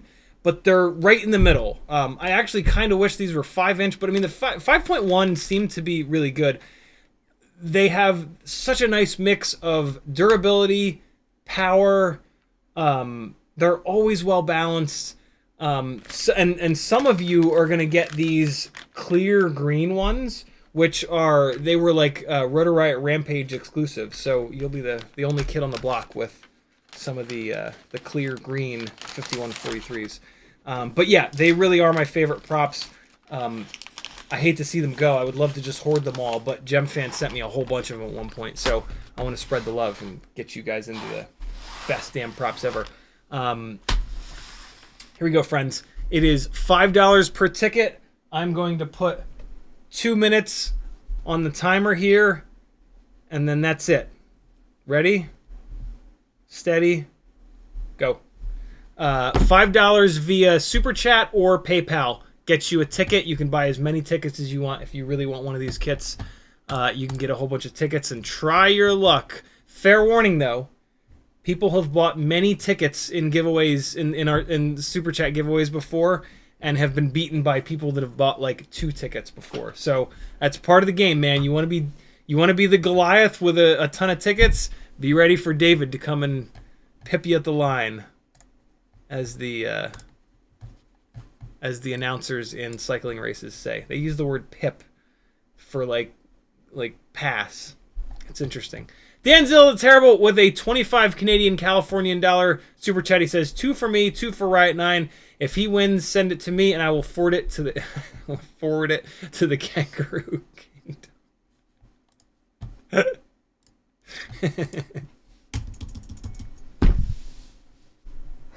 I've never heard Australia called the Kangaroo Kingdom. What an amazing thing to call Australia. 51 seconds left, yo. The Kangaroo Kingdom. Holy shit. I can't tell. Is that super insulting, or is it just fun? Like, do Australians take offense to that? I don't know why you would, right? It'd be like calling America like deer country, which it is. Danzilla, thank you so much for the generosity. Adam Weston with a $5 super chat. He is getting a ticket. Here he goes. There he is. Let's put this on. Feigning Goat with a 99 super chat. He says, for the chance to see a grown man in a diaper. I love it. Thank you, Feigning Goat. Feigning Goat. So the giveaways are usually... I have not been adding the giveaway... That's it. I've not been adding the giveaway stuff to the total. It's kind of hard to do that. I'm going to continue to not do that. Feigning Goat, tag me and tell me if you want your $9.99 to go towards this up here or towards the giveaway. I feel bad because I didn't like specifically call that out.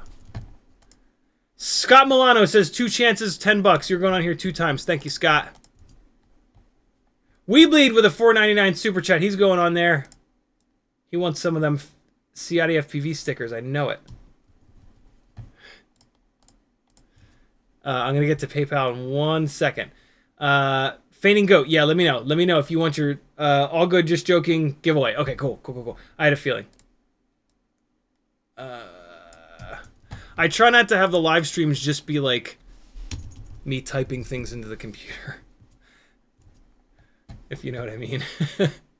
Got Weebly. Veritas Weasel, $19.99 super chat. 4 tickets, no dirty diapers. There we go. And we got 1, 2, 3, 4. All right. Pulling up email for... There we go. Simon Luckley with a $5 PayPal. He's going on the wheel. Thank you, Simon. Thank you, Veritas. Thank you, Weebleed. Thank you, Scott. Thank you, Fainting Goat. Thank you, Adam Weston. Thank you, Danzilla the Terrible. This is probably the link tree from... Okay, cool. Simon, S-Y-M-O-N. Got it. Traffics AU hopping onto the Patreon. Thank you, brother. Very cool of you. Welcome to the Gangly Gang. Oh, a multi-GP email. Look at that. And... Hey, Veritas Weasel jumping onto the Patreon as well. Going after that 5-inch tier. Very cool, brother. Thank you. Thank you. Very cool. All right, we're good. That was it. That was the 2 minutes. Veritas Weasel says, I meant no dirty diapers, not diapers. Jeez, no worries. I got it. All right, here we go. So let's kill these empty spaces and submit. And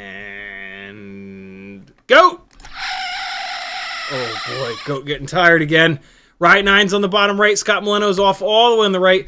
Right 9 bottom left as well. Adam Weston on the left in the middle. Danzilla the Terrible top left.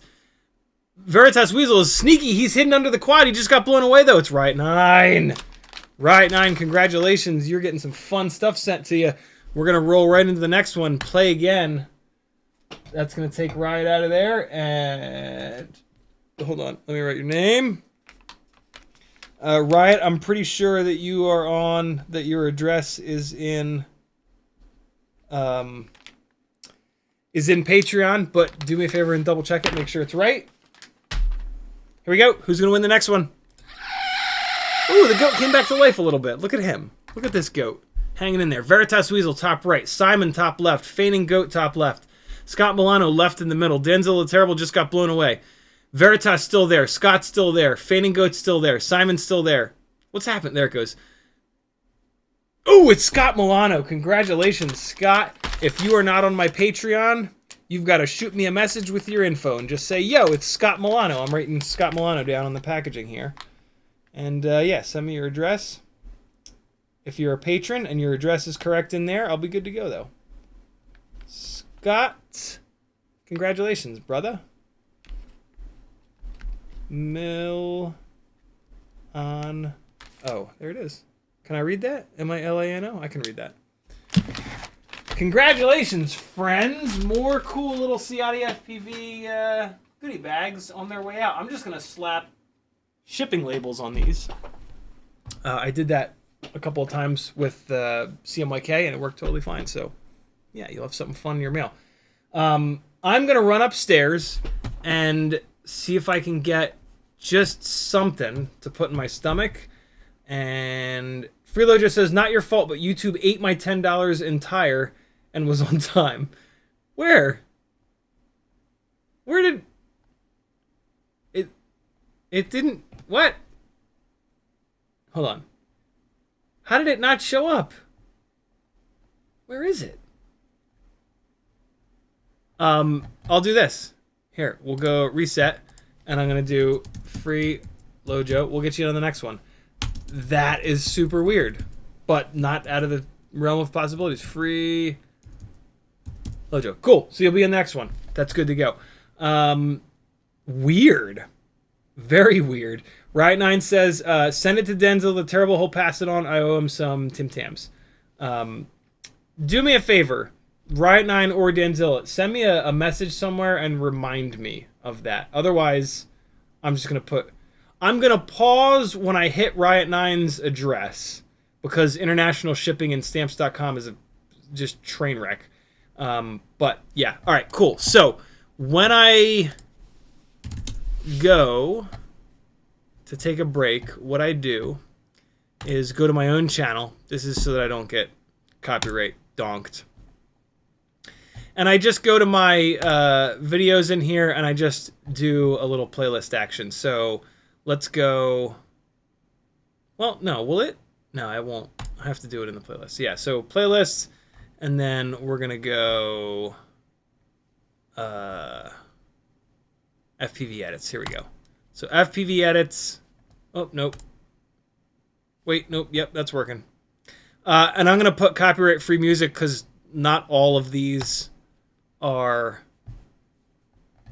on that. So cool. All right. And then the copyright free music I have queued up in here from Epidemic Sounds. Yeah, there we go. Awesome. All right. I'll be back, friends. Kevin Sumner says Linus Tech Tips doesn't do super chats anymore because they're so broken. Really? God, that's so weird. All right, here we go. I'll be back, friends.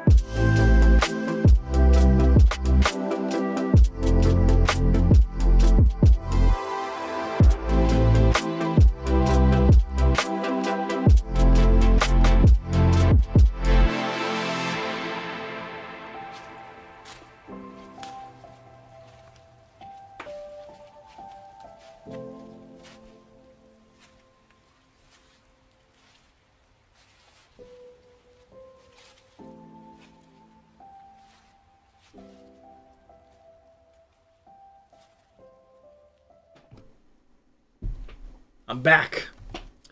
What do you think of that? Some tiny lifter love there. 78 gram, 1.6 inch tiny lifter is incredible. We've got 5 batteries that are charged. We've got 6 batteries that are charged. It is time to give these Tiny Whoop Firefly 0702 36,000 kV motors a chance to shine. If they performed like that on a battery at storage voltage, I think my foot's about to be in my mouth. I think that it's going to, yeah. I think that they're going to hammer. Kevin Sumner says, that's Viceroy Los Cabos. Yeah, yep, indeed. That's not my edit, by the way. That is Hitmaker's edit.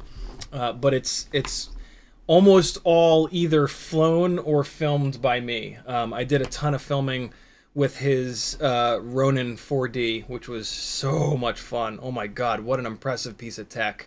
So like every single scene in there that they're both in it, that's me on the running the gimbal rig. Okay, here we go. H. Rich says, what's your snack craving these days? Any weird combos?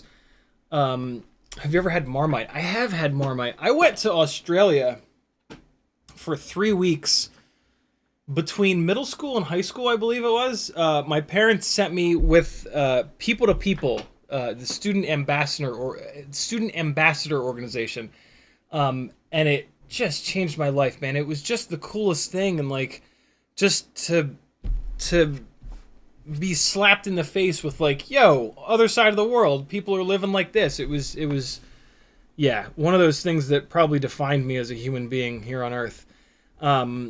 And yeah, we tried Marmite there. It was horrifyingly bad. And I've tried it since then, and it's still just as awful. I have not tried it spread thinly on toast, which apparently I should. But man, it was so bad that I just don't want to. It's just awful. I am a huge fan of Reese's peanut butter cups, specifically the mini ones. Those to me have the best ratio of chocolate to peanut butter. Rat RH, thank you for the subscription. Welcome to hell. Welcome to fun. And then I love Sun Chips. The cheddar cheese Sun Chips, I'm a big fan of. I shouldn't eat them because they have wheat in them, and I have a slight gluten intolerance. I try to eat as much rice and corn-based stuff as I can. Those are the two things that are the most gentle on my stomach. But yeah, no crazy, like, weird snack things that I really do. I eat a lot of ramen. It's easy to make, and I'm good at making it. Oh, no, I'm talking about Vegemite. Sorry. Marmite. Hold on. Marmite. I have not had Marmite.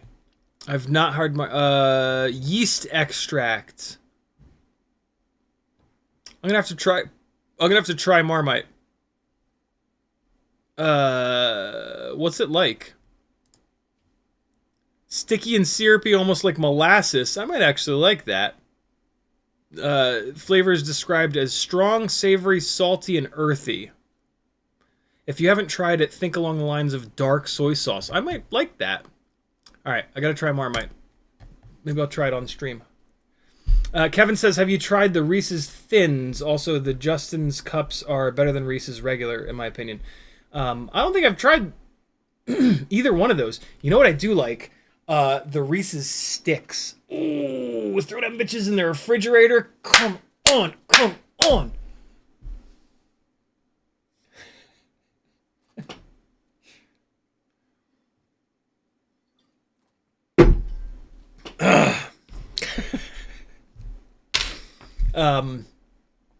Marmite is worse than Vegemite, Ryan 9 says. Everybody who eats that shit ends up with an accent. Alright, yo. Enough screwing around. 0702, 36,000 kV motors with properly charged battery. Let me find a gold marker battery. Here we go. This is the freshest, one of the freshest batteries that I've got. Let's let her rip. Get in there.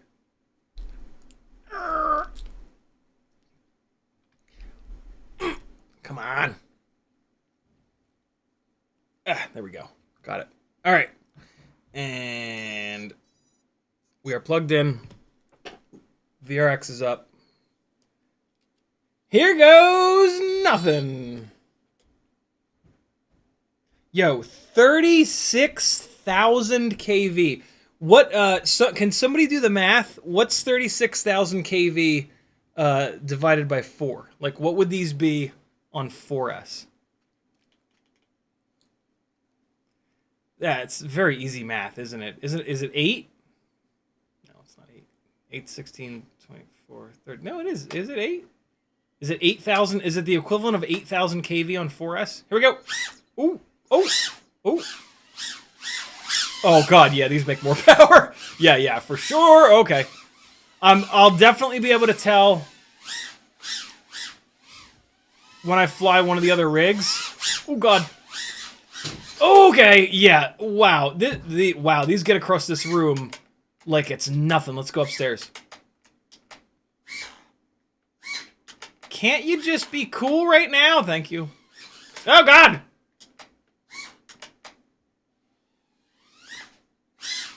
Wow! Okay. For sure, these make more power than the 32,000s. For sure. Oh my God! Yo! Wow! Oh my God! I can't believe it hit the ceiling over there! Uh-oh.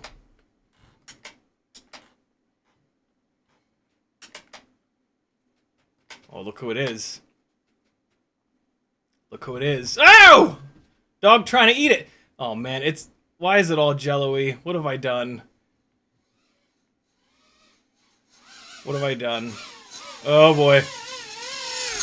I better not have bent one of the motor shafts already. That was a hell of a crash. All right, what's happening with you, little quad?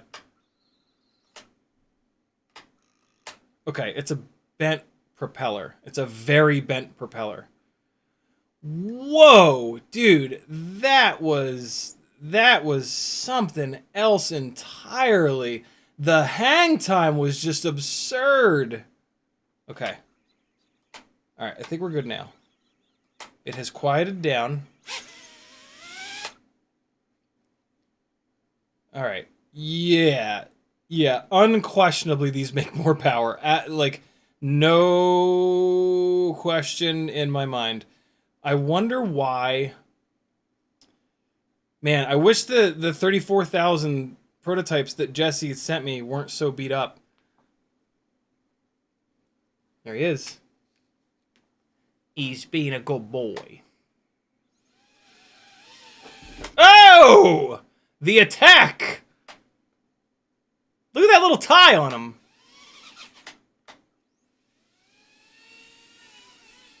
Hello, little dog. Ah! I love this goddamn dog. All right, so these are set. The battery's sagged down now. It's at 3.7. Let's see how it is. Oh my God! Yeah, dude. Okay. Even with the. Ooh! Yo, I'm like having a hard time keeping it off the ceiling.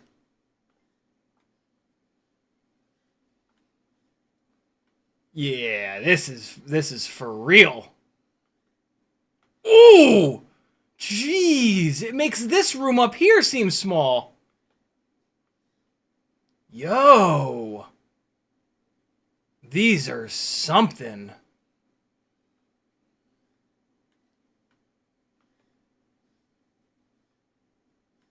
Oh my goodness. This is...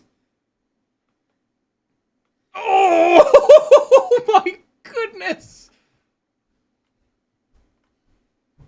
Azalea's awake! Hello! She's wearing my Paul Frank sleeping pants. Oh my God, look at it throw itself around the room! Oh God! No, no. Wow. Even with the battery... Oh, God. Even with the battery sagged down at like 3.4... What am I doing?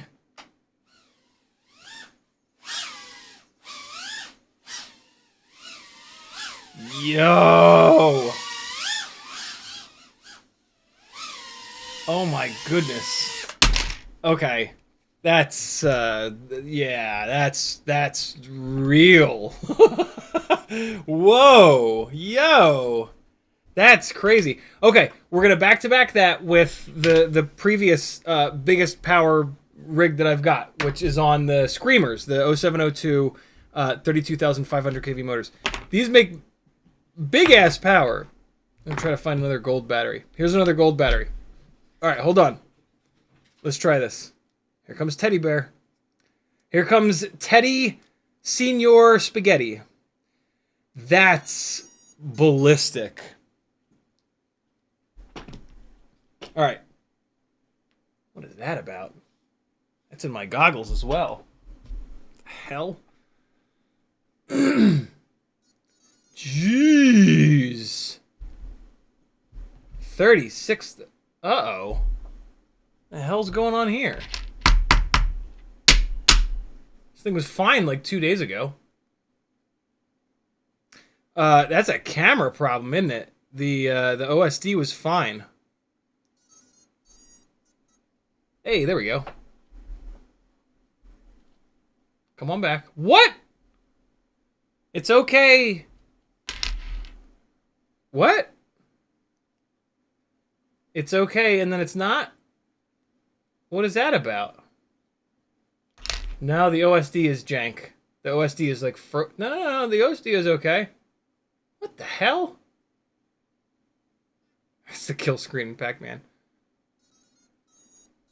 See, it's fine now. And then it always does this little... Okay, now it's fine. Whatever. I don't care. I'm through fixing problems. I just unplug and replug. Oh, the battery's all the way down to 4.19 already. That's okay. That thing was making big power the entire time. Watch the difference in float. It still floats pretty good. This still makes big power. Oh, no! No, no, no!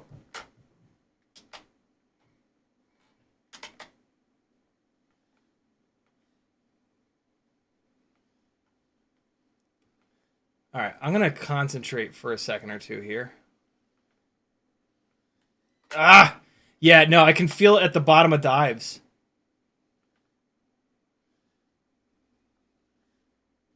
Now, admittedly, these motors are not fresh, and those Fireflies are, and that matters. Oh! Oh, God!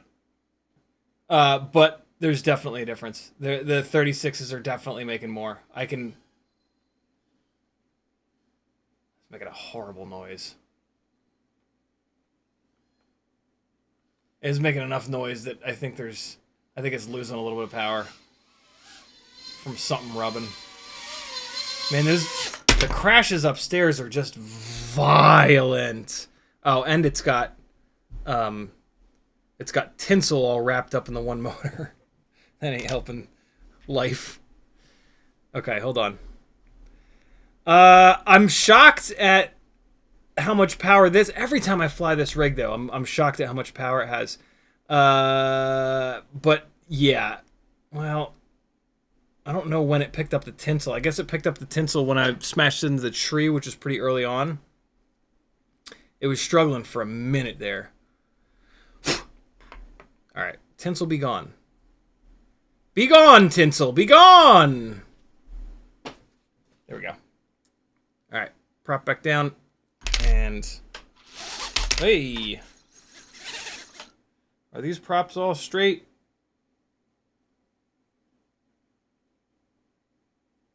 Yep. Good. Good. And... Good. Okay. A little bit more. A little bit more. A little bit more. A little bit more.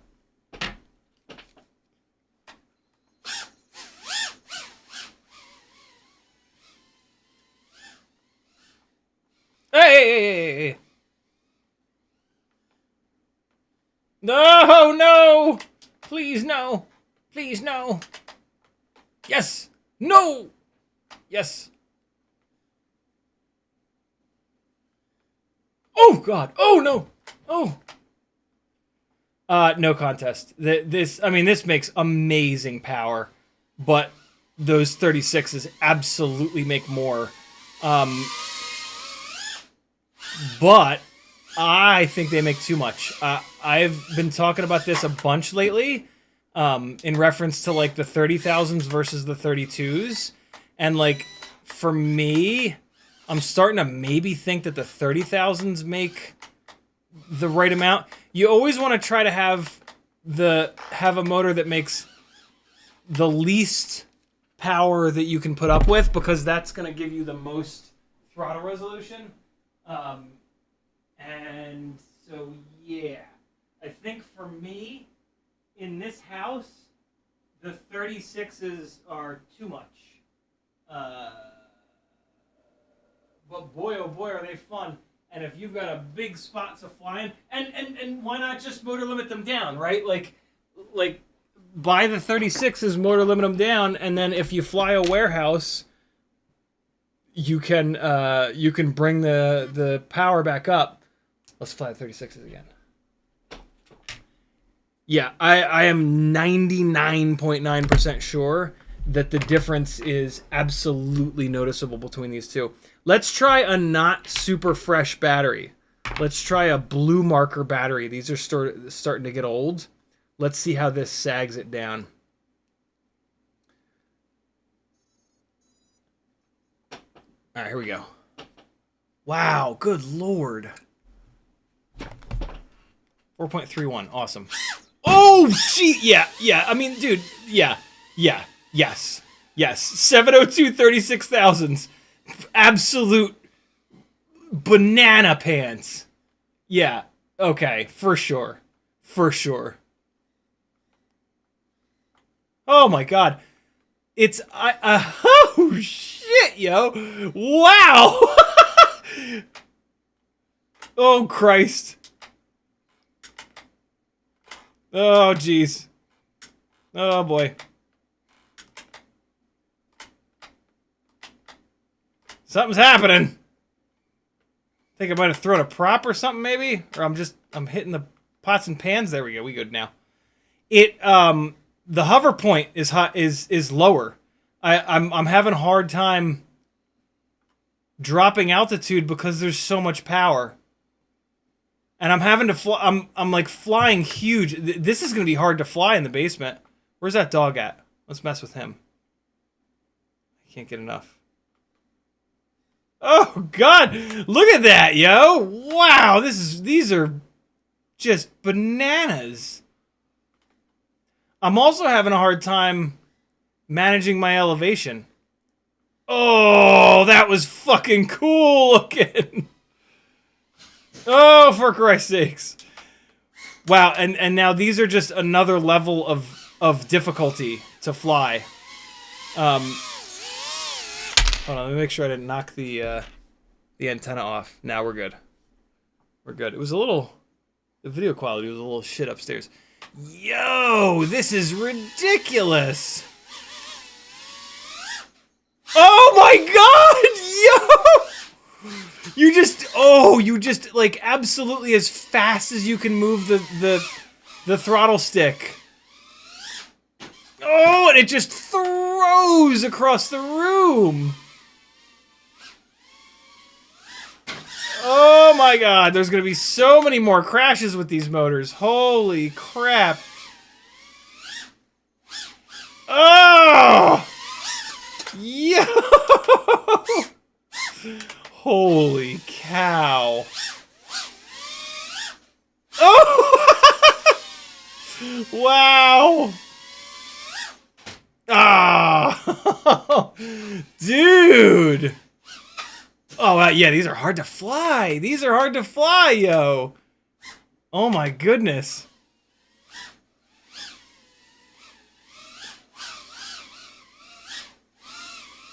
Ah! Jesus! Yeah, these are not motors for technical tricks. These are motors for throw your shit across the room tricks. Which is my kind of motor to some extent. I don't know. I'm gonna I'll tell you what. I'm gonna fly a bunch of batteries on these to see if I can get used to it because jeez, this is crazy. Oh my god, really? Holy cow. Oh. Yo, fresh. All right, look. Let me temper my enthusiasm for a second. Fresh motors are magic. Fresh propellers are magic. Fresh frame, yeah, kind of sort of magic. This is a great frame. This is the Weebly Crown frame. So like this has everything going for it, right? Like fresh, all the things. The AIO and the camera are beat to hell, but whatever. So there's that, right? So like the deck is stacked for this thing to absolutely rip, but I have flown all of these rigs when they've been fresh before, and they're not. It's not like this. This is, yeah, 36,000 kV is not outside of the performance window of the Gemfan biblades and these lightweight builds. That is absurd. Good lord. Hockey Round says, did Ciotti get a max RPM reading of the Firefly motors? I have completely forgotten to look at the OSD. Hopefully, well, you guys can rewind. I can't really rewind. So if you can rewind, go back and so keep this in mind though. Every time I crash and disarm, it's gonna put the stats up. As soon as I rearm, it wipes those stats out. So you want to look for like the first and second crashes. Those are the post-flight stats that you want to look at for the RPM to see what these will really turn, because that's when the battery was fresh and whatnot. Let's do another one. Jeez, this is a thing, a real thing. Good God, man. Let me get an all-up weight on this too for you guys. I know you're interested in that. Let's do a dry weight as well.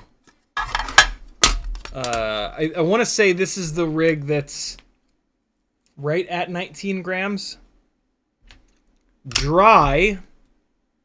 Whoa, dry. It's 18.5. Wow, this one's really light. I have 3 of these identical builds, and they all weigh significantly different.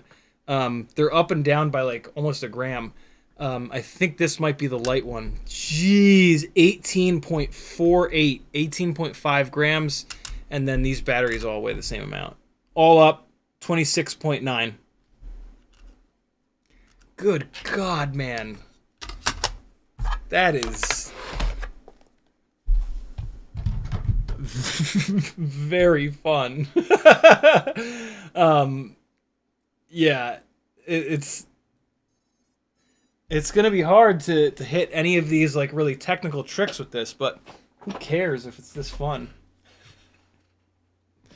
Who cares if you crash constantly as long as you're smiling? H. Rich is gonna amend his next Tiny Whoop order.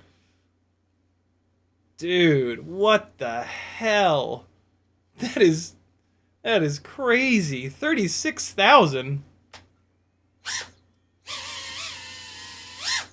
Look at that, man! I can't move my thumb faster than that. I didn't get the full throttle on that one. Ready? Hold on. That's as fast as I can move my thumb, and it takes me from like 3 feet up to the ceiling. Look at that, yo! When you like creep up on the throttle and then just blip it at the last second, it just hurls. Ah! There's gonna be a lot of that, friends. Get used to this thing tumbling across the floor. Ah! Stop it! Stop it! Come on! Alright, I'll do it the right way. What is happening? There we go. Oh, no! Stop it! Maybe if I sneak up on it. No! Did it throw a propeller? Hold on. It threw a propeller. Left front is not either spinning or there's no prop on it. It is not spinning. What's up, left front? What are you pissed off about? Ooh, why is the motor all jammed up? What is it? What are you jammed on? It's jammed on the duct. That was weird. Yeah, the motors are tight. The Weebleed frame is the duct is tight on the propeller, so it's very easy for the propeller to get hung up on the duct, and that's what just happened. Okay, we should be good now though. Yep, there it goes. It's giving me some noise, so I'm just gonna go into turtle mode.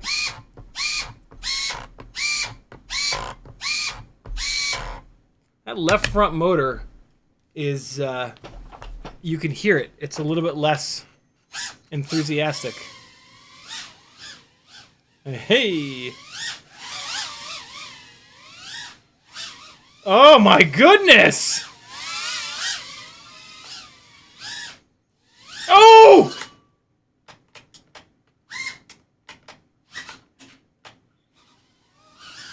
Oh no! I'm stuck! I'm stuck behind the alcohol! Let me out! Let me out! Let me out, alcohol! How is this possible? Can I fly up? Oh, how did it even get in there? If it won't come out, how did it get in? Son of a bitch. Wow. This is a crazy thing. I should have, I maybe should have waited to fly this, because like now I'm screaming and yelling and shit. Okay. Alright, here we go. Here we go. It's time. Oh god! What? Where'd that come from? Oh boy. Alright, I got one of these guys that's hitting the frame again. It's probably the left front. Let's check it. Yep, it's the left front again.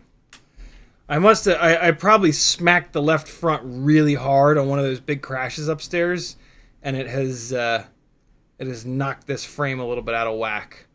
But all you gotta do is just like take the duct and just kind of like squish it down like this, and then you just sort of like pull out on the motor. Like you'll see where the prop is hitting the duct, and then you can just like sort of re-round it out, and you'll be fine.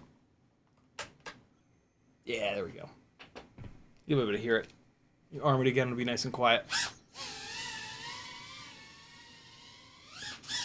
Oh my god!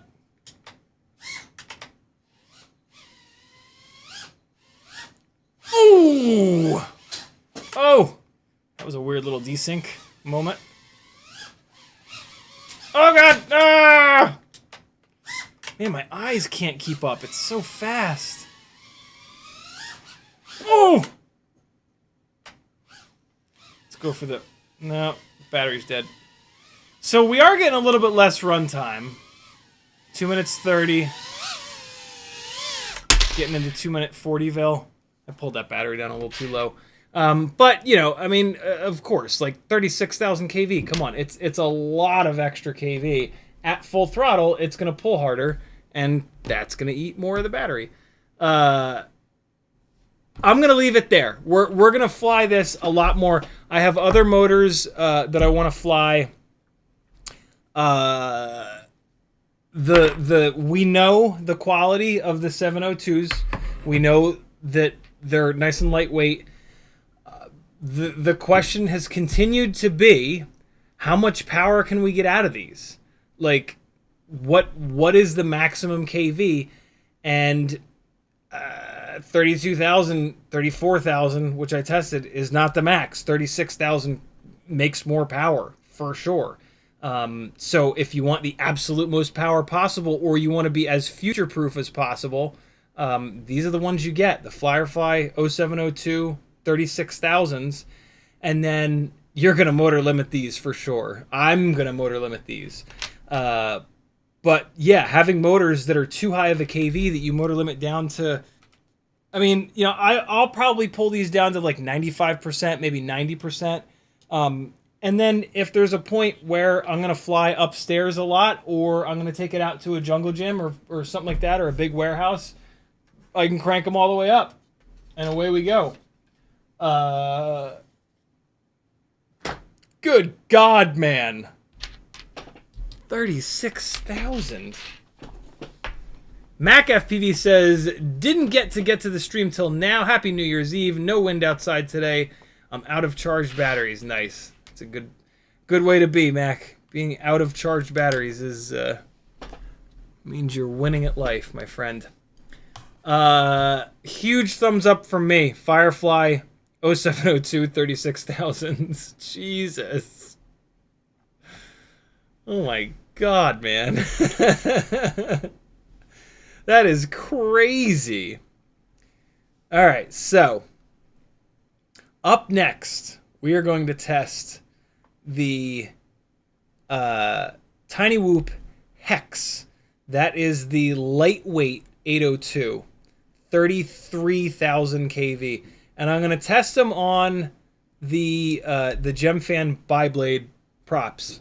I might also test them on the tri-blades, but I think 33,000 kV on the biblades will be fine. I think that'll be plenty of power. I mean, I guess we kind of have to try them on the tri-blades just for the sake of knowing, right? They are 802.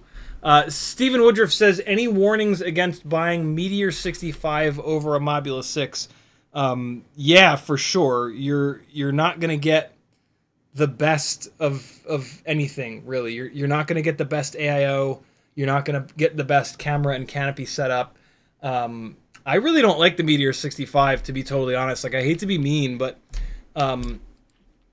the AIO does not have a VTX built in, so now you have to put... All right, let me put it this way. If you're looking to do a race build down the road, you're fine. Meteor 65 will be fine. You'll get the AIO that most of the racers run. You'll be able to put an external VTX on it, which is important for racing. And yeah, I don't know what motors it comes with, but none of the bind and flies come with good motors at this point. So the motors are going to go in the bin. For freestyle, I would not recommend you get the Meteor 65. It's just yeah, buying the Mobula 6 ELRS, you get the best canopy, the best camera, and the best AIO. The motors are kind of junk, and the frame is kind of junk, but that's okay. It's like $90-something, and that's pretty much... If you can find the AIO in stock, yeah, and the camera and the canopy, you're almost going to pay that $90. So it's nice to just snag one. You'll do something with the motors. The frame is trash, though. The Meteor 65... yeah, Meteor 65 is going to give you one of the better frames. The Meteor 65 frame is great, but that's it. Unless you're racing. If you're racing, you're going to get the right AIO. So, yeah, that's what I'll say about that. Next up are the crazies, the 802 EXs. These should make more power than what we just had. Once I have these on the tri-blades, maybe. It's hard to say. But, yeah. Alright, let's get this dropped down on this pink We Bleed crown frame. That pink and blue is doing it for me, man. That's pretty good looking right there. Alright. AJ Farris says, are you ever going to sell pre-built quads, your favorite builds? Probably not, although I do have 3 analog glide builds that I got like 80% done and then just completely forgot about that I was building to sell. I have one of them right here. If we have time during this stream, I'm going to do a little bit of work on it. If you guys want to see some bench work, we can talk about soldering and other things. So, yeah, the whole... So, I hate building. I've done it too much over the years. When you're testing lots of stuff, you're building. and you're rebuilding and rebuilding and rebuilding and retesting and repairing, and you just build a ton. And so I have spent easily thousands of hours over the last 8 years building quads. And I just don't like it anymore. Like, I don't like repairing. I don't like building. I would rather be flying. I would rather be editing. I'd rather be tuning. There's just, just me personally. I don't like doing it. I've burned it out. I've burned building out. Which is a shame because I'm really good at it. But hey, sometimes you burn out on stuff. Like, you can torture yourself and call yourself a jerk for burning out. It's not going to make it any better. You're not just going to like not be burned out because you said 1,000 times in your own head, "Why are you such an idiot? Why are you such a shit?" Like, just doesn't work like that. So yeah, the thought of building a whole bunch of rigs to sell them is just a nightmare to me. And like, I have a tendency to burn things that I love out. Let's not say hobbies anymore. And so I don't want to let that happen with FPV. And so yeah, I'm like actively trying for the first time in my life to not burn something that I love out. And a part of that is not doing the things that I hate doing, like, unless I absolutely have to. And so yeah, there's a lot of things that kind of go against doing that. The other big thing is that there's really not much money to be made in that. Like, in order to make money selling pre-built rigs, it's like a volume play. You can't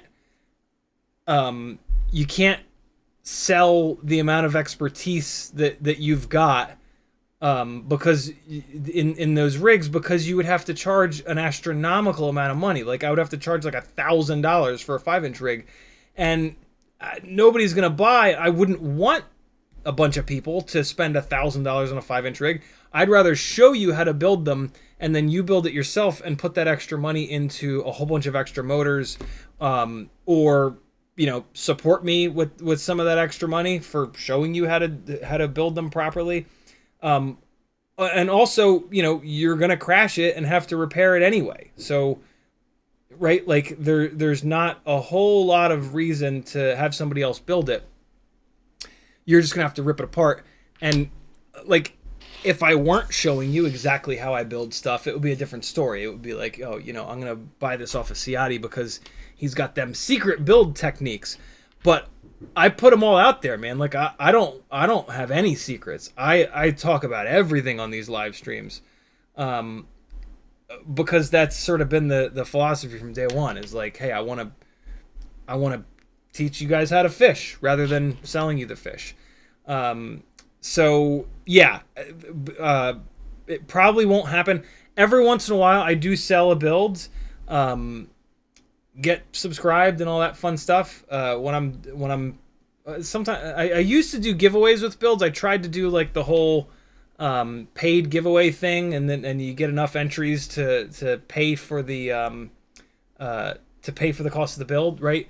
But that's really tough to do, and yeah, I've not found that to really work. Every time I've done that, I've lost a lot. I've gotten hammered every time I've done that. So I probably won't do giveaway builds again. But yeah, every so often I will sell a build. There's like it's all over the damn place. So I can't even say like coming soon. But that's okay. 33,000 kV EX802. Let's get it into beta flight and do things. Fireworks are starting already. It's 7 o'clock here. The hell? Isn't that a little premature? She said. Okay. Here we go. Motor direction. I understand the risks. Wizard. Start and spin. Motor 1 is correct. Motor 2 is correct. Motor 3 is correct. No way. Motor 4 is correct. Look at that. Yes. That's what I was expecting from the other builds. There it is. Cool. Okay. So yeah, the dots totally work. Where's the right? So is it a dot on motor 1, or is it no dot? Okay, so it's no dot on motor 1, dot on motor 2, no dot on motor... Wait, what? No dot on motor 1 and motor 4. Dots on motor 2 and 3. If you do that, you will not have to reverse your motor direction in Betaflight. Tiny Whoop EX 802, 33,000 kV on Gemfin biblades. This is super exciting. These 802, this is going to tell us a lot, actually. Let me, before I dive into the theory behind what this is going to tell us, let me just put it up in the air and hopefully I don't hate it. This is significantly heavier. Hold on, let me give you a weight first to give you some idea. This is the exact same AIO, the exact same everything. Frame, just the motors have changed. We were at 18.5 grams with the 702s, with the lightweight 802s. Still got the battery in it. With the lightweight 802s at 33,000 kV. 20 right on the nose. 1.5 grams heavier, yo. 20.07. Whoa. All up weight, 28.5. 802 is a big motor, man. 802 is a big, heavy motor. 1.5 extra grams. What's that? Somebody do the percentage for me. AJ Farrer with a $10 super chat. Thank you, brother. He says, I get a lot from you, so here's something back. Very cool of you, my friend. Thank you. What's that percentage change? To go from 18.5 grams to 20 grams, what's that percentage? 12% weight increase? Maybe it'll fly extra good. Transmitter coming on. Kevin James wants to buy a fish. Free Lojo with a $5 super chat. He says, CiottiFPV, you are the reason I take time to build clean. Oh, yeah, right. 18 over 20. That's true. What's happening, ELRS? There it goes. There it goes. There it goes. Whoa, okay. These make power.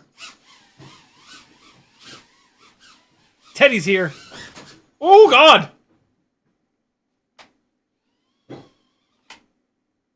Look at that little tie on him. He's the best. I'm going to chase him around. Hey, easy, buddy. I'm about to leave. All right.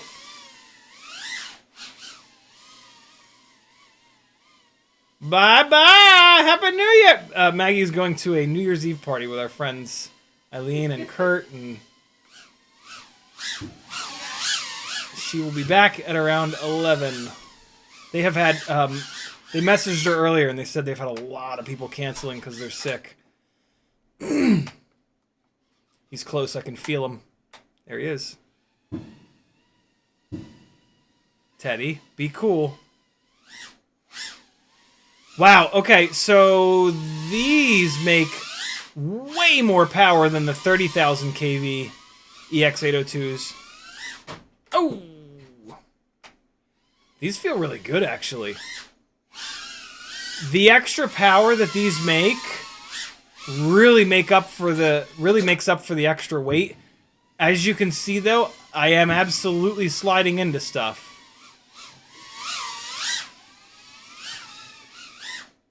Oh, God! Oh, easy! Oh, boy! What was that noise? The, oh, one of the balloons just popped. That's funny, I think. I don't know what I was gonna say. Jeez! These are really nice. Hold on. Hold on, man. Woo! He's boogie across the room.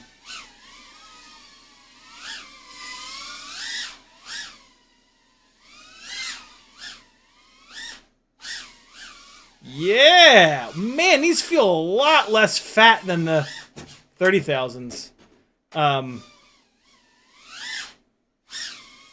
Hey.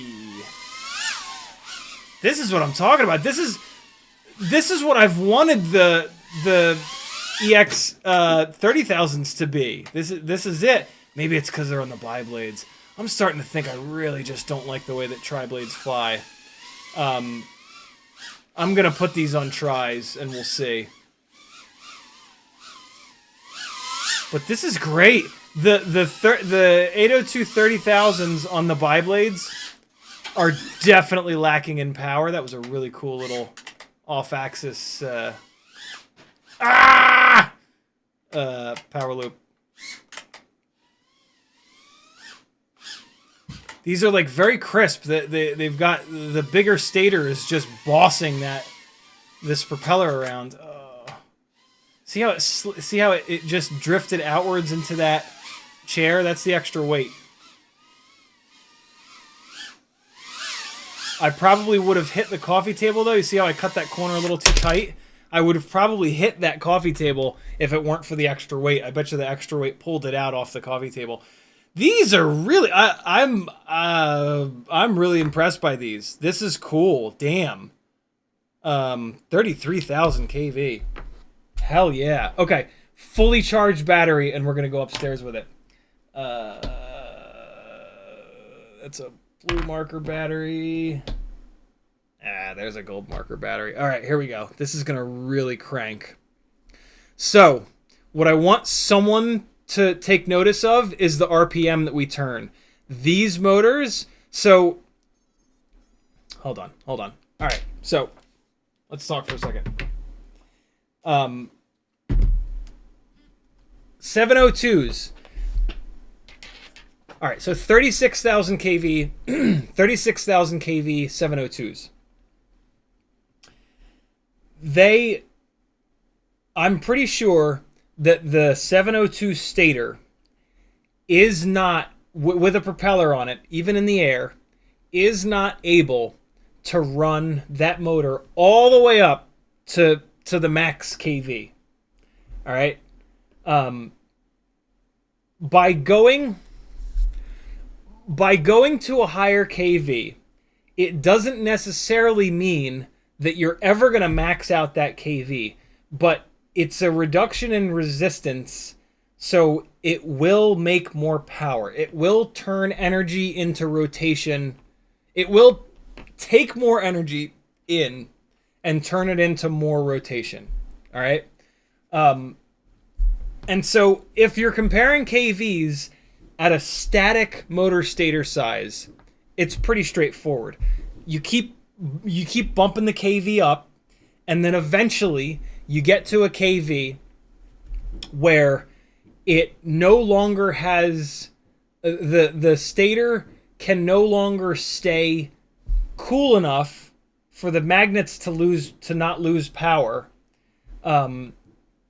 At that KV, there's a point where you've pushed the KV too high, and you don't actually get any real world benefit from it. That is usually pretty far out there, and again, it has to do with never mind.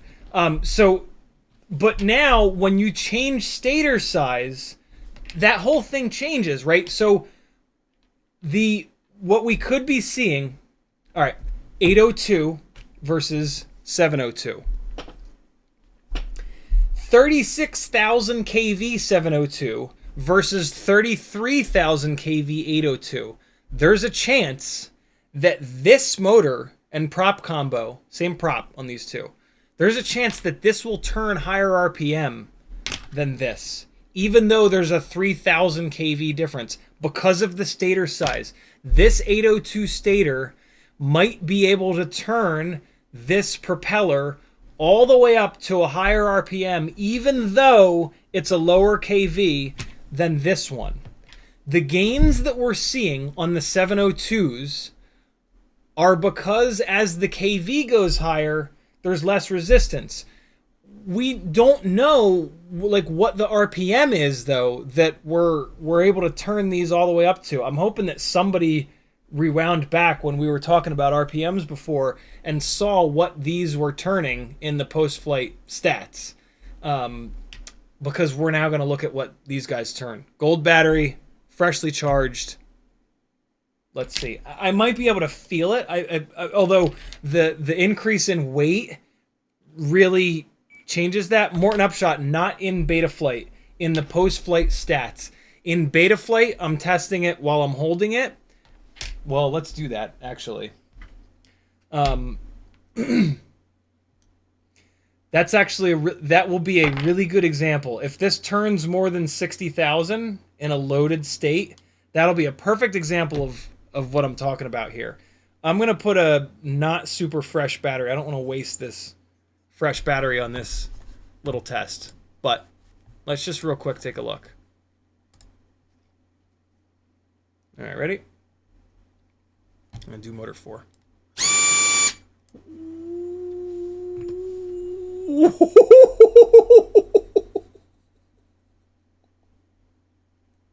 Oh my god! Holy shit!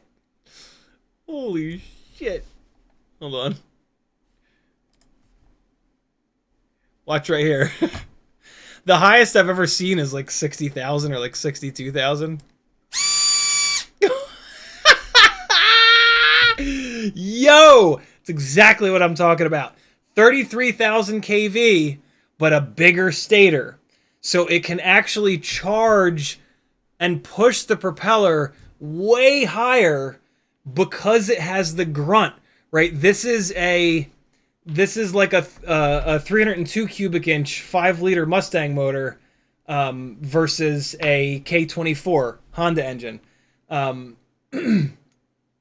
Which is the 702. Wow, 70,000. But again, that is loaded. That is me holding the rig. Once it's up in the air, there's going to be inflowing air, and that helps the motor out quite a bit. So the extra stator volume here might actually not make more thrust. I don't know if thrust is the right word there. It might not feel better in the air. It might not accelerate better in the air. That's the right way to put that. And the reason why this is important is that we're trying to refine and like figure out the motor situation on these. We're trying to find out like what is the highest kV that each motor size can turn, and at like that right there actually told me a lot. Like it told me that there is a pretty drastic difference in the stator volume, but only in the loaded state. It really doesn't matter sitting it on the thrust bench, thrust stand, loading it up like that. It's all about once it's up in the air. And so, yeah, that's what we're going to test now. This battery has already sagged down a little bit. That's weird. Ready? They feel very similar to the Fireflies. Very similar. That was a big crash. Oh, boy, do they have some throw, though. Jesus. So, tonight, we have tested now the two most powerful Tiny Whoop motors ever produced. Hands down. These feel a lot like the Fireflies, actually. Oh, I just caught that edge. Jeez.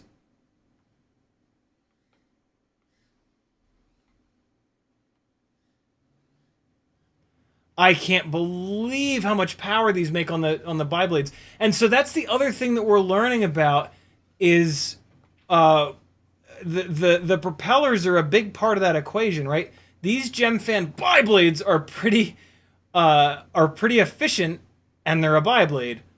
They're a pitchy bi-blade, but they are still a bi-blade. If we go to tri-blade propellers, all of this is going to change.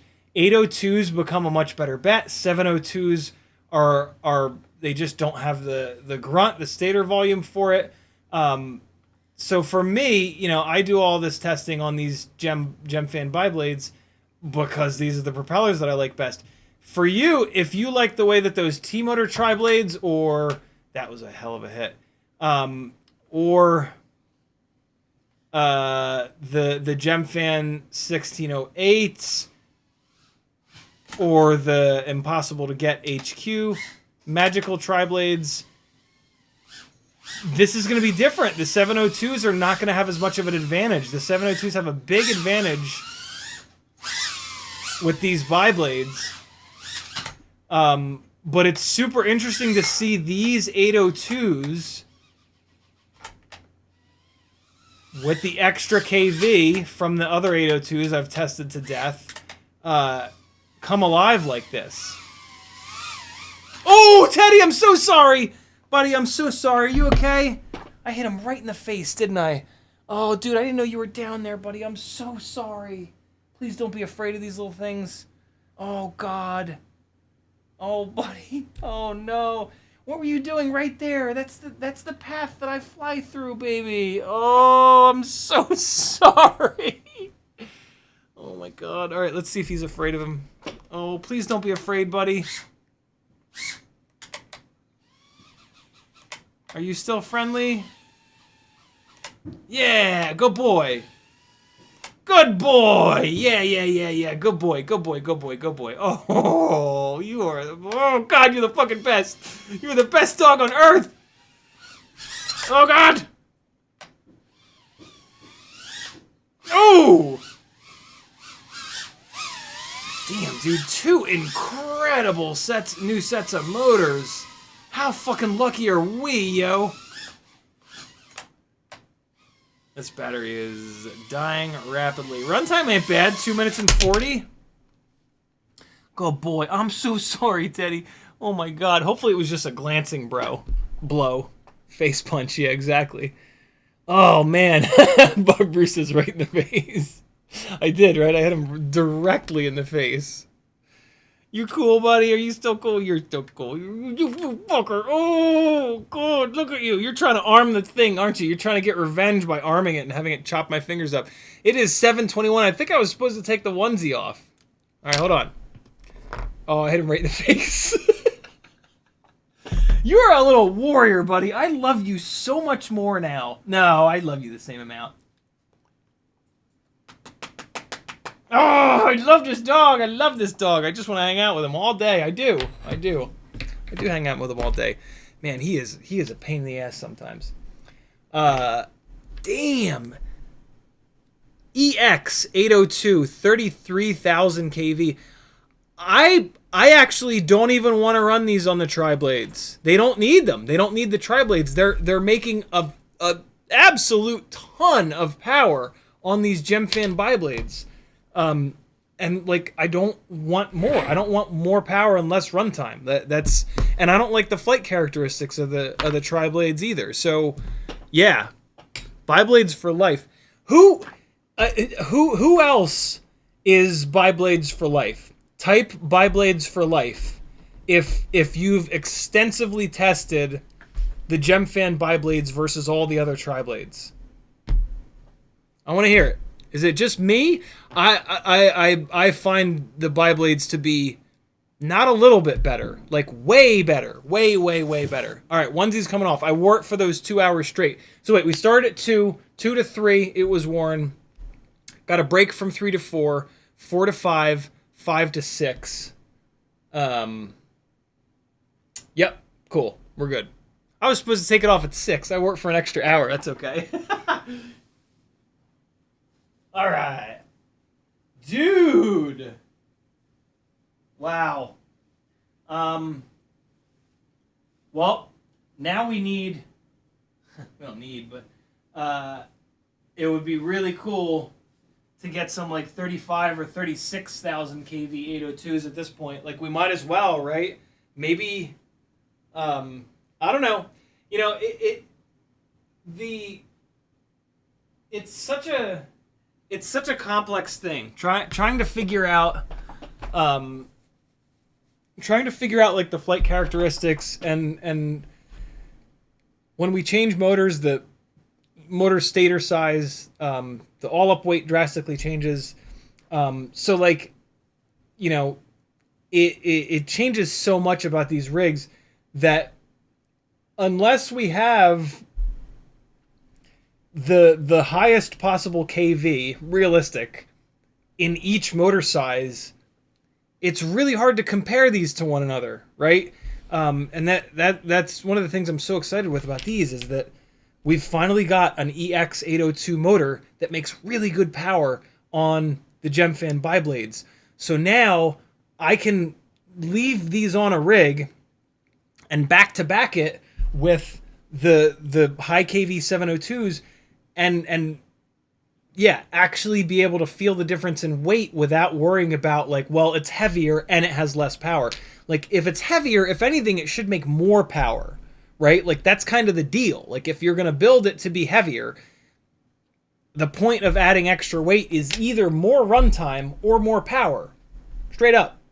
And so we've got that now, although I think this is the same amount of power as like, not power. Power is not the right word. Same amount of acceleration. I can't even use thrust to weight.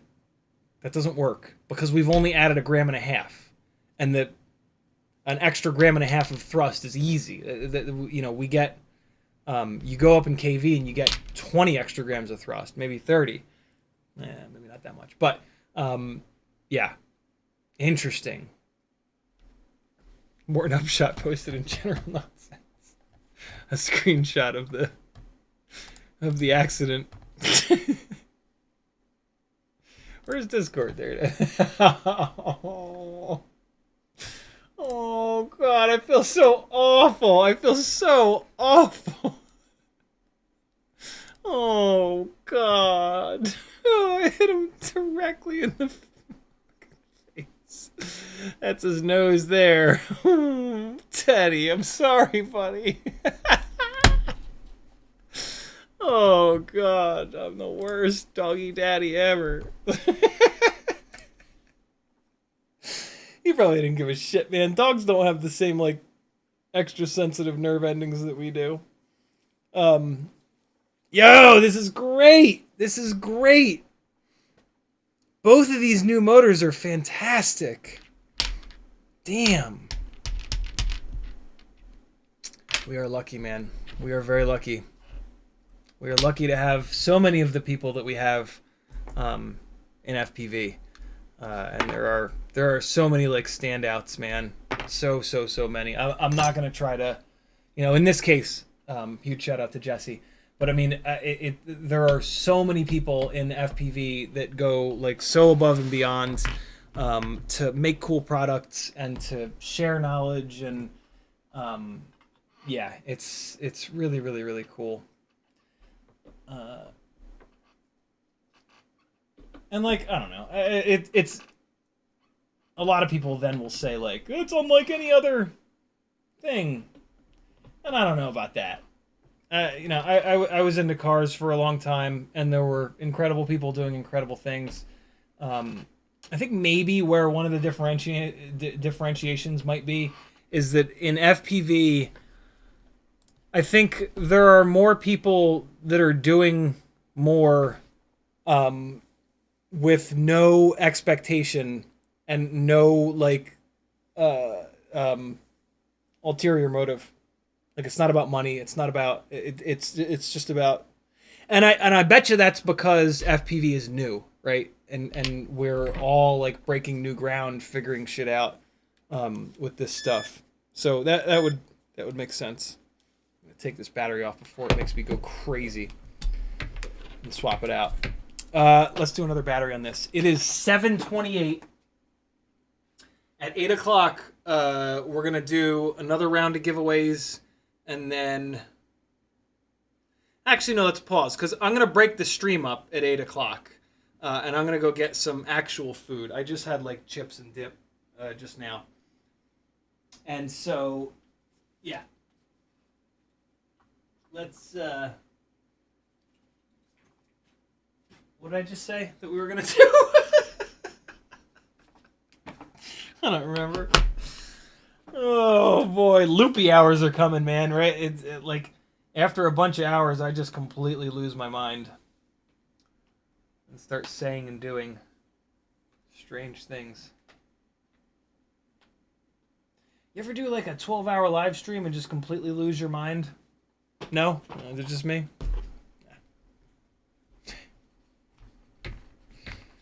All right, here we go.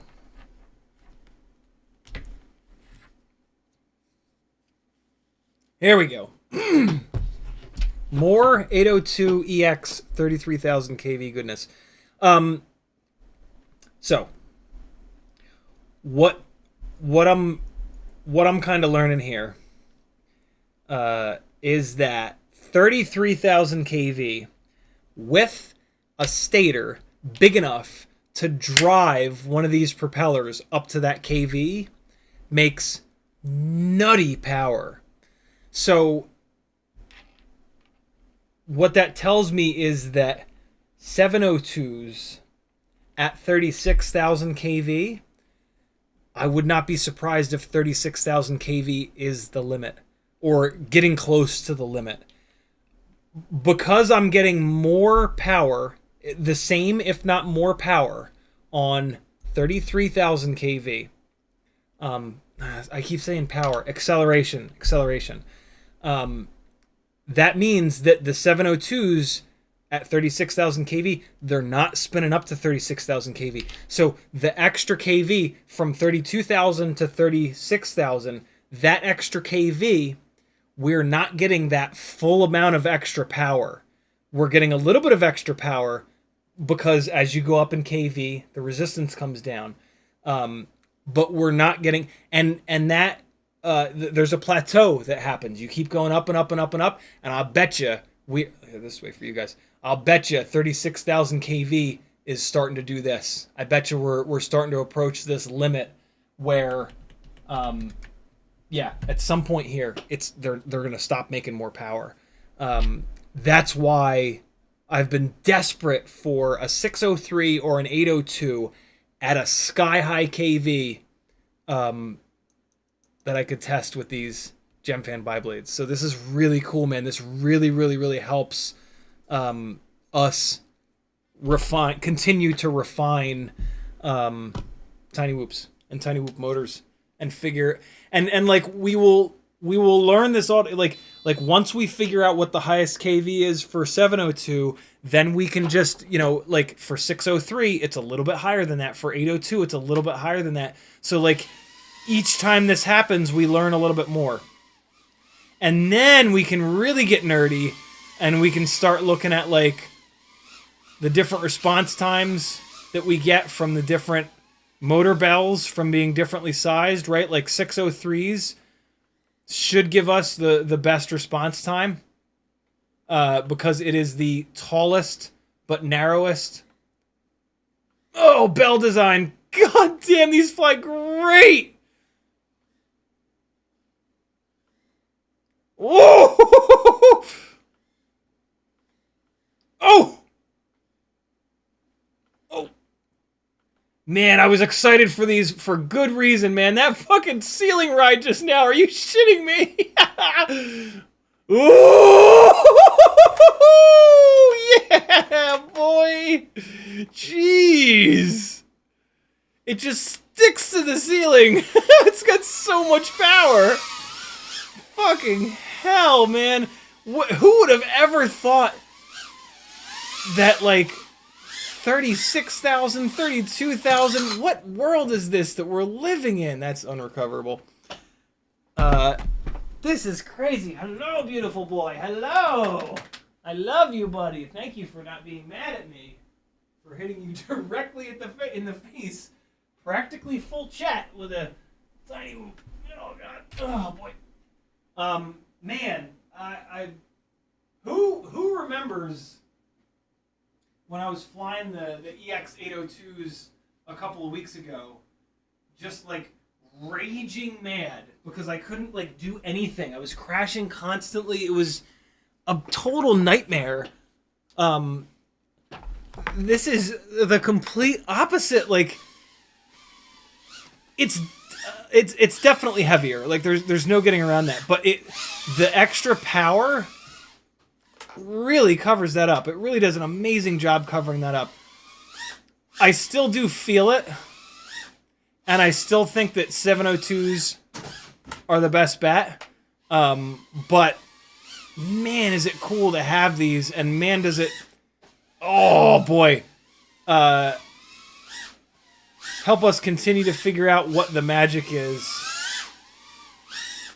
Oh man, see that? So I came into this gate like trucking. I was carrying a bunch of momentum into this gate, and I just hammered it, and it completely changed the direction of this rig and threw it back for that power loop attempt. Oh boy. This is great, man.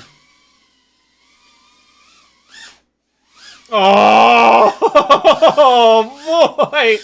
Come on with it! Yo! Out the top. Get down in there, you son of a bitch. This is crazy, dude. This is nuts. I might have to reevaluate the whole 802 versus 702 thing. I'm hitting a bunch of tricks in a row that I struggle even with 702s. Teddy, get off me. Teddy, get off. You can't fly, buddy. Sorry. Dogs can't fly.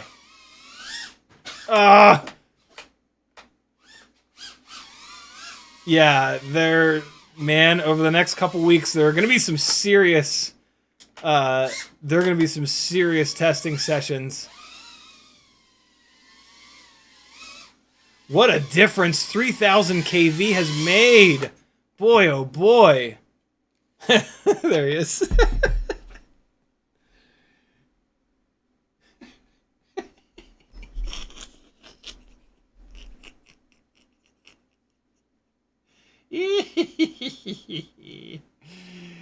Dude.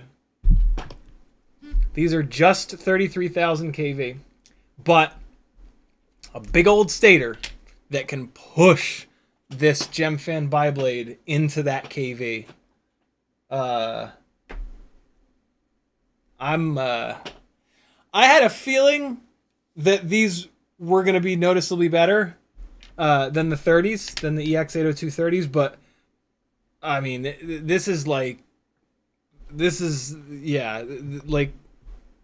I hated flying those.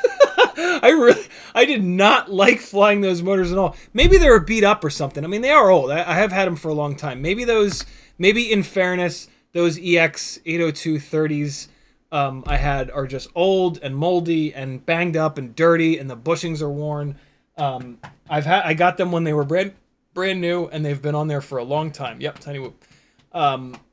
So maybe that's been the deal all along, but I don't care. These exist, and get these, and then just motor limit them down if you want less power. Still not completely sold on these being better than 702, 32s, 36s, but these are real good, and I think where I'm at this very moment is like, you should buy a set of these. Because again, we're all different. We all have different tastes. These might be the perfect motor for you. You might love these the absolute most. You might not. There is definitely a magic to the 702s, and lightweight wins everything. But these are cool, bro.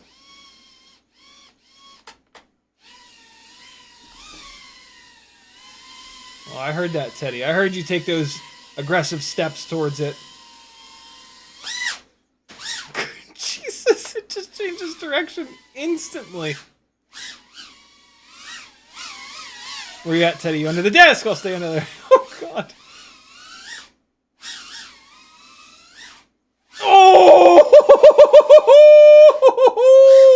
You filthy son of a bitch, you! Oh, God.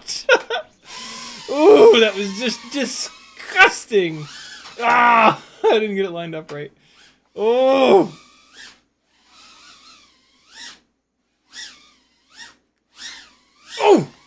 Oh, easy. Oh, God, I'm out of control. Back in control. Oh, didn't need to disarm. Ah. Mega power loop. Easy game. I missed it. Ah. Hold on. Yeah, let's hit some mega power loops. That's something that these motors should do really well. Oh, what did I hit? What even was that?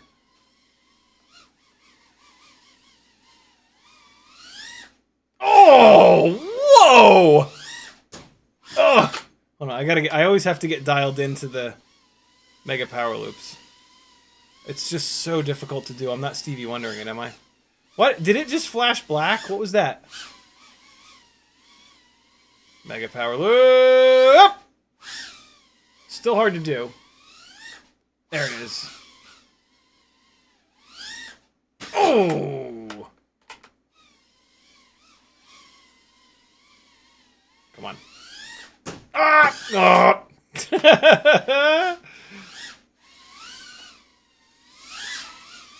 Oh! Oh, no. That was... I just couldn't decide what to do. See that? So I turned it... I rolled it to the right there because it was off-centered. I was heading towards this part of the gate, and by rolling it to the right, it pulled it back in through the gate. That's... I just talked about that a couple streams ago. That's one of the ways that you can decide which way you're going to roll. If there's no reason to roll to one side than the other, let the reason be how lined up you are on a gate. See that when I was perfectly lined up, so it didn't matter. But like if I'm lined up over here, I can do it to the right and it'll send me through. Did you guys see that? There's these motors make power way better than they break. So when you roll in a direction, it always throws the rig in that direction. These motors, I am completely blown away. I am completely staggered at what I can do with these motors. Maybe I'm just flying really good tonight, but I have never been able to do the stuff that I've done with this setup on anything other than 702s. And usually I can only do it on like 32,000 kV 702s on like the exact, on like the setup with no bullshit testing, no like, oh, let me try this. That's something, man. Okay. I'm going to stop flying this because there's lots more to do. But, damn. Let me show you these motors on Tiny Whoop's website. I thought I knew how this was gonna go. I thought they were gonna be a little bit better, but I was just gonna still have a really hard time with the weight. But I can barely tell. I can barely tell that this rig is 1.5 grams heavier. Tiny Whoop does not have an affiliate program, but that's okay because you're supporting Jesse. And he deserves it, and he's awesome, and his reasons for not having the affiliate program are sound. So it's all good. Get you some, regardless. So, back to back, what we flew was... What's that about, Ryan 9? Come on. There they go. So first we flew the Fireflies, and then we flew the... 33,000 kV Hex. So this is what we were just flying.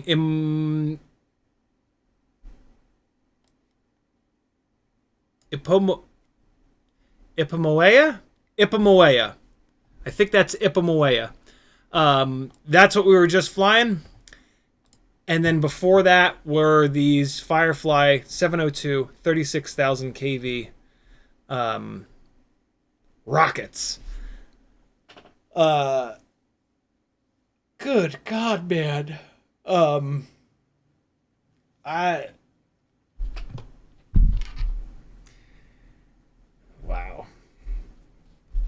Wow. Let me keep flying because maybe I'm just flying good tonight. That would be nice. That was something else. Jeez. Okay, so I'm going to leave this put together.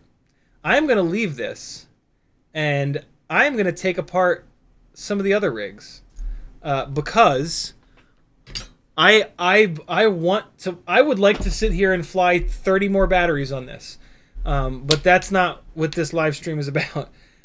We have to do more than just fly the motors that I'm all of a sudden completely enthralled by. So let's pull apart one of the other Ultimate Freestyle Tiny Whoops, and we're gonna drop it into one of these other crown frames. This orange one has the fireflies, which we put a bunch of batteries through, so we'll put this aside. This is going to end up with a camera and AIO in it for sure, because I'm very curious about the 36,000 kV, and I really want to back-to-back it. I really want to back-to-back these two. I cannot wait to do that. That's probably going to happen this coming Wednesday, if not tomorrow night.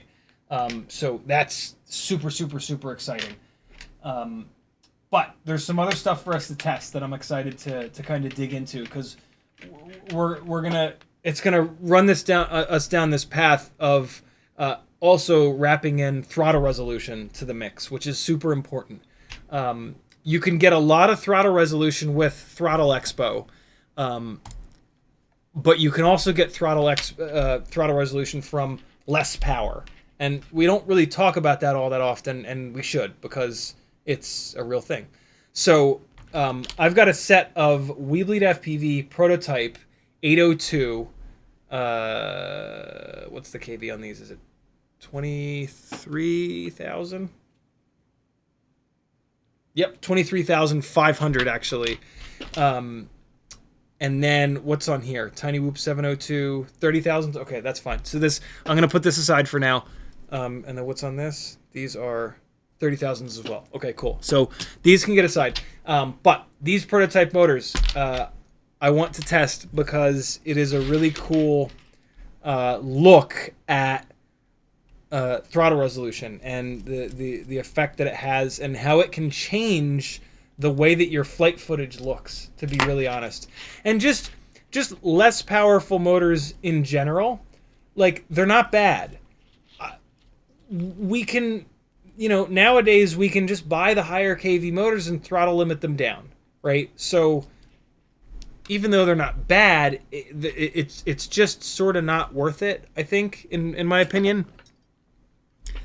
Technically, you do get more efficiency and more throttle resolution by not having the higher KV that you motor limit down, or you can also do it with a throttle cap.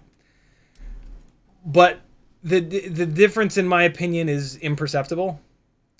All that being said, lately, over the last couple of years, let's say, when I have flown, and it doesn't happen often, but when I have flown lower KV motors, it's been like really kind of eye-opening, and it really, because I don't motor limit these higher KV motors down. If I were spending more time motor limiting these 30,000, 32,000 KV motors down, I think I would come to the same conclusion.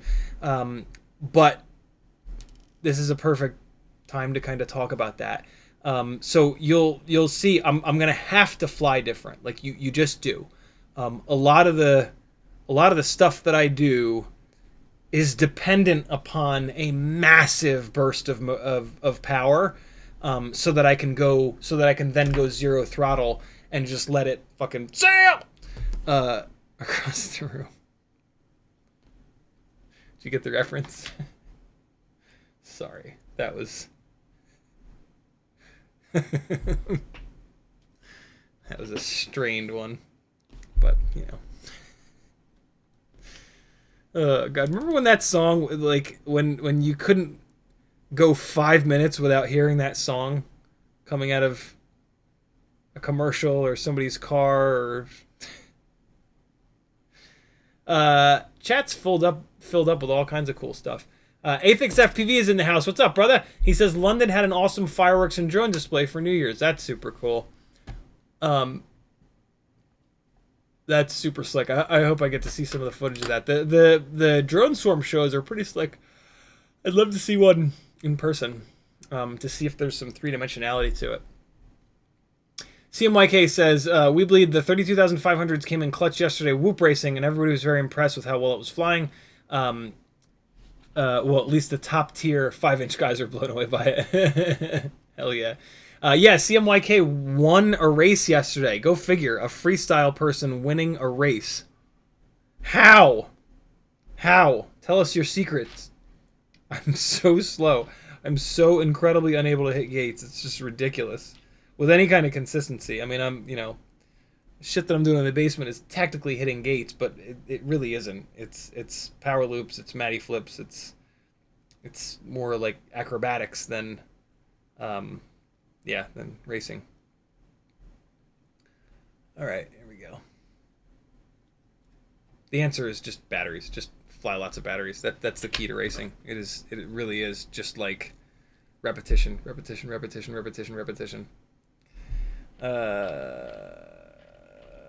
And CMYK has been flying a lot of batteries lately. I've been very impressed. It's really fun to watch. I love when you guys go through those periods where you fly a lot of batteries. It's really cool. Different people in this community will have periods of time where they hit it really hard, and I love that, man. I have really fond memories of the couple of years that I really focused on just getting good, and yeah, it's really there's just no other way to get like really good. Like you have to have a big period of time where you just make the sacrifices and put the time in my opinion. I've not really seen anybody who like just flies a couple of batteries here and there that's able to get like super good. I think it has to do with like just just like anything. If you do it frequently enough, your brain kind of builds rather than learning and then forgetting and then learning and then forgetting. So yeah, if that's the goal, if the goal is to get really good at flying FPV, you're probably going to have to put a whole bunch of time in for 6 months, a year. Depends on how good you want to get. All right, here we go. So, I'll be interested to weigh this thing too. I think it should be even heavier than it was a second ago. Although this is a different AIO and camera. I'm sorry, different AIO rather. And inexplicably, these AIOs that are all the same AIO weigh significantly different amounts. So, but I think that one that I was just flying is the lightest. So I have a funny feeling this is going to be like 21 grams. And that coupled with the not a lot of power, I'm probably going to be raging angry pretty quick. But I'm going to fly this thing different, which you'll notice. That it's kind of consciously, but kind of subconsciously, just because of the way it's going to feel. We're going to, it's going to get flown more racy, sort of. Less full throttle throws, more gate shooting. I need a set of props for it, though. I mean, I could go straight to tri-blades. They are 802s. They have enough stator volume to control the weight of the tri-blades. Being low KV, the tri-blades will bring a little bit of power back that I'm going to be missing. But I want to try bi-blades first because we've been on bi-blades. So let's stick with that. And that'll also really show you the difference in KV. Let's get the scale out here. Why do I keep putting the scale away? I should just leave it out. Okay. Let me find a set of Gemfan bi-blades. Here is a high right. Here is a high left that's a little bit beat up, but it's not too bad. Here's another high left. Here's another high left that actually looks nice and clean. Let's put that one aside. That's a good one. High right that looks pretty clean. Good. Let me just find another left side high propeller that's less beat up. All right, this is the least beat up one. So, all right, cool. We're good. Throat's starting to hurt. Voice starting to go. Time's at 7:54. All right, pretty soon we're gonna take a little break. Let's do. We'll do like 2 batteries on this rig, and then we will do 2 giveaways, and then we will take a little break. I'm gonna get some chicken and potato stew that Maggie made that is waiting for me upstairs. Okay, throw some props on here, and where are we at? Oh, that's left. There we go. I will certainly need to change the direction of these motors. I just put these randomly on. There we go. Here. And here. Yeah. Oh, nope, don't put it on upside down. Okay. Ow. We are... What are we weighing here? I'm going to guess 21 grams. Oh, no. Not quite. 20.7. Yep, 20.77. So call it 20.8 grams. So we are now heavier, and we are almost 10,000 less kV. We're going from 33,000 kV to 23,500. This is admittedly more of a racing motor. If you couldn't have already guessed that. If you didn't already guess that, I should say. And so, yeah, that's kind of how I'm going to be flying it. But still a very fun flight style. There's nothing wrong with that. Like, don't let me... I can... Sometimes I feel like I can be a little bit down on racing. There's absolutely nothing wrong with that. It's just not what I'm into. Right? So, like, I just don't talk about it all that much. That's okay. Let's see what RPM these things crank up to. That'll be super interesting. Motors, its battery is at 4.27, so it's doing good. Let's get the motor direction sorted first. Start and spin. All right, motor 1. Jesus. Motor 1 is wrong. Motor 2 is right. Motor 3 is right. That means motor 4 is going to be wrong. Yep, sure enough. All right, good deal. And let's see. Ready? Watch for the RPM. Whoa! What? 64,000? Yeah, so in these loaded thrust tests, the bigger stator motors are really working.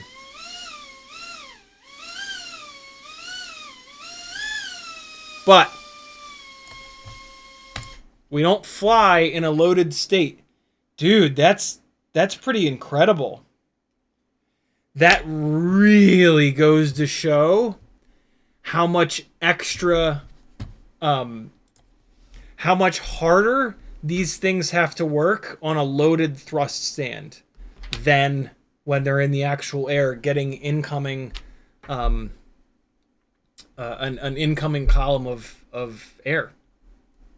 Wow, that cranked higher. That spun higher than the 32,000 kV 702s. Good God! Get in there, battery.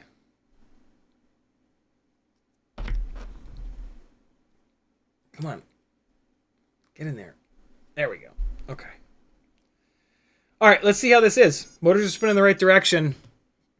23,500 kV. I'm almost certainly going to have to change the throttle expo point because it's probably going to be way too high. The hover point is probably going to be really high. So let's take a look at that first. Whoa, okay. All right. Somebody ain't happy. All right, what's going on? Is that a motor that's out of balance, or is that a propeller that's hitting the frame? It's a propeller that's hitting the frame. It's the right front again. It's motor 4 again. This is a fresh frame. I haven't even run this once yet. All right, motor 4, you gonna be cool now? No, where's it hitting? What are you hitting on, little buddy? Oh, oh.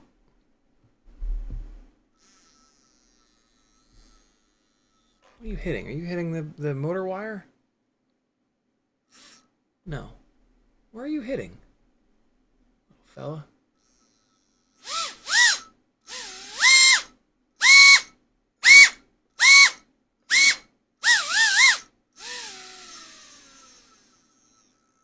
It's hitting bad, man. What are they hitting on? What are you hitting on, little guy? I can see it. It's hitting on the ends. Oh, here it is. It's hitting on this side, so I need to push this duct like that. There we go. Good to go. All right, let's see if that gets a little bit better. It might not get better. The motors could be out of balance. It's really difficult to balance these little tiny motors. Oh no! Wow. No, not having it. Not having it. Let's change propellers just in case it's an issue with one of these Gemfan biblades. These are not brand new Gemfan biblades. So yeah, let's change to a set of tri-blades. See if that cleans it up. If not, then yeah, welcome to prototyping. Sometimes shit just don't be working. All right, here we go. I'll do this over on the bench. So I need to grab a set of Gemfan tri-blades. This'll be interesting too. I was gonna do these anyway. Kind of glad I didn't, but let's see. Let's see what's going on here. Hold on. CMYKFPV dropping the CiottiFPV.com link. Thank you, dude. Riot9 says, I think it's the motors, but you're doing okay too. AJ Fair says, do you know why my gyro filter multiplier is grayed out and not working? Gyro filter multiplier. That would be because it's turned off. Let me show you. Plug something in.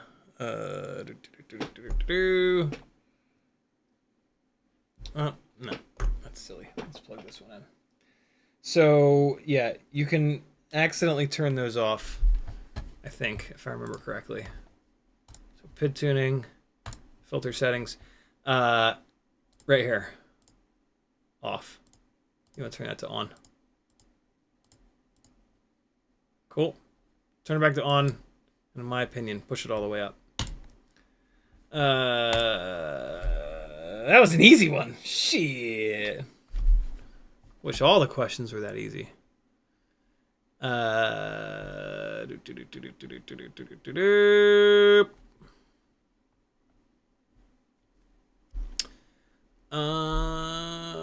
Okay.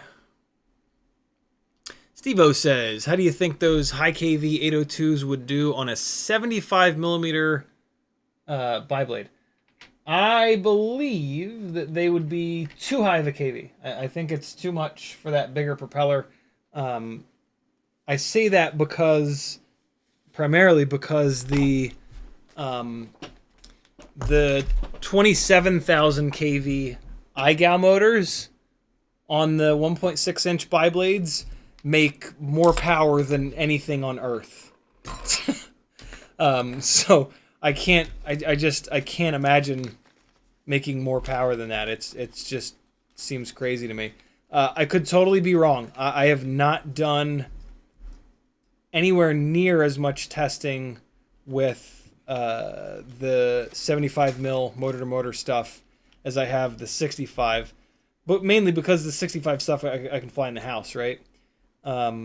So yeah, take that with a grain of salt, but I don't know, like, the iGal 27,000s were in stock last time I checked, and so, and they're the most kV you can get with the 1.5 millimeter motor shaft, which you definitely want.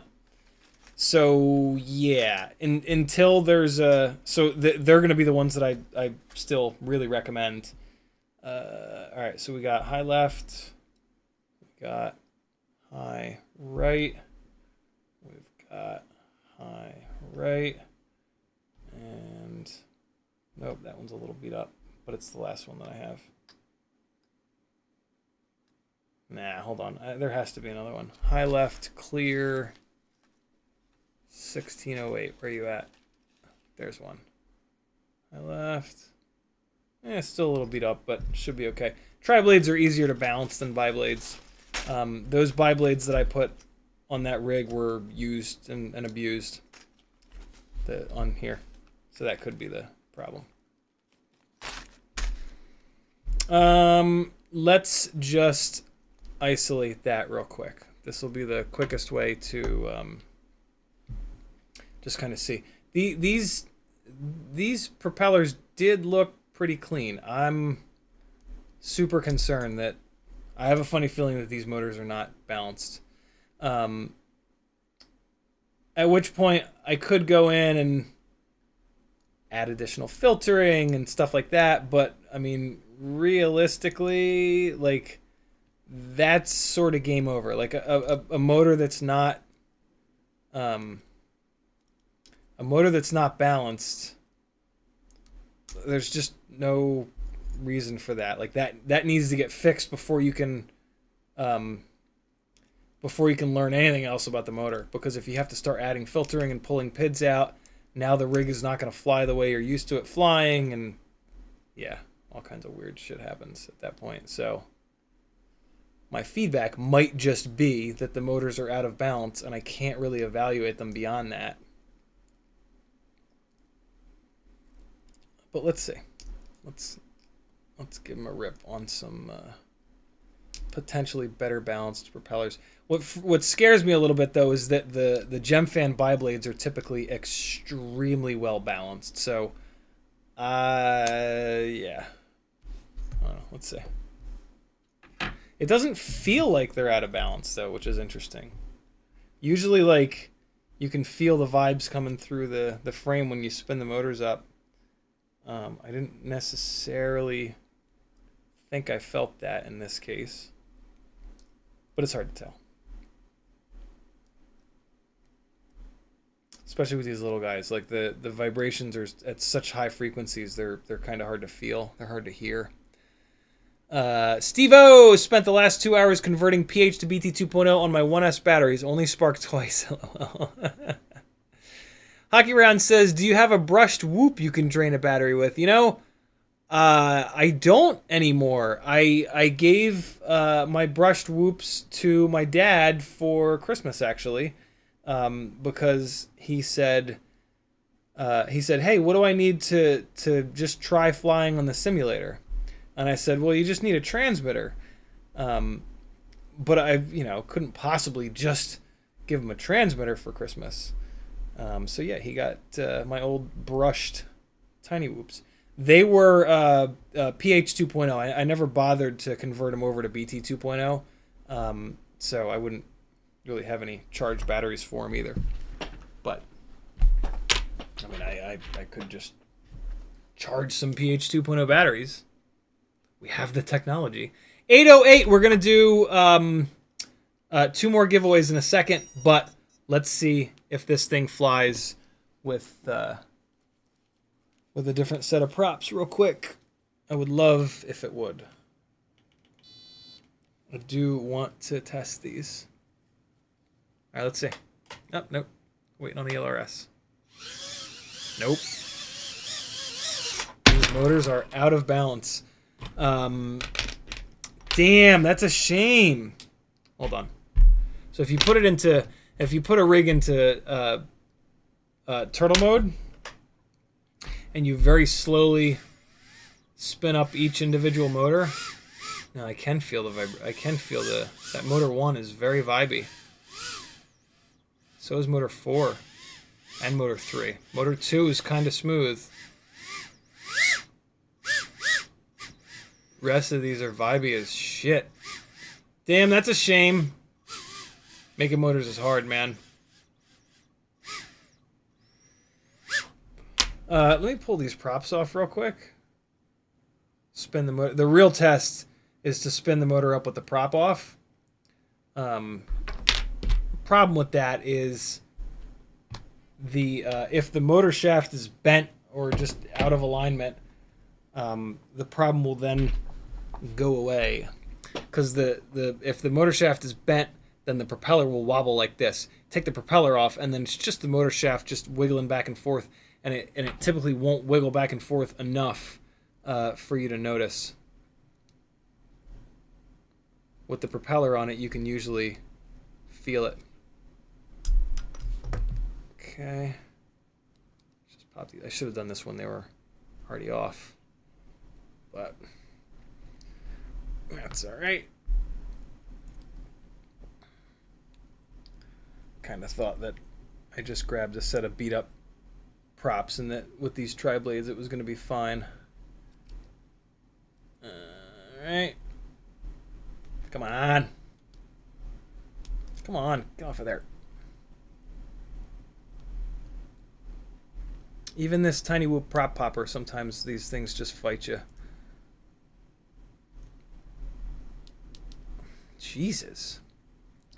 You gotta like get it under there to get it started. I can't use the plunger yet. There we go. Now it's in there enough. Ah, almost. Come on.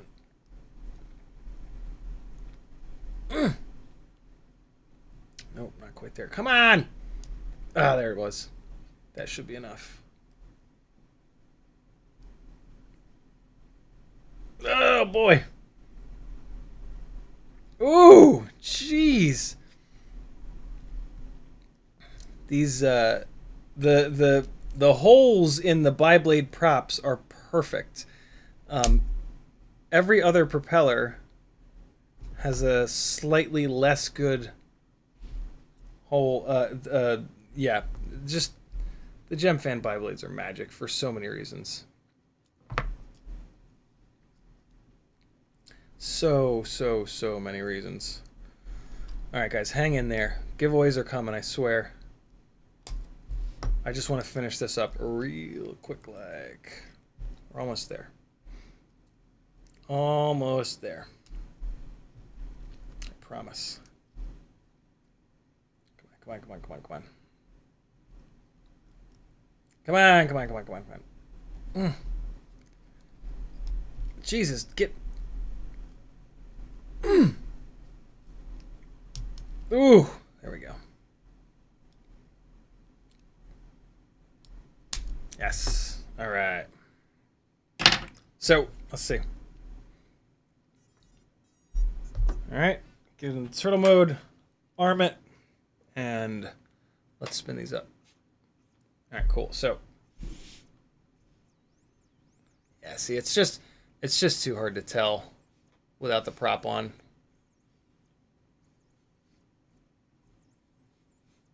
Yeah, I mean, they it's just too subtle. I can't tell. The bell is so small.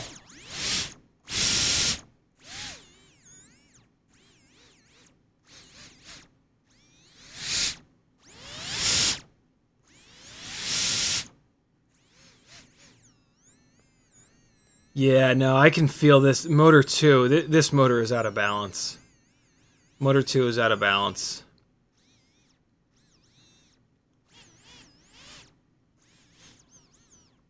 Yeah, for sure. You can feel it at the lower RPM. So is motor 1. Yeah, that's a shame. That's a shame. But, yeah, that is super important feedback. Like, that's, you know, you put a motor out, start selling a motor that's out of balance like that, it's going to be a bad day, right? If you've got somebody that can tell you that before it goes out the door, you can save yourself a whole shitload of headache and nightmare and stuff like that. So I feel good that I'm able to give really important feedback on these. But that's a shame. I did want to kind of fly these around a little bit. We will live, though. We got plenty of other stuff to do. It is 8:14. We are going to do 2 more giveaways. Let's just pop. Tempted to put this right back into that 34,000. We are going to fly another few Tiny Whoop batteries. What other frames do I have with motors mounted in them? Weebleed 702 32,500s, which is like my baseline. Tiny Whoop 702 30,000s, and that's what these are as well, right? Yeah, okay. So we'll leave these aside. Man, 30,000 kV is looking like low kV now.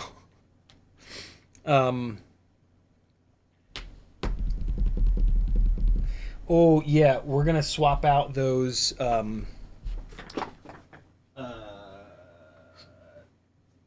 Tiny Whoop Moon Travelers. That's what we'll do after the break. But for right now, let me just move some of this shit. Let's put this. I'm not supposed to show you these guys. I'm not supposed to show you guys these motors. And I'm afraid that I'm going to accidentally. So let me really quick pull this canopy, and that way I can pull the motors, and or that way I can put this frame and motors elsewhere. And it's just as easy as that. And then we push the AIO up and out. All right, cool. Oh, nope, I missed one of the screws. Sitting here like, man, that's holding on to the rubber really tight. There we go. Okay. Up and out. Get out of there. Up and out. There we go. Okay. Trying to keep my voice down so I can save it for the record. If anybody wonders why I'm whispering sweet nothings. Just trying to save my voice. In previous big long live streams, trying to have a voice by the end of it is the hardest part. And I'm streaming tomorrow night, Monday night. 4 more giveaways. Okay, so this can go over here to remind me to send that feedback over. Not right there. That'll work. All right, cool. I've got extra camera canopy and AIO. Put those there. And 2 more giveaways, friends. Oh, I knocked one of them over. That's what that noise was. I knocked one of them. Probably with the wind. The wind of change. All right, man. Giveaway cluster number 3. Here's what you're playing for. I'm putting the scale away again. What a donkey. Actually, I gotta get caught up on chat. So, real quick. AJ Farah says, nope, I'm way farther behind than that. Hold up. Hold up.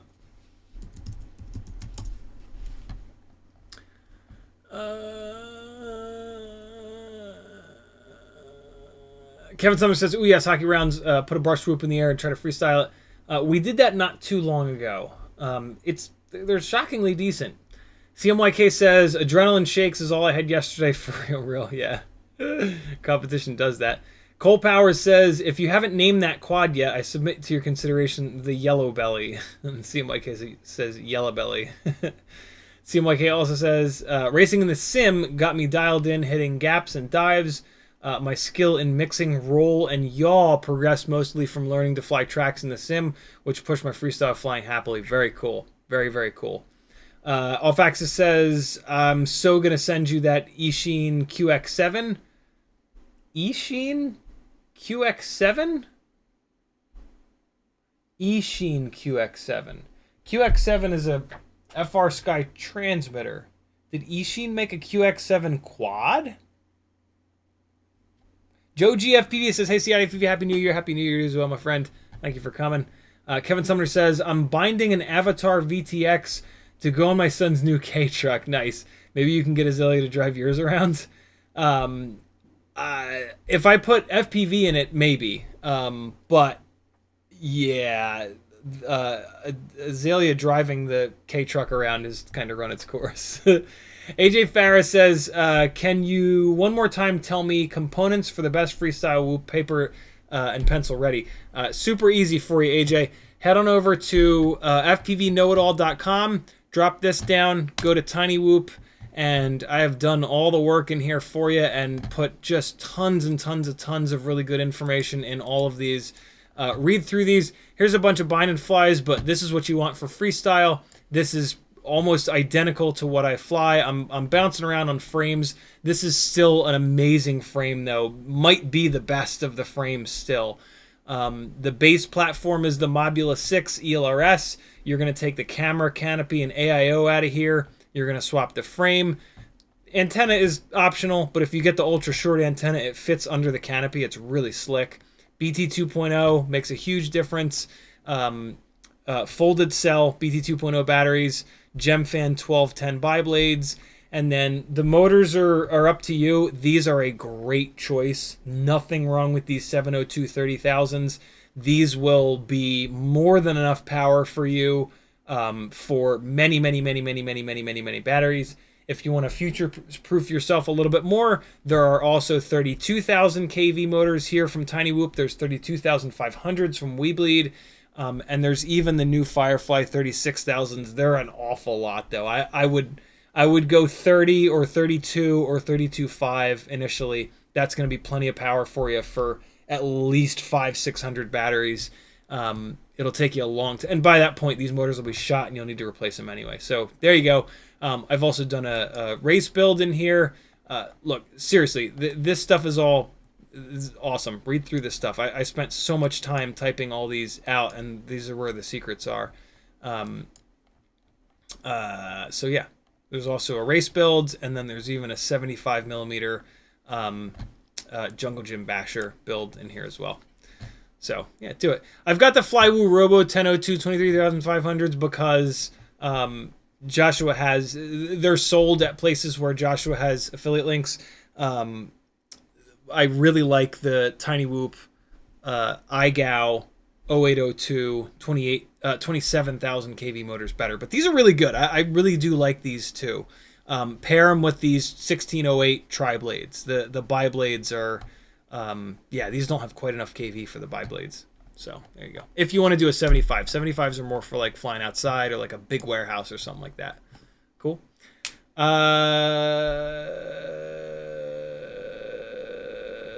Demo FPV says, what are your big hopes and plans or goals for 2024? I'm not a big goal person. I kind of treat every day as like a separate little adventure, little choose your own adventure. As long as I can continue to live with these people and do this for a job, I'm just happy as hell, man. I'm so lucky to be able to get to do this, and I don't take that lightly. And this is enough for me. Like if this is how it is for 10 more years, I'm so into that. I'm so into that. I'm just yeah. This is a great period of my life. And yeah, my family is happy and healthy. I get to see my parents a bunch of times a year. Yeah, this is great. So I'm totally fine with this. I'm not gonna like make some crazy lofty goal that I spend effort and time and energy chasing after. And forget about the things that I have that are just so great right now. I would rather just appreciate and live in the moment, and just, yeah, love what I'm doing. I do want to continue to get flying gigs. They are just so amazing. They tend to just kind of pop up out of nowhere. just having an Instagram presence is where most of that comes from. I wish there was a little bit more control than that, but not a single other FPV pilot that I've talked to has been able to say like, yes, I have some control over that. It's like we all do, like we know what we're doing, and we do it, and it's freelance life. So yeah, but I'm just absolutely loving hanging out with all you guys and doing this for a living, and then getting a couple of flying gigs a month. It's just so cool, and yeah. I wish I had a more interesting answer for you, but I try to keep it really, really simple. David Ciotti says, where is the onesie? I am able to take a break from the onesie because we didn't get to 800. But I've worn it for 3 hours total. I wore it for the first hour, the third, and the fourth hour. And there it is. I've scrolled down enough to see a $170 super chat from my dad that says, put it on, baby. So I will put it on at 9 o'clock from 9 to 10, thanks to my, speaking of my amazing family. Dad, Jesus, thank you so much. 6:30 goes to, I guess that would be 800 even. Not 80. There we go. Jesus. God, thank you, Dad. Super, super, super generous. Goodness. Riot9 says, Dad's in chat. Off Axis says, the box I sent you that you adore. Box?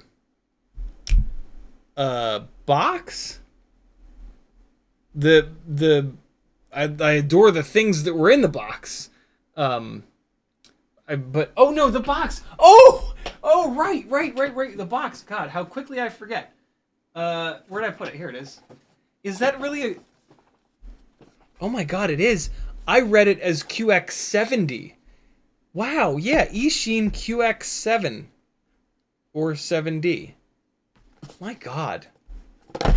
That's right, they did.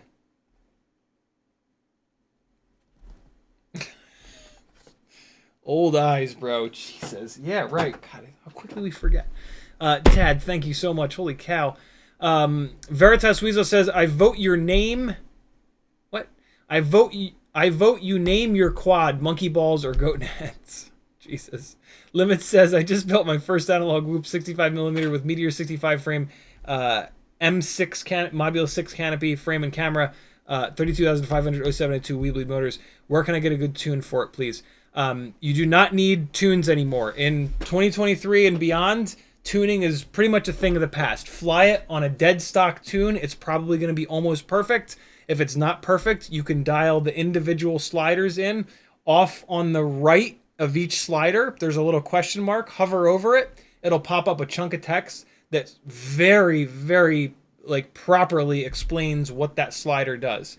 So fly it. Figure out what it does really well, what it does not so well, and then read those tooltips on the sliders, or come in here and ask me, and we'll talk about which sliders you need to push up. The beta flight is better than it's ever been, and there is really no need for 98% of people to do any tuning anymore. Just fly it, enjoy it. If it prop washes, you put it into the prop wash. Learn how to not put it into the prop wash. And then after you've done that for a couple of hundred batteries, you'll be a much better pilot.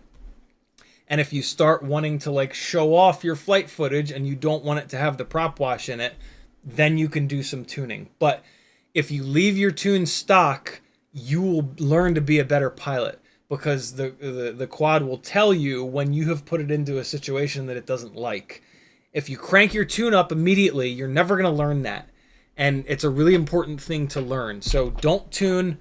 Like I said, though, the stock tune is way more aggressive than it ever was. So with that combination of parts, it's going to be really, really good.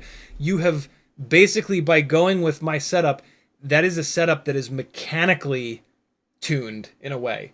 It is mechanically able to have a fast enough response time to eat the prop wash, rather than having to do that digitally with timing, which is what the PIDs operate off of. It's a much better idea to do that mechanically than through the software. The software is a Band-Aid.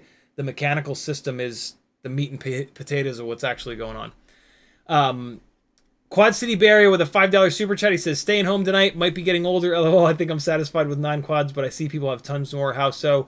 I think a lot of folks end up with tons and tons and tons of rigs because it's just super fun to kind of screw around and dive into the technical side and see how a bigger motor flies and how a different frame flies. And so, yeah, and it makes, having multiples makes it a lot easier to head-to-head test stuff. Also, you know, we're just fat, dumb Americans that just buy lots of shit. So that's myself included. So that's a big part of it, I'm sure. Beefcake85 says, what type of wire can a guy use to replace original ELRS whip antenna on a Mobile 6? Thanks. I think you want like a single strand wire, but I don't think it's a deal breaker. What my favorite thing to do is to raid your old parts and look for an old FR Sky receiver.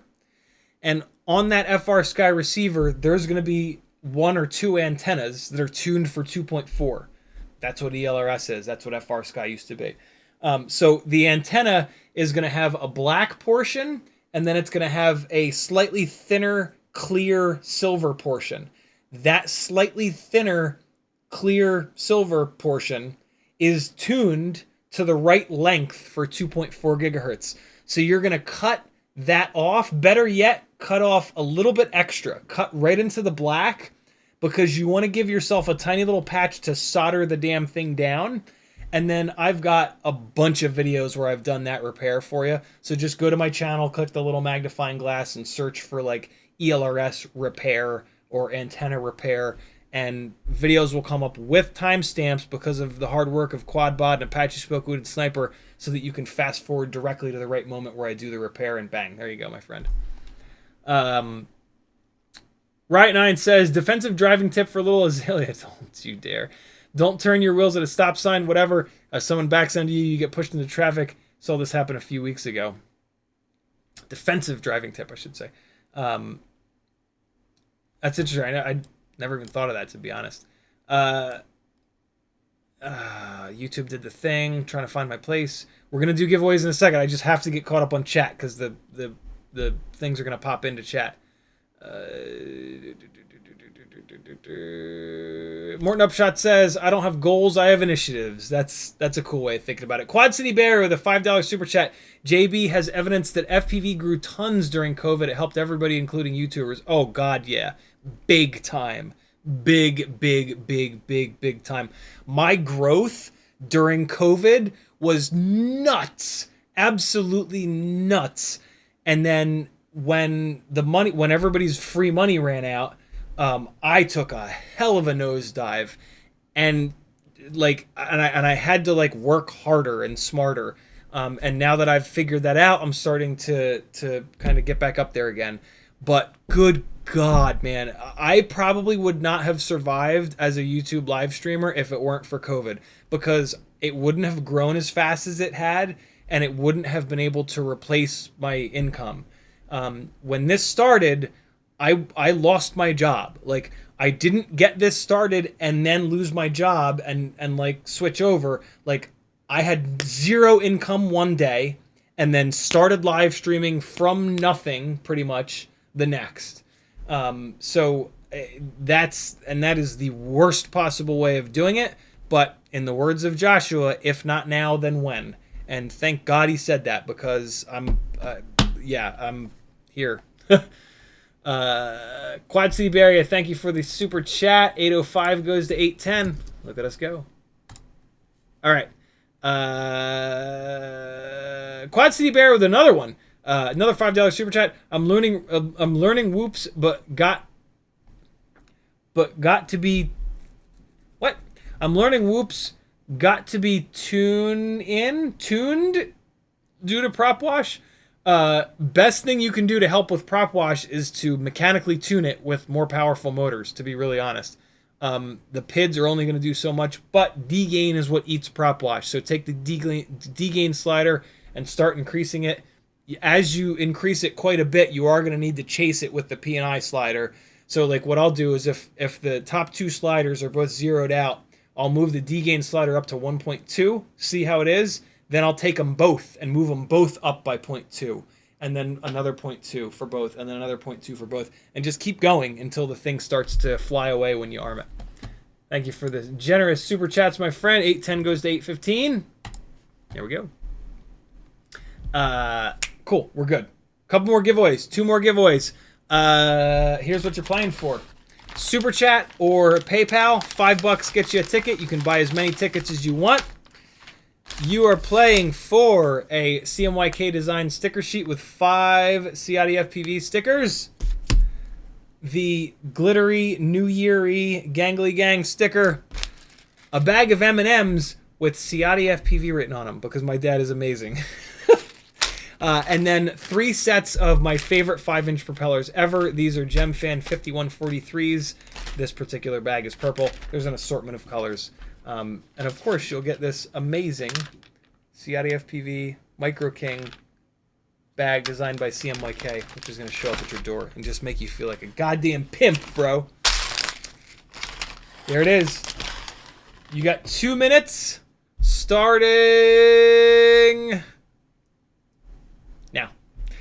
You can do PayPal over on CiottiFPV.com or a super chat here. $5 per ticket. Buy as many tickets as you want.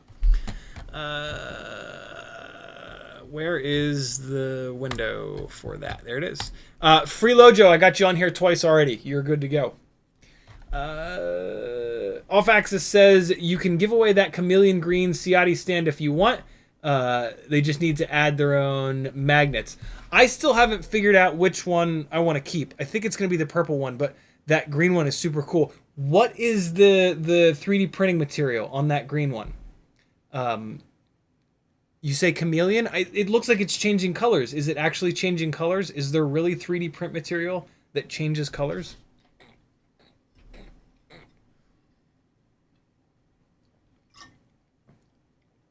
All right. After these giveaways, I am going to take a little bit of break. It'll help with my voice. It's also going to help with my stomach because I'm hungry. At some point, we have to talk about why I have a completely demolished set of Master Air Screw Mavic props. Mavic 2 Pro props. And I'm going to play some flight footage for you. But, man, we've been doing all kinds of shit. 30 seconds left. Quick. I'm going to start adding people. Danzil the Terrible with a 75 Canadian Californian dollar super chat. Thank you, dude. Ooh, he's got a bunch of people on here. Here we go. This is going to take a minute. The alarm will go off. Danzil the Terrible says, 1 for me. Gotcha. Wait, no. I'll take over here. Off axis. I know how I'm going to do this. I'm going to grab all these. I'm going to go like that. There it is. That was your 2-minute window. And we got that. And we got that. And we got that. And we got that. A little bit of that. A little bit of that. A little bit of this. A little bit of that. A little bit of that. And a little bit of that. There we go. Got it. Nice. Thank you, Danzil. Super kind. Bryce Miller with a $10 super chat. He says, licorice tea for your voice. I did not really... I don't have cough drops or anything. Usually I at least have cough drops. I don't like doing cough drops, though, because they... I feel like you guys can hear them, and I talk weird with them. Alfaxis says, Silk Green Chameleon. It's not changing colors. It's just dual color. Gotcha. It looks really cool. David Ciotti with a $5 super chat. He wants those M&Ms back. Awesome. Thank you, Dad. You're the best. Where is email? Here we go. All right. PayPal. What do we got? Hey, Scott Milano. It looks like you sent me your address. Thank you for that, brother. Freelojo with a $10 super chat. He says, YouTube ate it and spit it back. So F their 30%. I already have you on. All right, cool. So YouTube spit it back at you, so that's good. I already have you on here twice. Awesome. Thank you, Freelojo. And then CMYKFPV is doing a $10 super chat. 1 ticket each for the 2 newest patrons. So let's look that up. That's going to be in here. That's going to be in here. So that's going to be Traffic Sow, TRAFFICSAU, courtesy of CMYKFPV. You get a ticket. And then Jim Leopardi, very cool. You are getting a ticket as well, whether you like it or not. Thanks to CMYK. Thank you, brother. Very cool. And then I think I saw one more, maybe. Yes, here it is. Damien. He says, another trucking 2, please. Is this, Damien, are you another trucking FPV channel? Is that, I'm just going to put you on here as Damien. Just to make sure I don't put the wrong person on here. I know for sure that you're Damien. Thank you, dude. Thank you, everybody. Very cool. We've got some tickets. Let's blow all but one away with this here PlayStation looking quad. I forget what player 1. This is called the player 1. Goats ready? Ready to go? 2 people are gonna win. 1 first. Tired Goat is tired. He's getting work done tonight. CMYK is on the left. Kevin Sumner above him. Bryce gone top right. Blizzard FPV gone too. David Ciotti hanging. Oh, CMYK at the last second gets it on in there. And I put the marker over here. We're doing it again. We are going to hit play again. It's going to take CMYK out of there. Everybody else remains. And I'm just going to write CMYK down. Good to go. Here we are. Somebody else going to win. Who's it going to be? Athix in the bottom right corner right next to Kevin Sumner. Jim Leopardi on the bottom there. Hockey Rounds to the bottom left. Freelojo bottom right. All 3 of them just got blown away in one fell swoop. David Ciotti's heck. Nope, he's gone. Bryce Miller wins. Congratulations, Bryce. Bryce, if you are not on Patreon, on my Patreon, even if you are on my Patreon, do me a favor and check your address to make sure that your address is in there. Otherwise, I won't really know how to get this to you. BRYCE Miller. Congratulations, brother. You're going to get a very cool looking bag in the mail in about a week. All right, people. I need a little break to get some food and let my voice rest and just, take a little breather. So it's way later than I thought, 8:42. We're good, though. What I'm going to do is I'm going to put my playlist of my edits back on to end this part 1 of the live stream. On YouTube, you cannot stream for more than 11 hours or it will delete the whole damn thing. So I have to break this 12-hour stream up and we're right at about the half point. So this is going to be the end of part 1. There's going to be some copyright-free music and a bunch of my edits playing for the next probably like 20 minutes because I'm going to have some chicken and potato stew and just chill for a minute. So, yeah, if you're not going to make it back, I'm going until 2 a.m. Eastern time. So if you're not going to make it back, Michael Scott Rue is in the house. Happy New Year, brother. Thank you, dude. Good to see you in here. Yeah, if you're not going to make it back, have an amazing New Year. Thank you so much for 2023, for hanging, for the good times, for helping me continue to refine Tiny Whoops and 3-inch rigs and all the shit that we do all the time. It's really, really, really cool. But yeah, I'll be on for, I'll be back at like around 9. Well, yeah, so a bunch of my edits and some music will play for a while, and then this will chop off like the regular streams, the end screen, and then I'll set the new stream up and it'll just pop back up and we'll do the intro and all that shit, and then we'll do 10, 11, 12, 1, 2. 5 more hours. Cool? I'm gonna go get some food, so should you. CMYK says, play some Discord flight videos in a playlist mixed into your videos. That is a great idea. I will come. Kevin Sumner says, can you schedule the new stream and drop the link in chat? should be able to. I don't see why not. Hold on. Ever wonder what it looks like to schedule a stream? Come into YouTube Studio here. Click this button. Ah, yeah, see, it makes it difficult because I'm currently... Oh, no, there we go. Oh, no, see, yeah, it doesn't... When I end this stream, it will give me the previous settings. So, yeah, I'm just going to wait. But it'll pop up in Discord, and it'll just pop up here on YouTube. So, yeah, hang around. It'll come up in a second. And I will put the link in... I'll put the link like I always do. Discord, Patreon, so you get an email.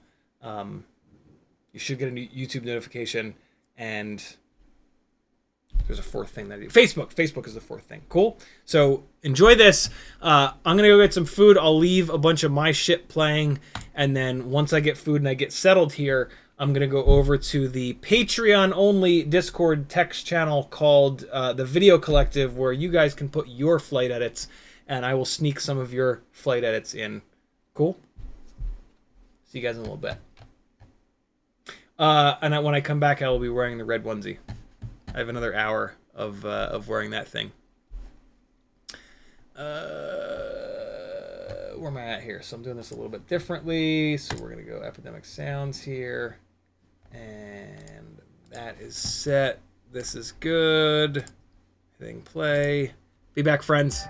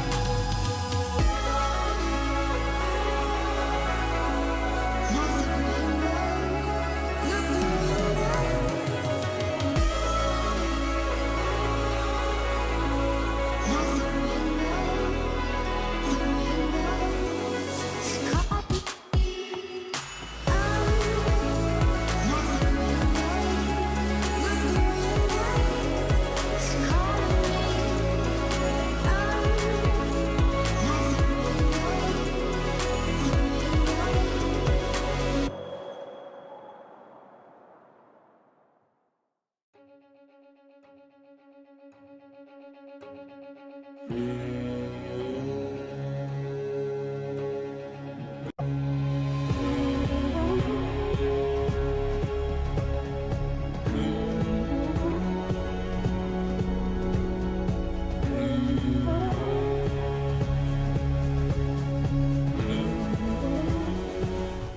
right, friends, let's break this stream up so that YouTube doesn't delete it. I'll see you guys in like 5 minutes. I'll set the new one up, send out all the notifications, and then it'll start at like basically 9:30, a couple minutes before 9:30. I'll see you in a minute. The link will be on Discord, Facebook. You'll get an email from Patreon. I guess that's it. Or you can just sit here on my channel. It'll pop up. Love you. See you in a minute.